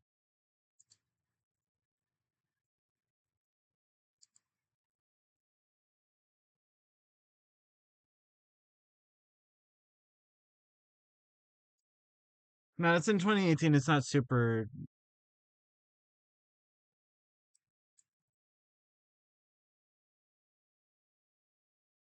Can I go faster? Or is this like a continual like live thing?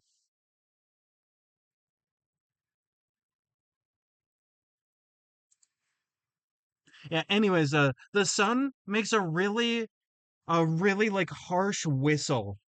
Like a the like when I said screaming noise, the sun makes kind of a whistly screamy noise, and it's like super freaky. I wonder what sound the earth makes, like without us involved. We'll never find that out because we're on Earth. But like, I bet the Earth makes a sound.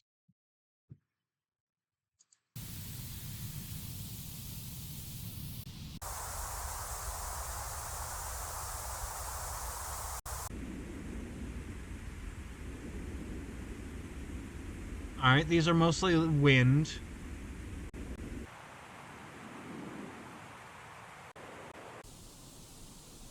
All right. That's different.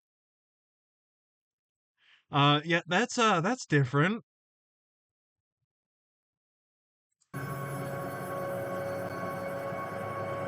I'm getting the premium experience because my ears are ringing and it makes it even scarier.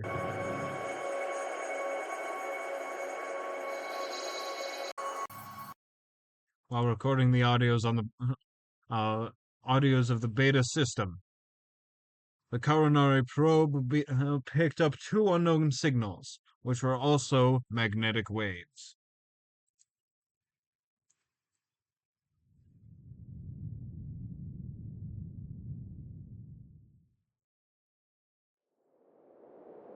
Intriguing.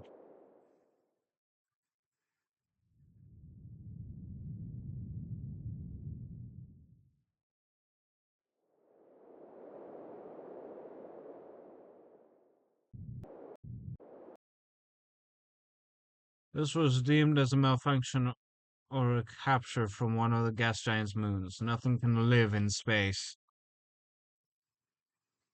Again, this reminds me of Gemini Home Entertainment, which is something like, even though it's super foundational to the genre, I don't see people doing all that much.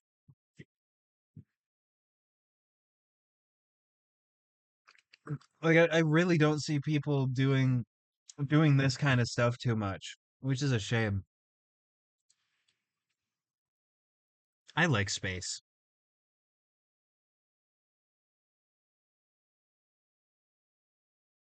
Like the line "nothing can live in space" at the end is mwah, very good.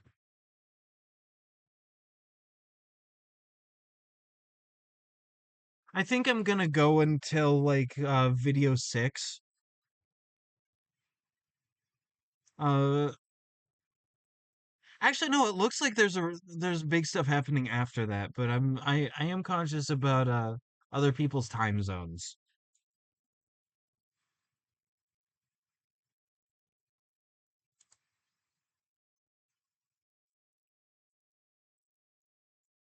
After the success of the Frontier mission, many other missions spawned to investigate the triplet star system.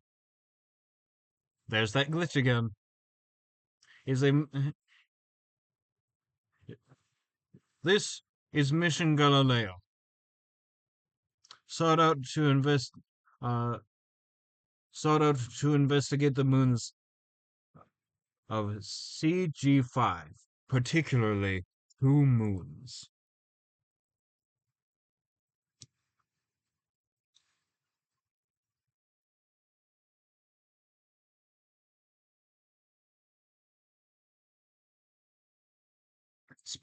Before I continue, by the way, space sounds are super fascinating to me. Like as a individual.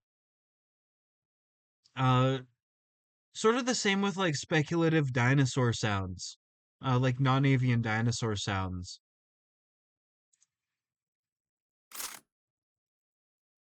It's orbiting.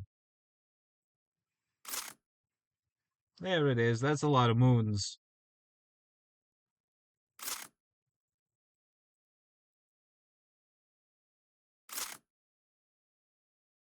This is one of the first pictures taken by Galileo. Is that Galileo 1? I think that's 1. That looks like a 1. Galileo 1.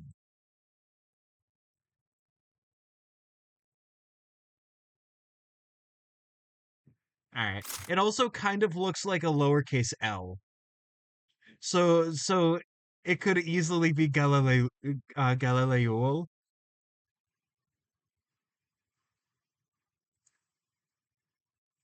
Uh, this moon is one of the closest objects to the Earth to have liquid water. The temperature is estimated to be around negative 150 degrees Celsius. Yet, I would have personally used Kelvin, because Kelvin is on the same scale as Celsius, but it goes way colder. Thank you, Kelvin.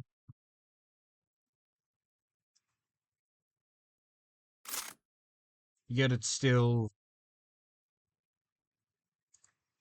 Is that uninhabited? Or yet is still hmm.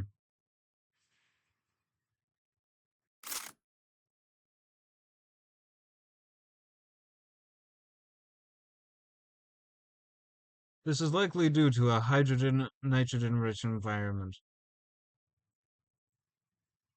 Both gases have extremely low freezing points, and when mixed with water, they reduce its freezing temperature to. I see.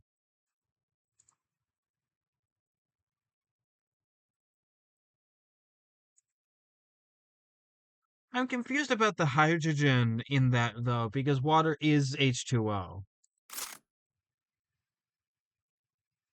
Images taken from the lander as it descended.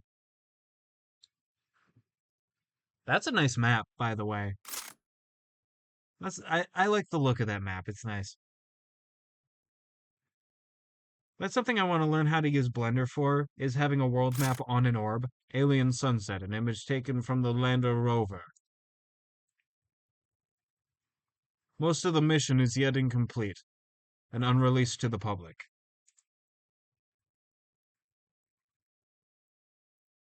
I hope I'm getting the my assumptions correct from like what's cropped out.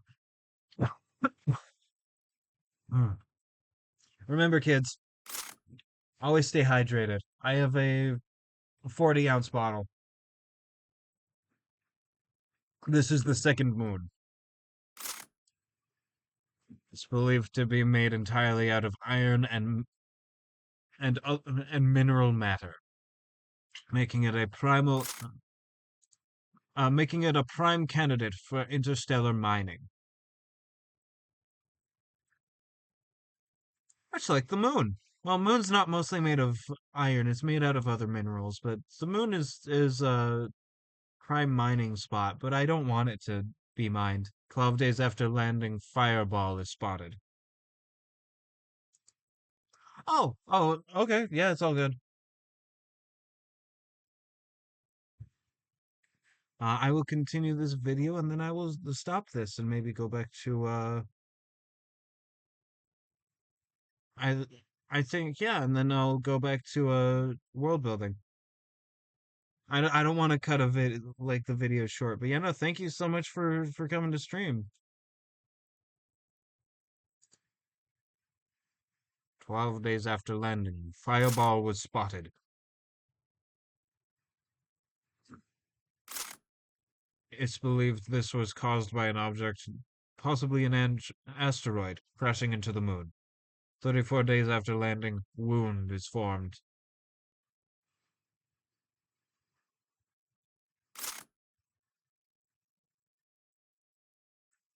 The wound is a strange patch of blood red soil, revealed by cracks on the surface.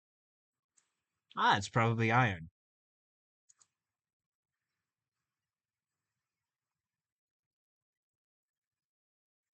The patch is given its color by rust metal and hemoglobin. Ah, it's alive. Sick. The circumstances that allowed the formation of this is unknown, as the moon is devoid of atmosphere.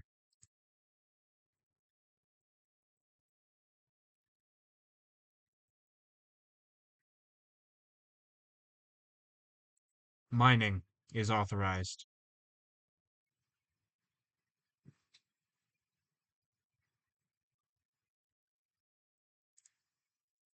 Sick. Well, thanks again to the engineer for coming to stream. I'm going to switch back to art time, and I'm going to continue world building. Uh, I'll I'll uh, I'll talk to you again about the project we're going to work on once you're available again. Uh let me start up my music. There we go.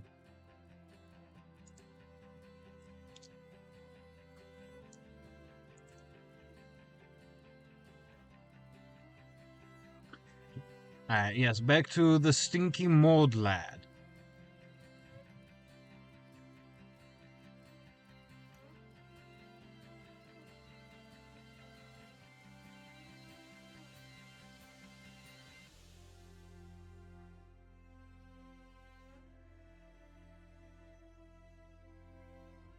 Begone notification.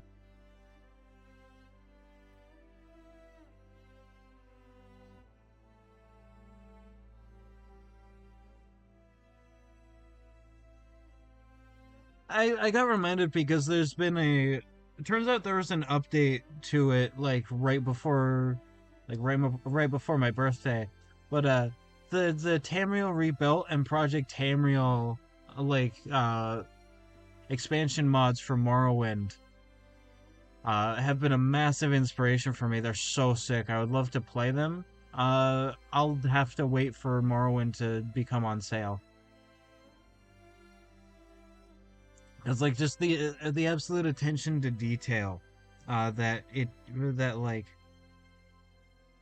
uh that it takes to make something like that is stellar. I don't think I'll stream that because that feels like a personal like me time uh game. Plus I have a bunch of other stuff I do want to do. But like God, I'm so excited to play it. It just got the Project Cyrodiil like sub mod of it got a massive update.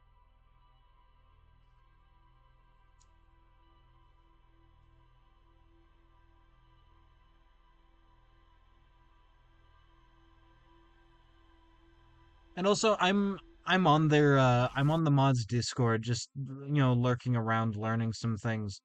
And they have a bunch of other projects besides just mainland Morrowind, Project Cyrodiil and Skyrim Home of the Nords. Like they've got a whole bunch of stuff they're working on, and I could see why it's been taking like forever because of like I don't know how much attention to detail. My God, it's so good.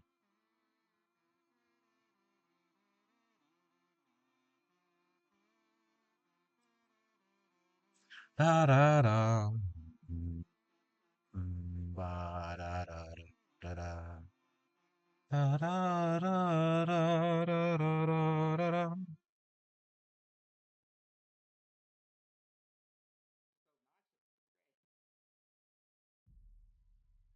Hold on. Let me change the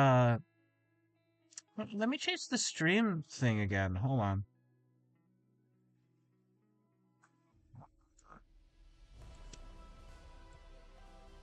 Back to road building. Smiley face.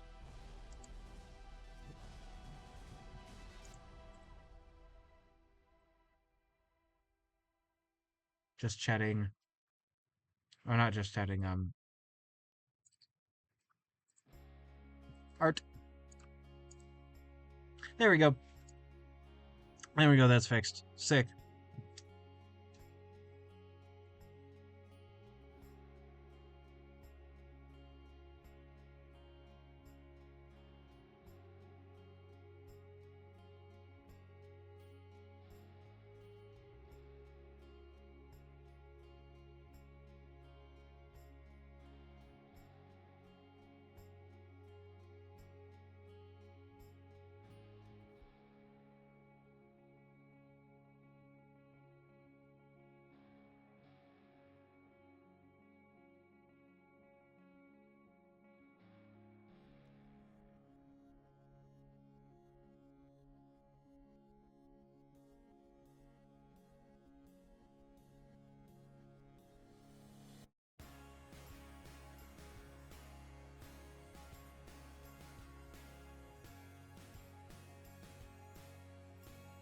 And then get sort of a artistic funny highlight in the eye.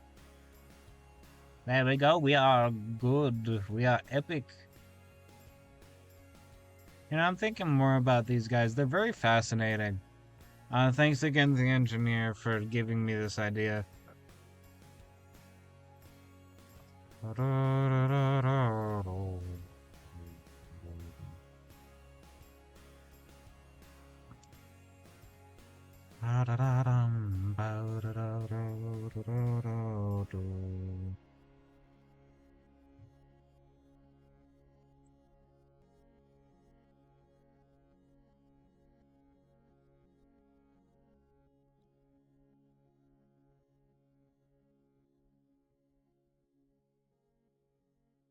There we go. Sick.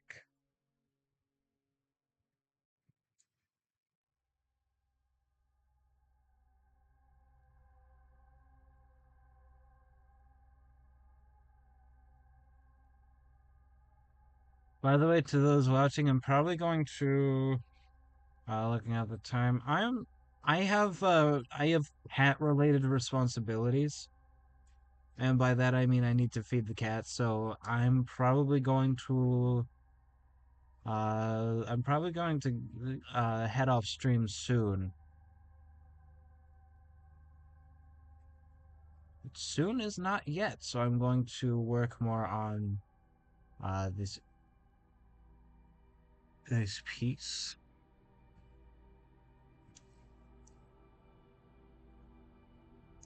And once the piece is taken care of,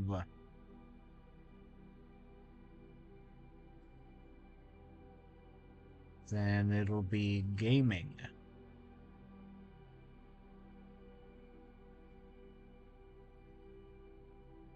This, you know, this is sort of something I didn't realize about my art. I really like the look of like the cumulative layers of sketches a lot. Like this could not have been like this would not look as good if it were just one of the layers, but putting them all together really adds something. It adds something pretty sick.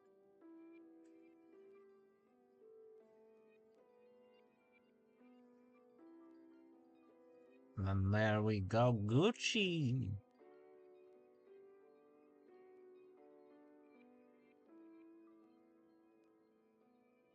You get that and myself to do this. And maybe one of these. Golden.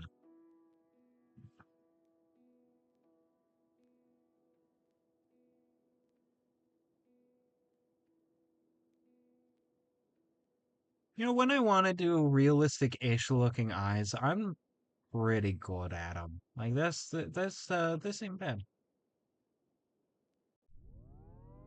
I didn't mean to go to that. I meant to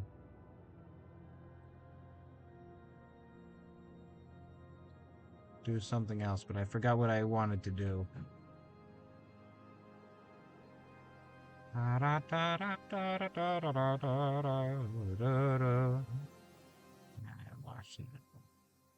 Watch as I make this highlight appear suddenly and add a very faint outline just so that I know what it is and what I'm talking about. There it is.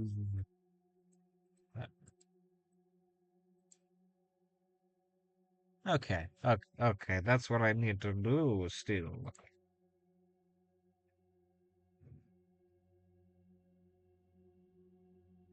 And I think adding some nose muscles are very important. Like a soul. There we are. Sick.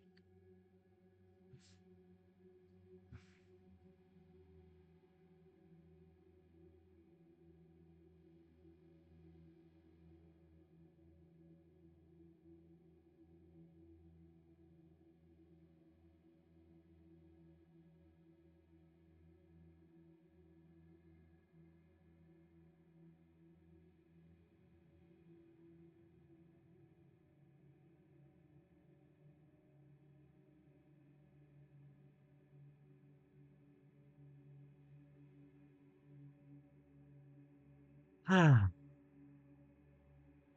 definitely like the idea of these kobolds because they give me even more funky sapient people to do things with. in this world, which is awesome. I'm very excited. I'm glad I have that opportunity. I do this.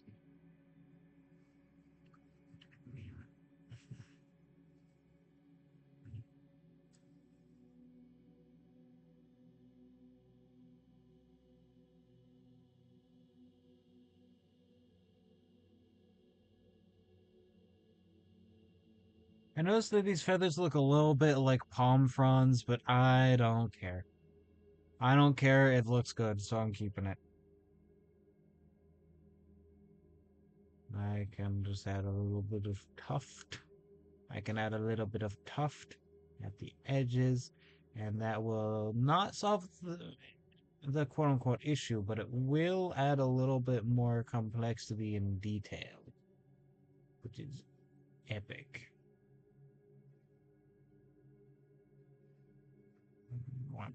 There we go.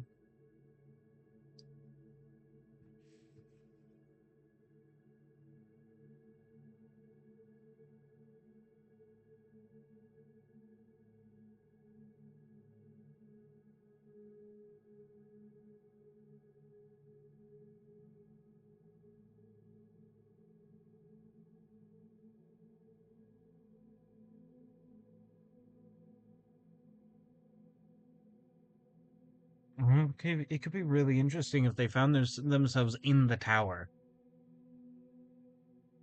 and like you had to deal with them and they were causing a big stinky mold problem and yeah. Yeah, I like that.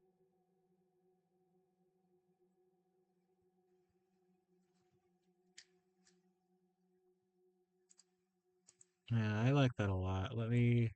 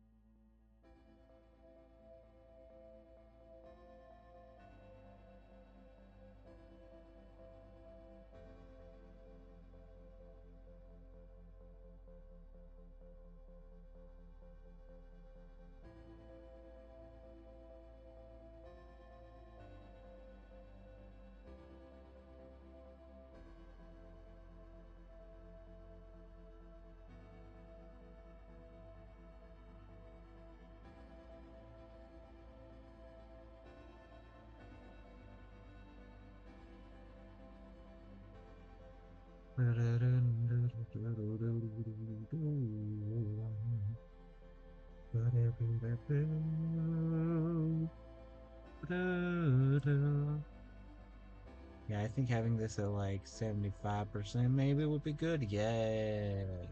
Yes. Cool. I actually might lower it down to like yeah, maybe lower that opacity down to like 50. Sounds good.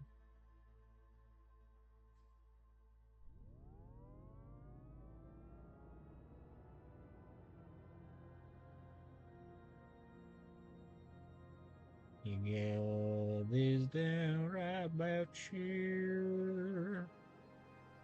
You start to fill out the shape with some highlights.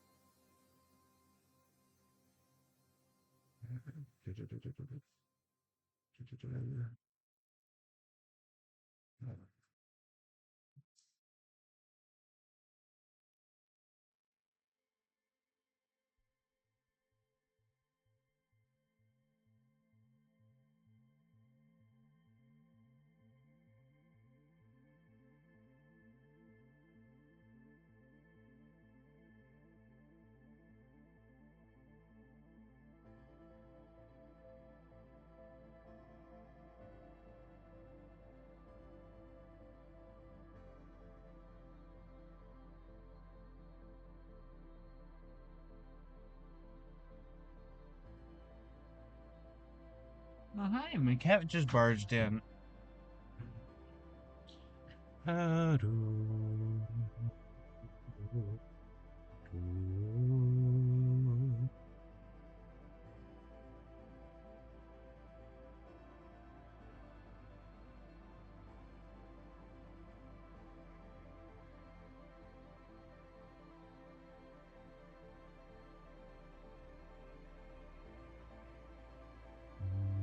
situated, and then you swirl do.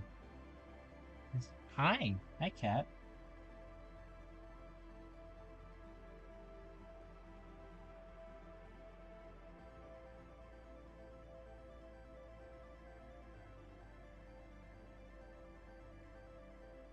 Hi, you want up?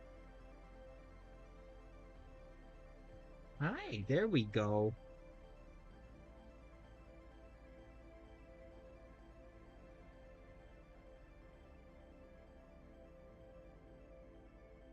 My cat likes to know what's going on my desk, and she's not allowed to be on there. You ain't allowed to be on my desk. You're allowed to be on my lap. You're a very sweet girl.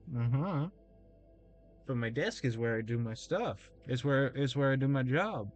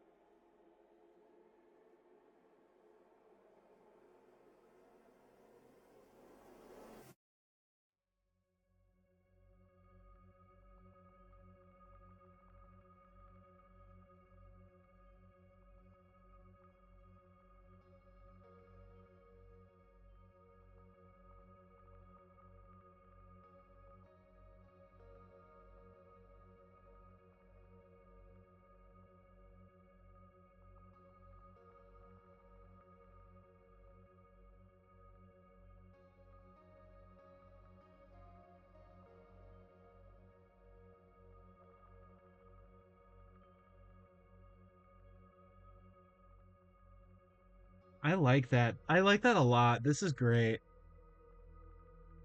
I think this is one of the best pieces I've ever made for anything.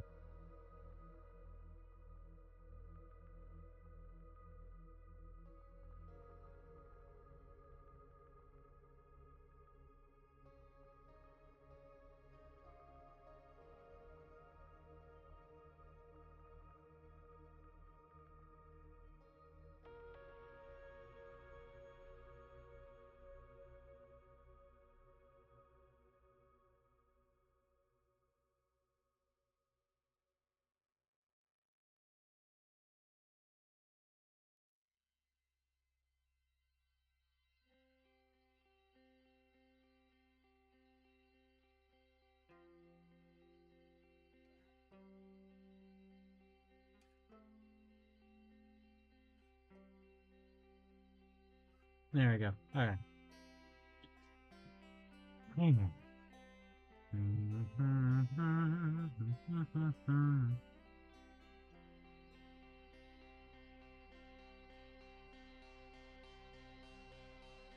I like this. I like this a lot.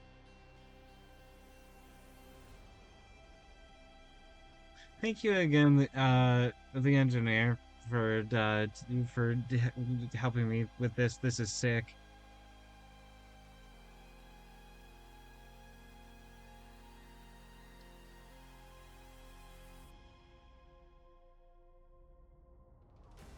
Also, the power of using a mid-tone canvas.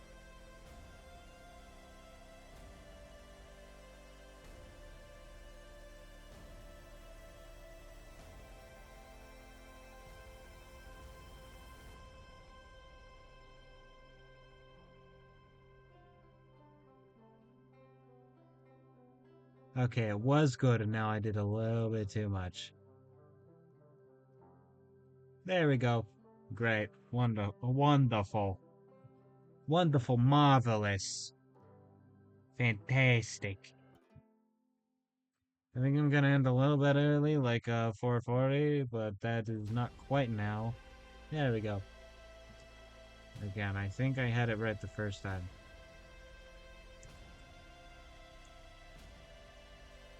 There we go. Yes.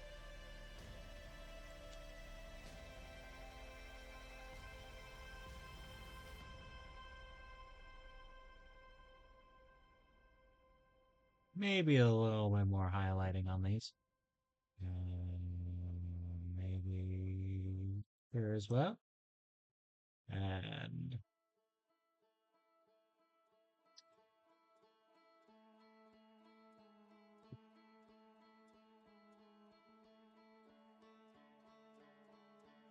we have me one here and here.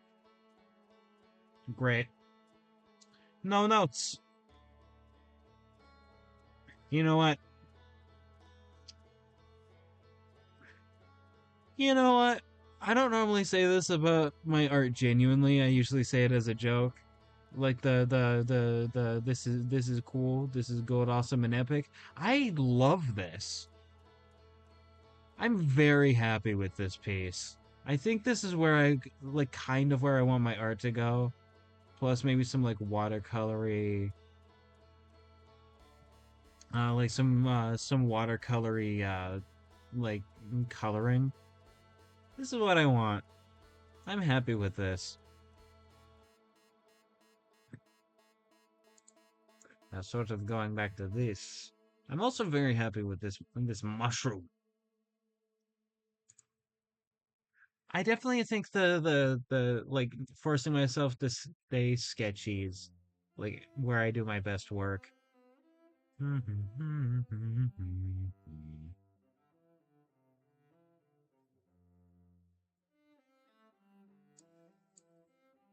Yeah, I'm gonna share this with my friends sometime. This is good.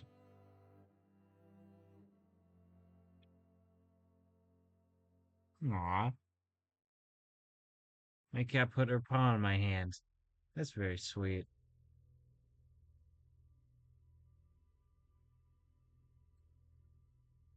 Hmm.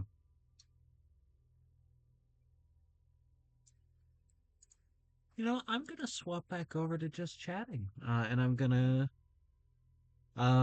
do my funny ending read now. Uh, Yeah, I've been Bajongles. You can find me over on Tumblr and Blue Sky at Big Boy Art One.